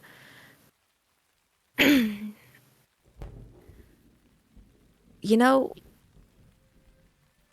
I agree with everything that's been said, even what Dante said, but a coin that has two faces on it means there is no chance. You know what you're getting either way. And It's always heads. that seems odd to me. I mean, even the god of coins lacks chance. He lacks the gamble. And it seems like that old adage about, you know, if all you've got is a hammer, everything becomes a nail. If their way of teaching is the answer is always the same, you flip the coin, you always are going to get the same answer for it, then I'm curious if, I don't know, vengeance is becoming something that's maybe prescriptive, or even like, I don't know, it feels like they might do harm just to stop something from maybe happening. I think that's exactly right. I think that he is the world's biggest fucking tool, big ol' hammer, and everything's a nail. I think he can't stop himself from seeking out vengeance on people he doesn't even know what they've done, all because a couple of cultists killed his family when he was a kid. Not that that's not a big deal, but I don't think you get to... I mean, aren't there... I'm not super knowledgeable on it. Aren't there good aspects to Artan? There are. So They help those that have lost their loved ones and like attend I over swear funerals. I swear I've met like healers who are followers of Artan and like shit about not going before your time or something like that. Yes. So I feel like he's just deeply perverted your doctrine because he wanted revenge and he doesn't understand. My whole thought was that the concept of vengeance isn't unilateral. It's not supposed to be for everybody because it's not always good to seek vengeance for everything that happens. You're supposed to be aware of the price of this vengeance, and that's why we have the swords. And it's interesting he's missing that. Well, because for him, there is no fucking price. He just keeps winning. I'm switching you guys just because I noticed the stream. We only talked to him for a little bit, but I think Never mind. that guy... Sorry. No, please keep going. Sorry, I didn't realize I hit pause on the stream, so I thought you guys were still seeing the old scene of his office. So, please go. Sorry. I think that guy feels he paid his price to deserve vengeance on whoever wrongs him the moment those Artan cultists did what they did to his family. And I don't think he's ever interested in paying another price again. I mean, yeah, he's completely forgotten the whole part of Salak where you understand the morality of the situation. He just doesn't have a grip on that. It's supposed to be a burden you're taking on for others, right? Yeah, I mean, a lot of, I guess, the idea of ideally what you would do in the world is you're helping other people break their own chains, like the things that bind them, the wrongs that have happened to them, and that doesn't always mean revenge. You mean can, forgiveness, right? Or letting go. yeah, I mean, there's other ways. Well, think I sure that's- as... Oh, Can I get everybody but Adriel to roll perception, please? oh no. Chungus just stabbed us all Why? in the back. Why? What just happened to me? The ghosts are leaking out of your blood. No. I rolled like shit. Me too. I got you, folks. First good roll I've gotten. I'm not very Serafina. Oh no, that's your old one. Callum and Dante and Adriel. But I'm calling out Callum and Dante because normally you don't hear it when Adriel gets whispered to in her ear. But something in a soft, very angry voice says, in sort of the circle of the group that you're in, Adriel, you're hearing it like right against your ear, and your ear feels cold. So you mean justice should recognize its victims. What the fuck was that? You heard that too? I don't usually hear voices, so I'm pretty certain when I fucking do. Yeah, well, that one don't sound like Renner, so. Great, now I'm fucking crazy with the two of you. I mean, I You didn't have hear heard it ghosts too. in your blood. Fucking learn a spell, get ghosts out of my blood.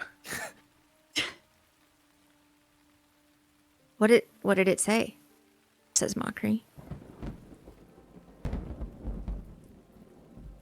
You also heard that, right, Adriel? Huh? It said justice should recognize its victims.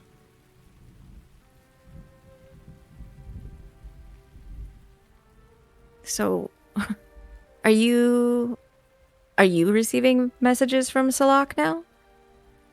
I hope not. Well, I heard it too.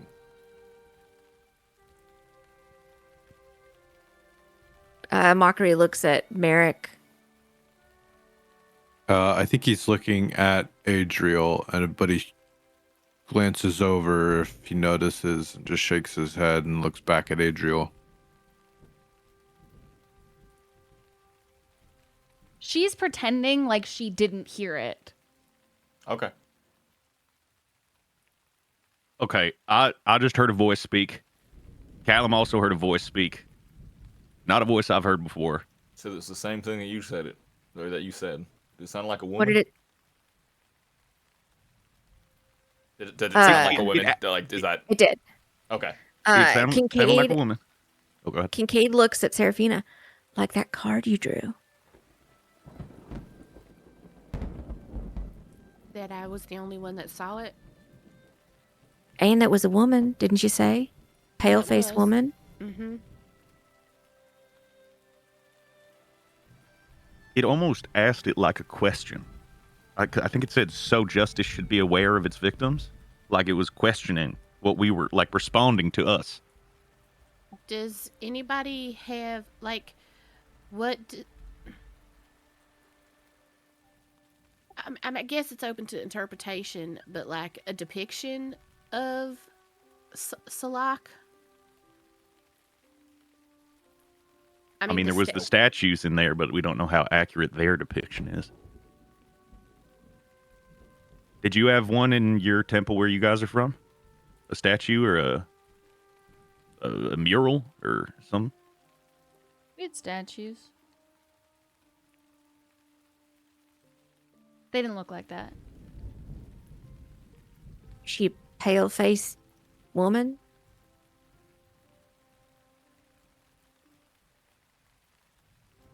Gwen, Mm-hmm. I remember. I don't think I even wrote down session 0. You never saw Well, the visitation. Like you were it was definitely just an present to it, experience. Yeah. but she was standing behind you the whole time because she was like forcing both of you to like observe your holy symbols. Oh yeah. Oh, Yeah, she was like holding our heads in place. It was a voice. But the temple where you guys call home does have statues of her. She is in armor, and she has a very, like, you wouldn't be able to tell if it was a pale face or something because it's just whatever color the stone was or whatnot that she's carved out of. But like that's not how you would really describe her, as like a pale faced woman. And then your dream has additional stuff, Adriel, that was a little bit different. Yeah.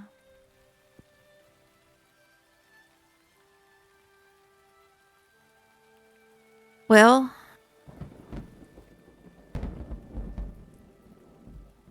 odd. Okay. I mean, definitely it seems like something is trying to give us a message. And I mean, well, I mean, the Five of Cups, again, like I said this morning, it definitely leans towards disappointment, like emphasizing a focus on loss. He's definitely emphasizing on the loss of his family. Okay, Mhm. but what if that wasn't Salak then? What if that was Artan? A pale-faced woman, card depicting around loss, and a cult of Artan that killed his family. Yeah, so but is a also there's goddess No, your turn. telling us to do something here? Is that what you're thinking, Dante? Maybe, I don't know. I'm not There's the religious one. there's also a woman in a stick who gave us a message, so it could just be another victim Well, of something. But it could be because they're fucking with souls here or something with that fucking tablet. Like I don't Yeah, think so we woman in need a to go stick to got to pass on. Mudalgras. Oh, we do. We got to have a lunch Arguably. that I hope is better than that breakfast. Arguably, the Dante- amount of things that shouldn't be talking to you that have started talking to me since I met you people has doubled, which is weird that there was one in the first place, but here we are. Well, what can you do? I had 2 coppers for every time a bodiless entity started speaking in my ear. I would have 2 coppers. Dante. Yeah.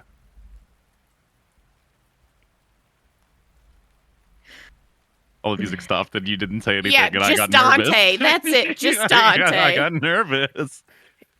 Kincaid takes a couple starts, and then she just reaches out and grabs the sort of the bulk of his sleeve to walk him away several paces.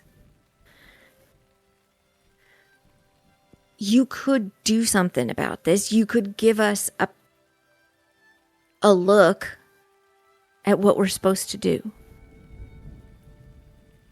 No, I don't do looks. You could. I don't even know how. I'm not.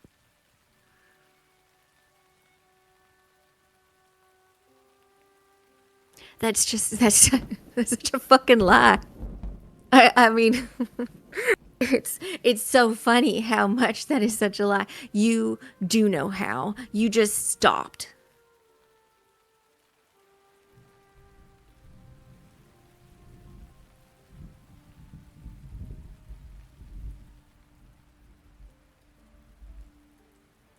And what if what we see is not very good for us?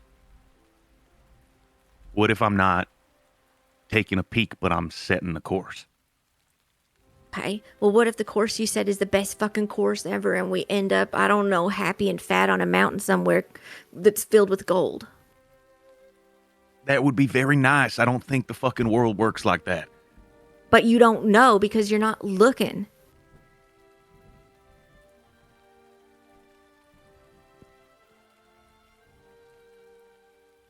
He really looks at her for the first time, action, solid eye contact, no snarky expression, no snide remark. Do you really want me to do this? Look forward or look backward, but get us something that we can actually work on. Because, I mean, what are we going to do? Go have a lunch with a satyr and ask him about a tablet? Yeah, that's something. But are we going to be able to put anything together? You can actually do something. You can give us some concrete information. You're that good. And I know you're fucking that good because after you left, everybody did everything they could to try and make me that good. And I'm not. And it sucked. So if I had to be your replacement, I guess, I don't know, maybe I am feeling a little salaki right now, but you fucking owe it. I didn't know. No, you didn't. Because you don't look. You have this gift and you don't use it because I don't know why.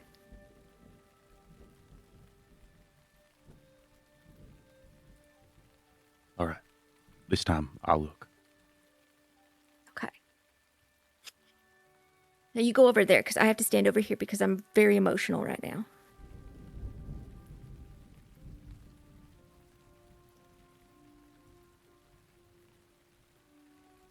Writes in notes. This dude is a looker, voyeur, Hey, thanks. pervert. You're not so Dude's a bad yourself. fucking- he likes to peep guy like a little likes to fucking peep. freak. Are you eavespeeping? You can see me when I'm on the toilet. Peeping. He is not a Clementine. chungus. Got Not it. Chungus, underline. Clementine's a chungus, I'll tell you that.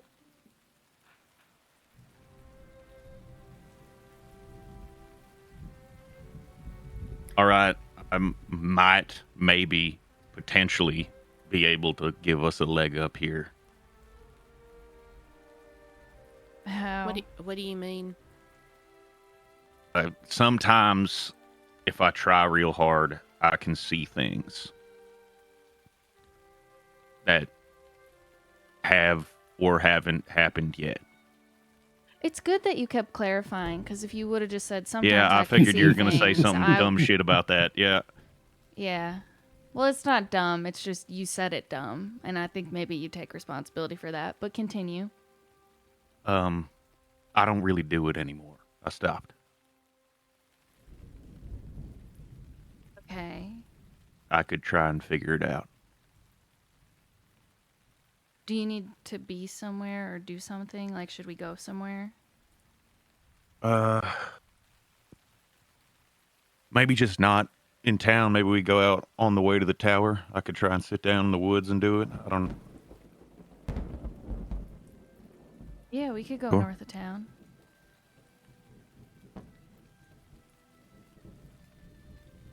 I mean, we're gonna go out there anyway.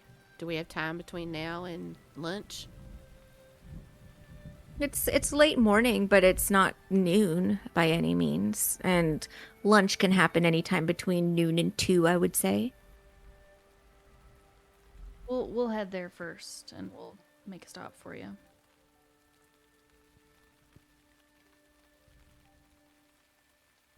Yep. Head out. Okay. You make your way out. I'm just gonna switch to this because I don't have a specific forest that really suits. So we're just gonna go like this, but we're not quite there yet.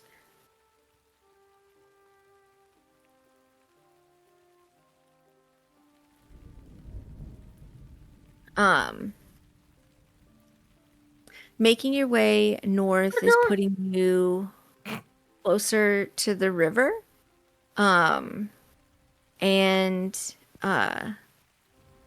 you can kind of feel it, like there is like a little bit more wind that's blowing, that's sort of just following along the path of the river, which is the least resistance. And then there's like a little bit of windbreak from the trees that are starting to recover some of their leaves as the first day of spring is rapidly approaching. You're able to find like a glen that is out of the sight of town and not quite inside of the tower.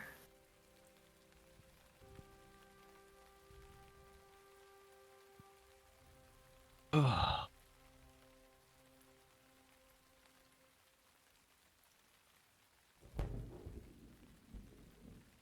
right, give me some space. I give the requested space. Gives space. I will say Kincaid gives space in that she stands like slightly behind his shoulder instead of in front of him. Mockery is looking around to see if there's a good place to set up like a sit spot, like a rock or a stump. Seraphina joins her.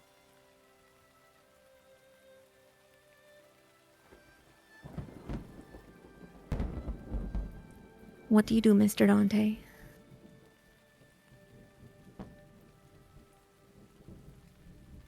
Sit down on the ground, and I'll take out my deck. and I'll just try and calm down and flip a card.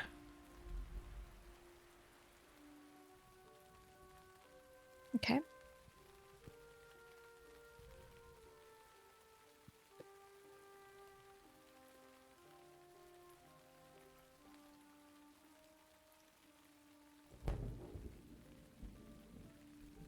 I think you can draw one into your hand, at least. If you want it to be random. If you want it to be prescriptive, you can prescribe it, or I'm happy to also prescribe it. You know what? We're talking about gods and fate and stuff. Why don't I let you pick a card? Okay.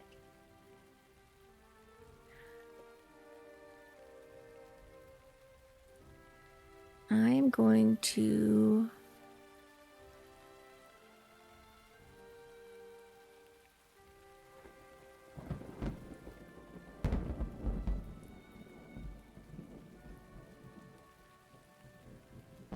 send a card to your hand.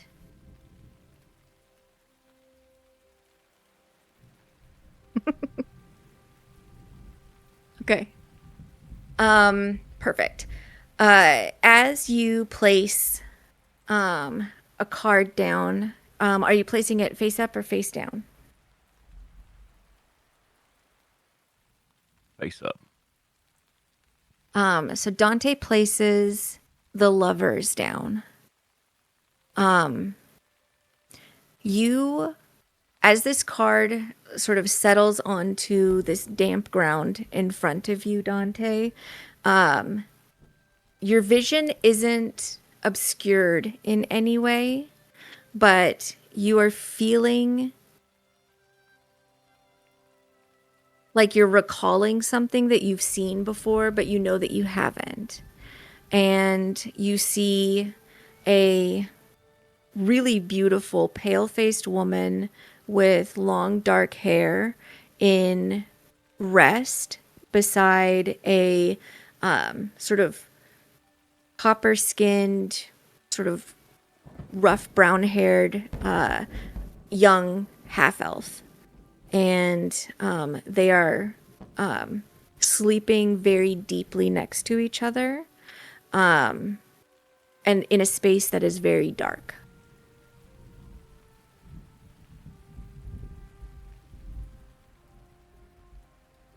Does the half elf have resemblance to the woman I saw in town? No. And I see them. Like, does it? It looks like they're like huddled up for warmth, but also like tenderly. They don't look like they're huddled for warmth. They look like they just settled into space next to each other and went to sleep.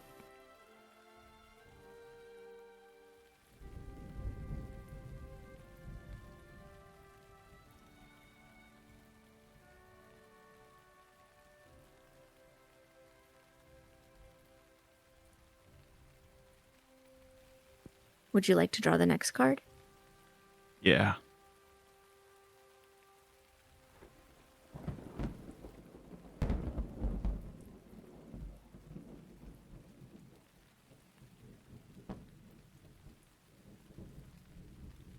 Okay.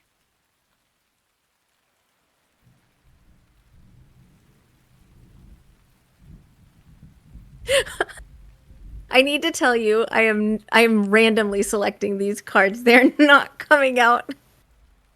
So as you Hell. death down on the ground Nice. next to the lovers, you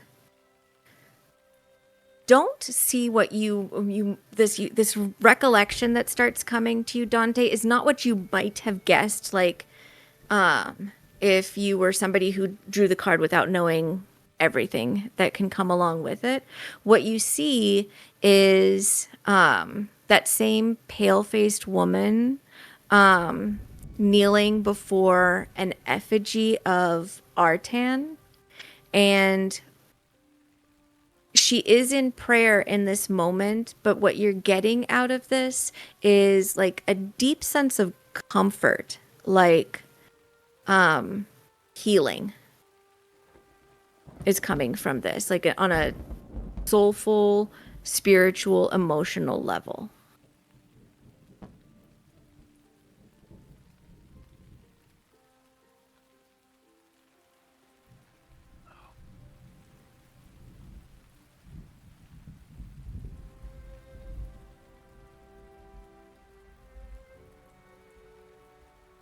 And you tell me when he stops. I will flip one more.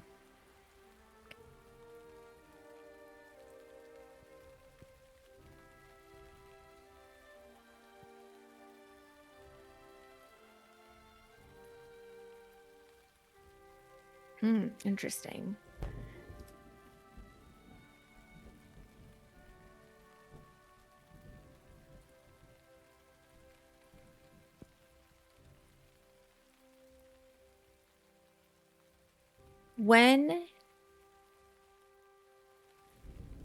When you place the chariot down, it feels right to turn it so that it's facing away from you, so that it's reversed. Reversed. I was, you know what? I was thinking this. I was thinking literally. I was gonna say the last one I draw is gonna be reversed. That's really funny. And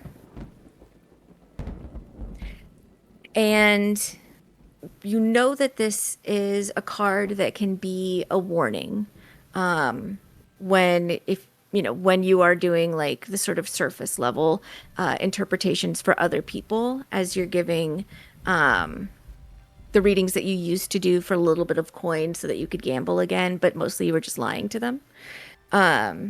It can be a warning that you shouldn't be aggressive. You shouldn't push for things and force an outcome that you aren't looking for.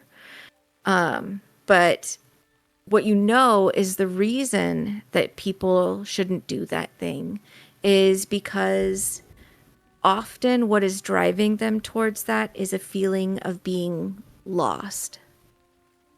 And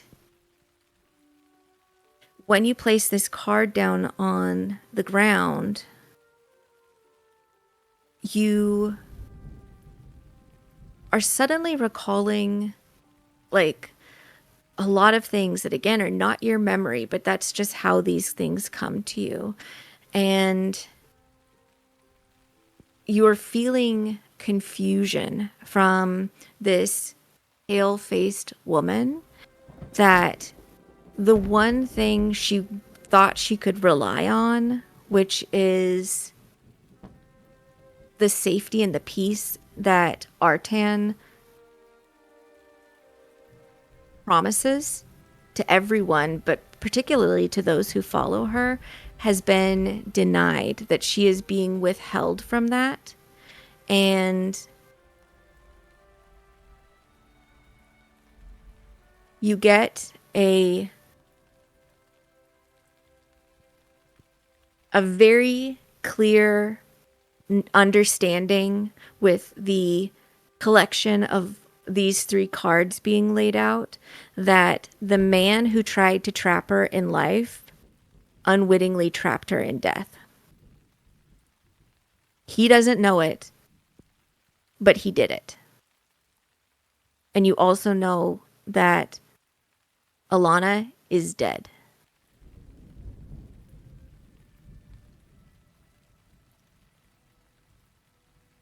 Well,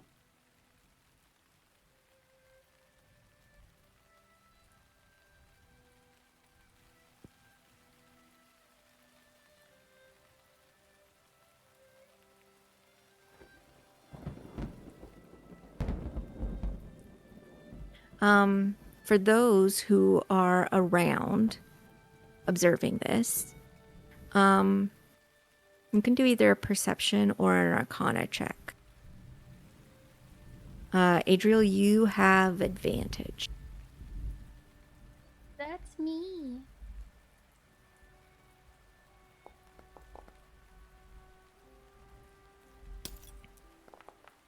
Nice.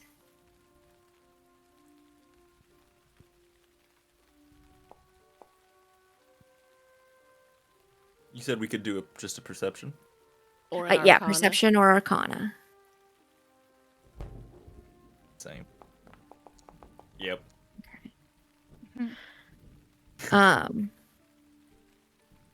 Seraphina and Adriel.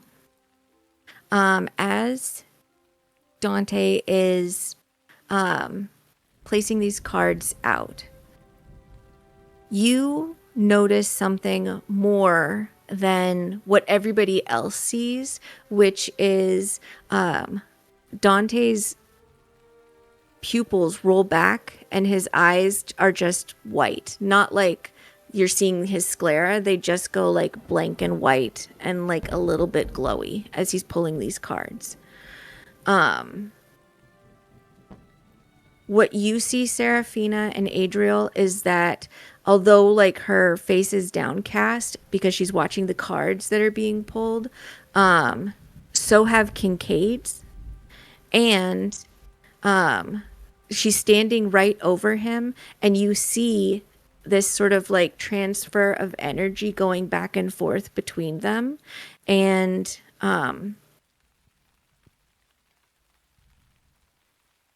because you got the crit, Adriel, I'll say you also Adriel. see.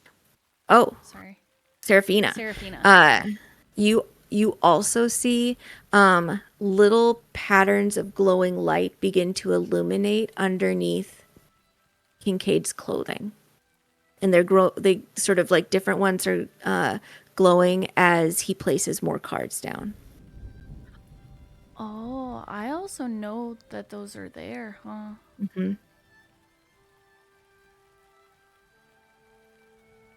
And because it's through fabric, you can't tell what the patterns are. You can just tell that they exist. And it's not like, a big glowing circle or something, Seraphina. Like there's something to it. You're just not quite sure what's causing it. Don't worry, I didn't really get it that much either, girl. We gotta compare notes When I later, saw it. okay? But I do look around to see if anybody else is seeing like that. Minus the shirt glowy, because I don't see that. But I am looking around to be like, hello. Yes, when she meets Seraphina's eyes, there's a knowing there. She like nods at her and then like looks back at the two of them. And what was the third card? I got The chariot reversed. The chariot reversed.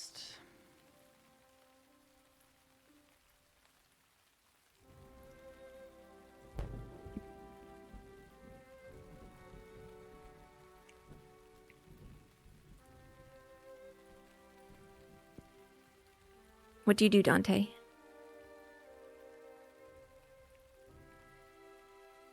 Take the deck and I put it back in its small case it has and away. I glance to Kincaid. Is she looking okay? When you like put the cards away, for those that noticed, her eyes, like she kind of blinks and her eyes go normal again as well. And when you look at her, Dante, she arches her eyebrow in a very Kincaid expectant, you better have made that worth it, because I revealed something to you and it pisses me off that I did, sort of way. All right, let's circle up and tell him what I saw. Everybody huddles. Okay. Hands in. Go on 3. Okay, so I saw the pale woman and a half elf with red brown hair, together sleeping. I saw the pale woman again, praying at a effigy of Artan. I could feel comfort. It wasn't dark. It was warm and inviting. And then I felt her being denied that warmth. And I know as if it happened to me that the man who tried to trap her in her life accidentally trapped her in death. And that was Alana. I knew she wasn't alive. So you're saying the pale woman is Alana? Yes. They said she left, but then they couldn't say that anybody actually saw her leave or anything like that. I saw the two of them in the dark, and I couldn't tell if they were trapped there or if they were just sleeping. But I think they may have been trapped. And I worry that that might be here. And I worry also that her soul might be stuck in the tablet. She is scarred from the fire. She cannot leave. The tablet holds her there. Oh, so we don't think that Melody was just telling us about Alana, not Melody. Yes.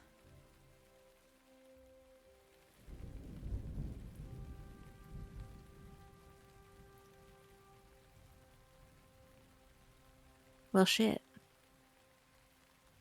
Yeah, and like I said, I'm worried that they might have been trapped in the tower because Mergen said that he commissioned Moodlegraw to make him that tablet.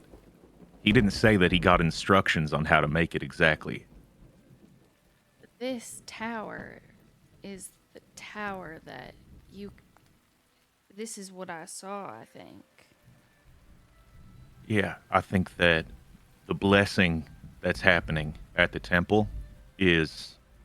I don't know for sure. This isn't from what I saw, but I think something that Mergen's doing there is giving power or something to the tower.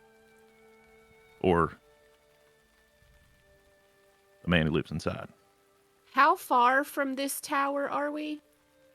Less than a mile. Probably like half a mile away. So you can see it like above the trees. You're just not like immediately close to it.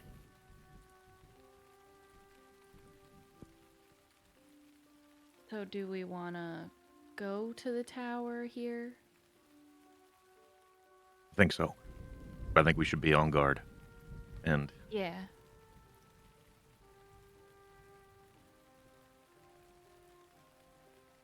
I think there's any way we could bring her up without being immediately suspicious.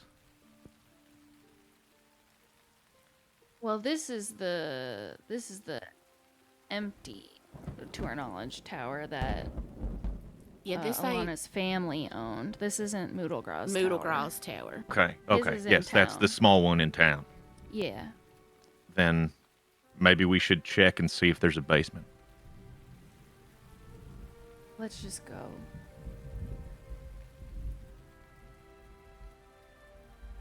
Okay.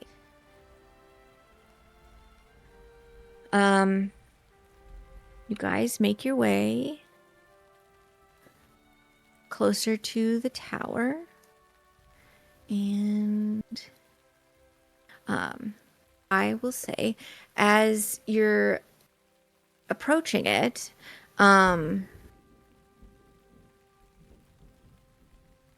it looks like it's in a lot of disrepair. And there are sort of skeletal trees around it that look ominous. There is signs of like smaller vegetation. And the stones are of this tower are more than just like aged and with like the mortar that might be between them falling out. There's been excessive damage to this. It looks like this place too has been the victim of fire. There is a very heavy solid door that is charred but still intact, barring the way. You can see that there are several levels up in this, and like a lot of windows that have been broken out, possibly just due to time or vandals or heat. from the fire. It looks like it would have possibly been really nice, and it is located right at the edge of the river. So it also would have potentially been a really good place for how do I say it? Like keeping track of trade, people coming and going by ship. I'm going to bring you guys over. I'm just loading you onto the map here. I will say, for posterity's sake, that while they were walking, Seraphina is going to begin to ritually cast Speak with Animals. Okay. Sounds good to me. Let me finish bringing folks over. And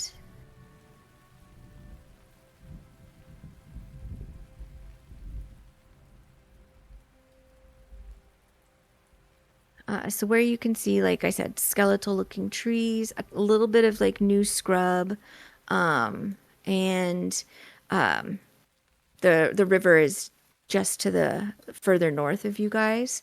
You're also seeing like mist that has kind of like an oogie quality. It's like a little Is it more silver purple? green.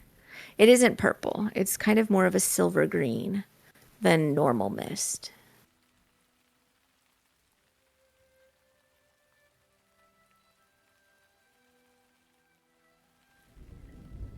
I'll give you guys an opportunity, if you would like to do an investigation roll.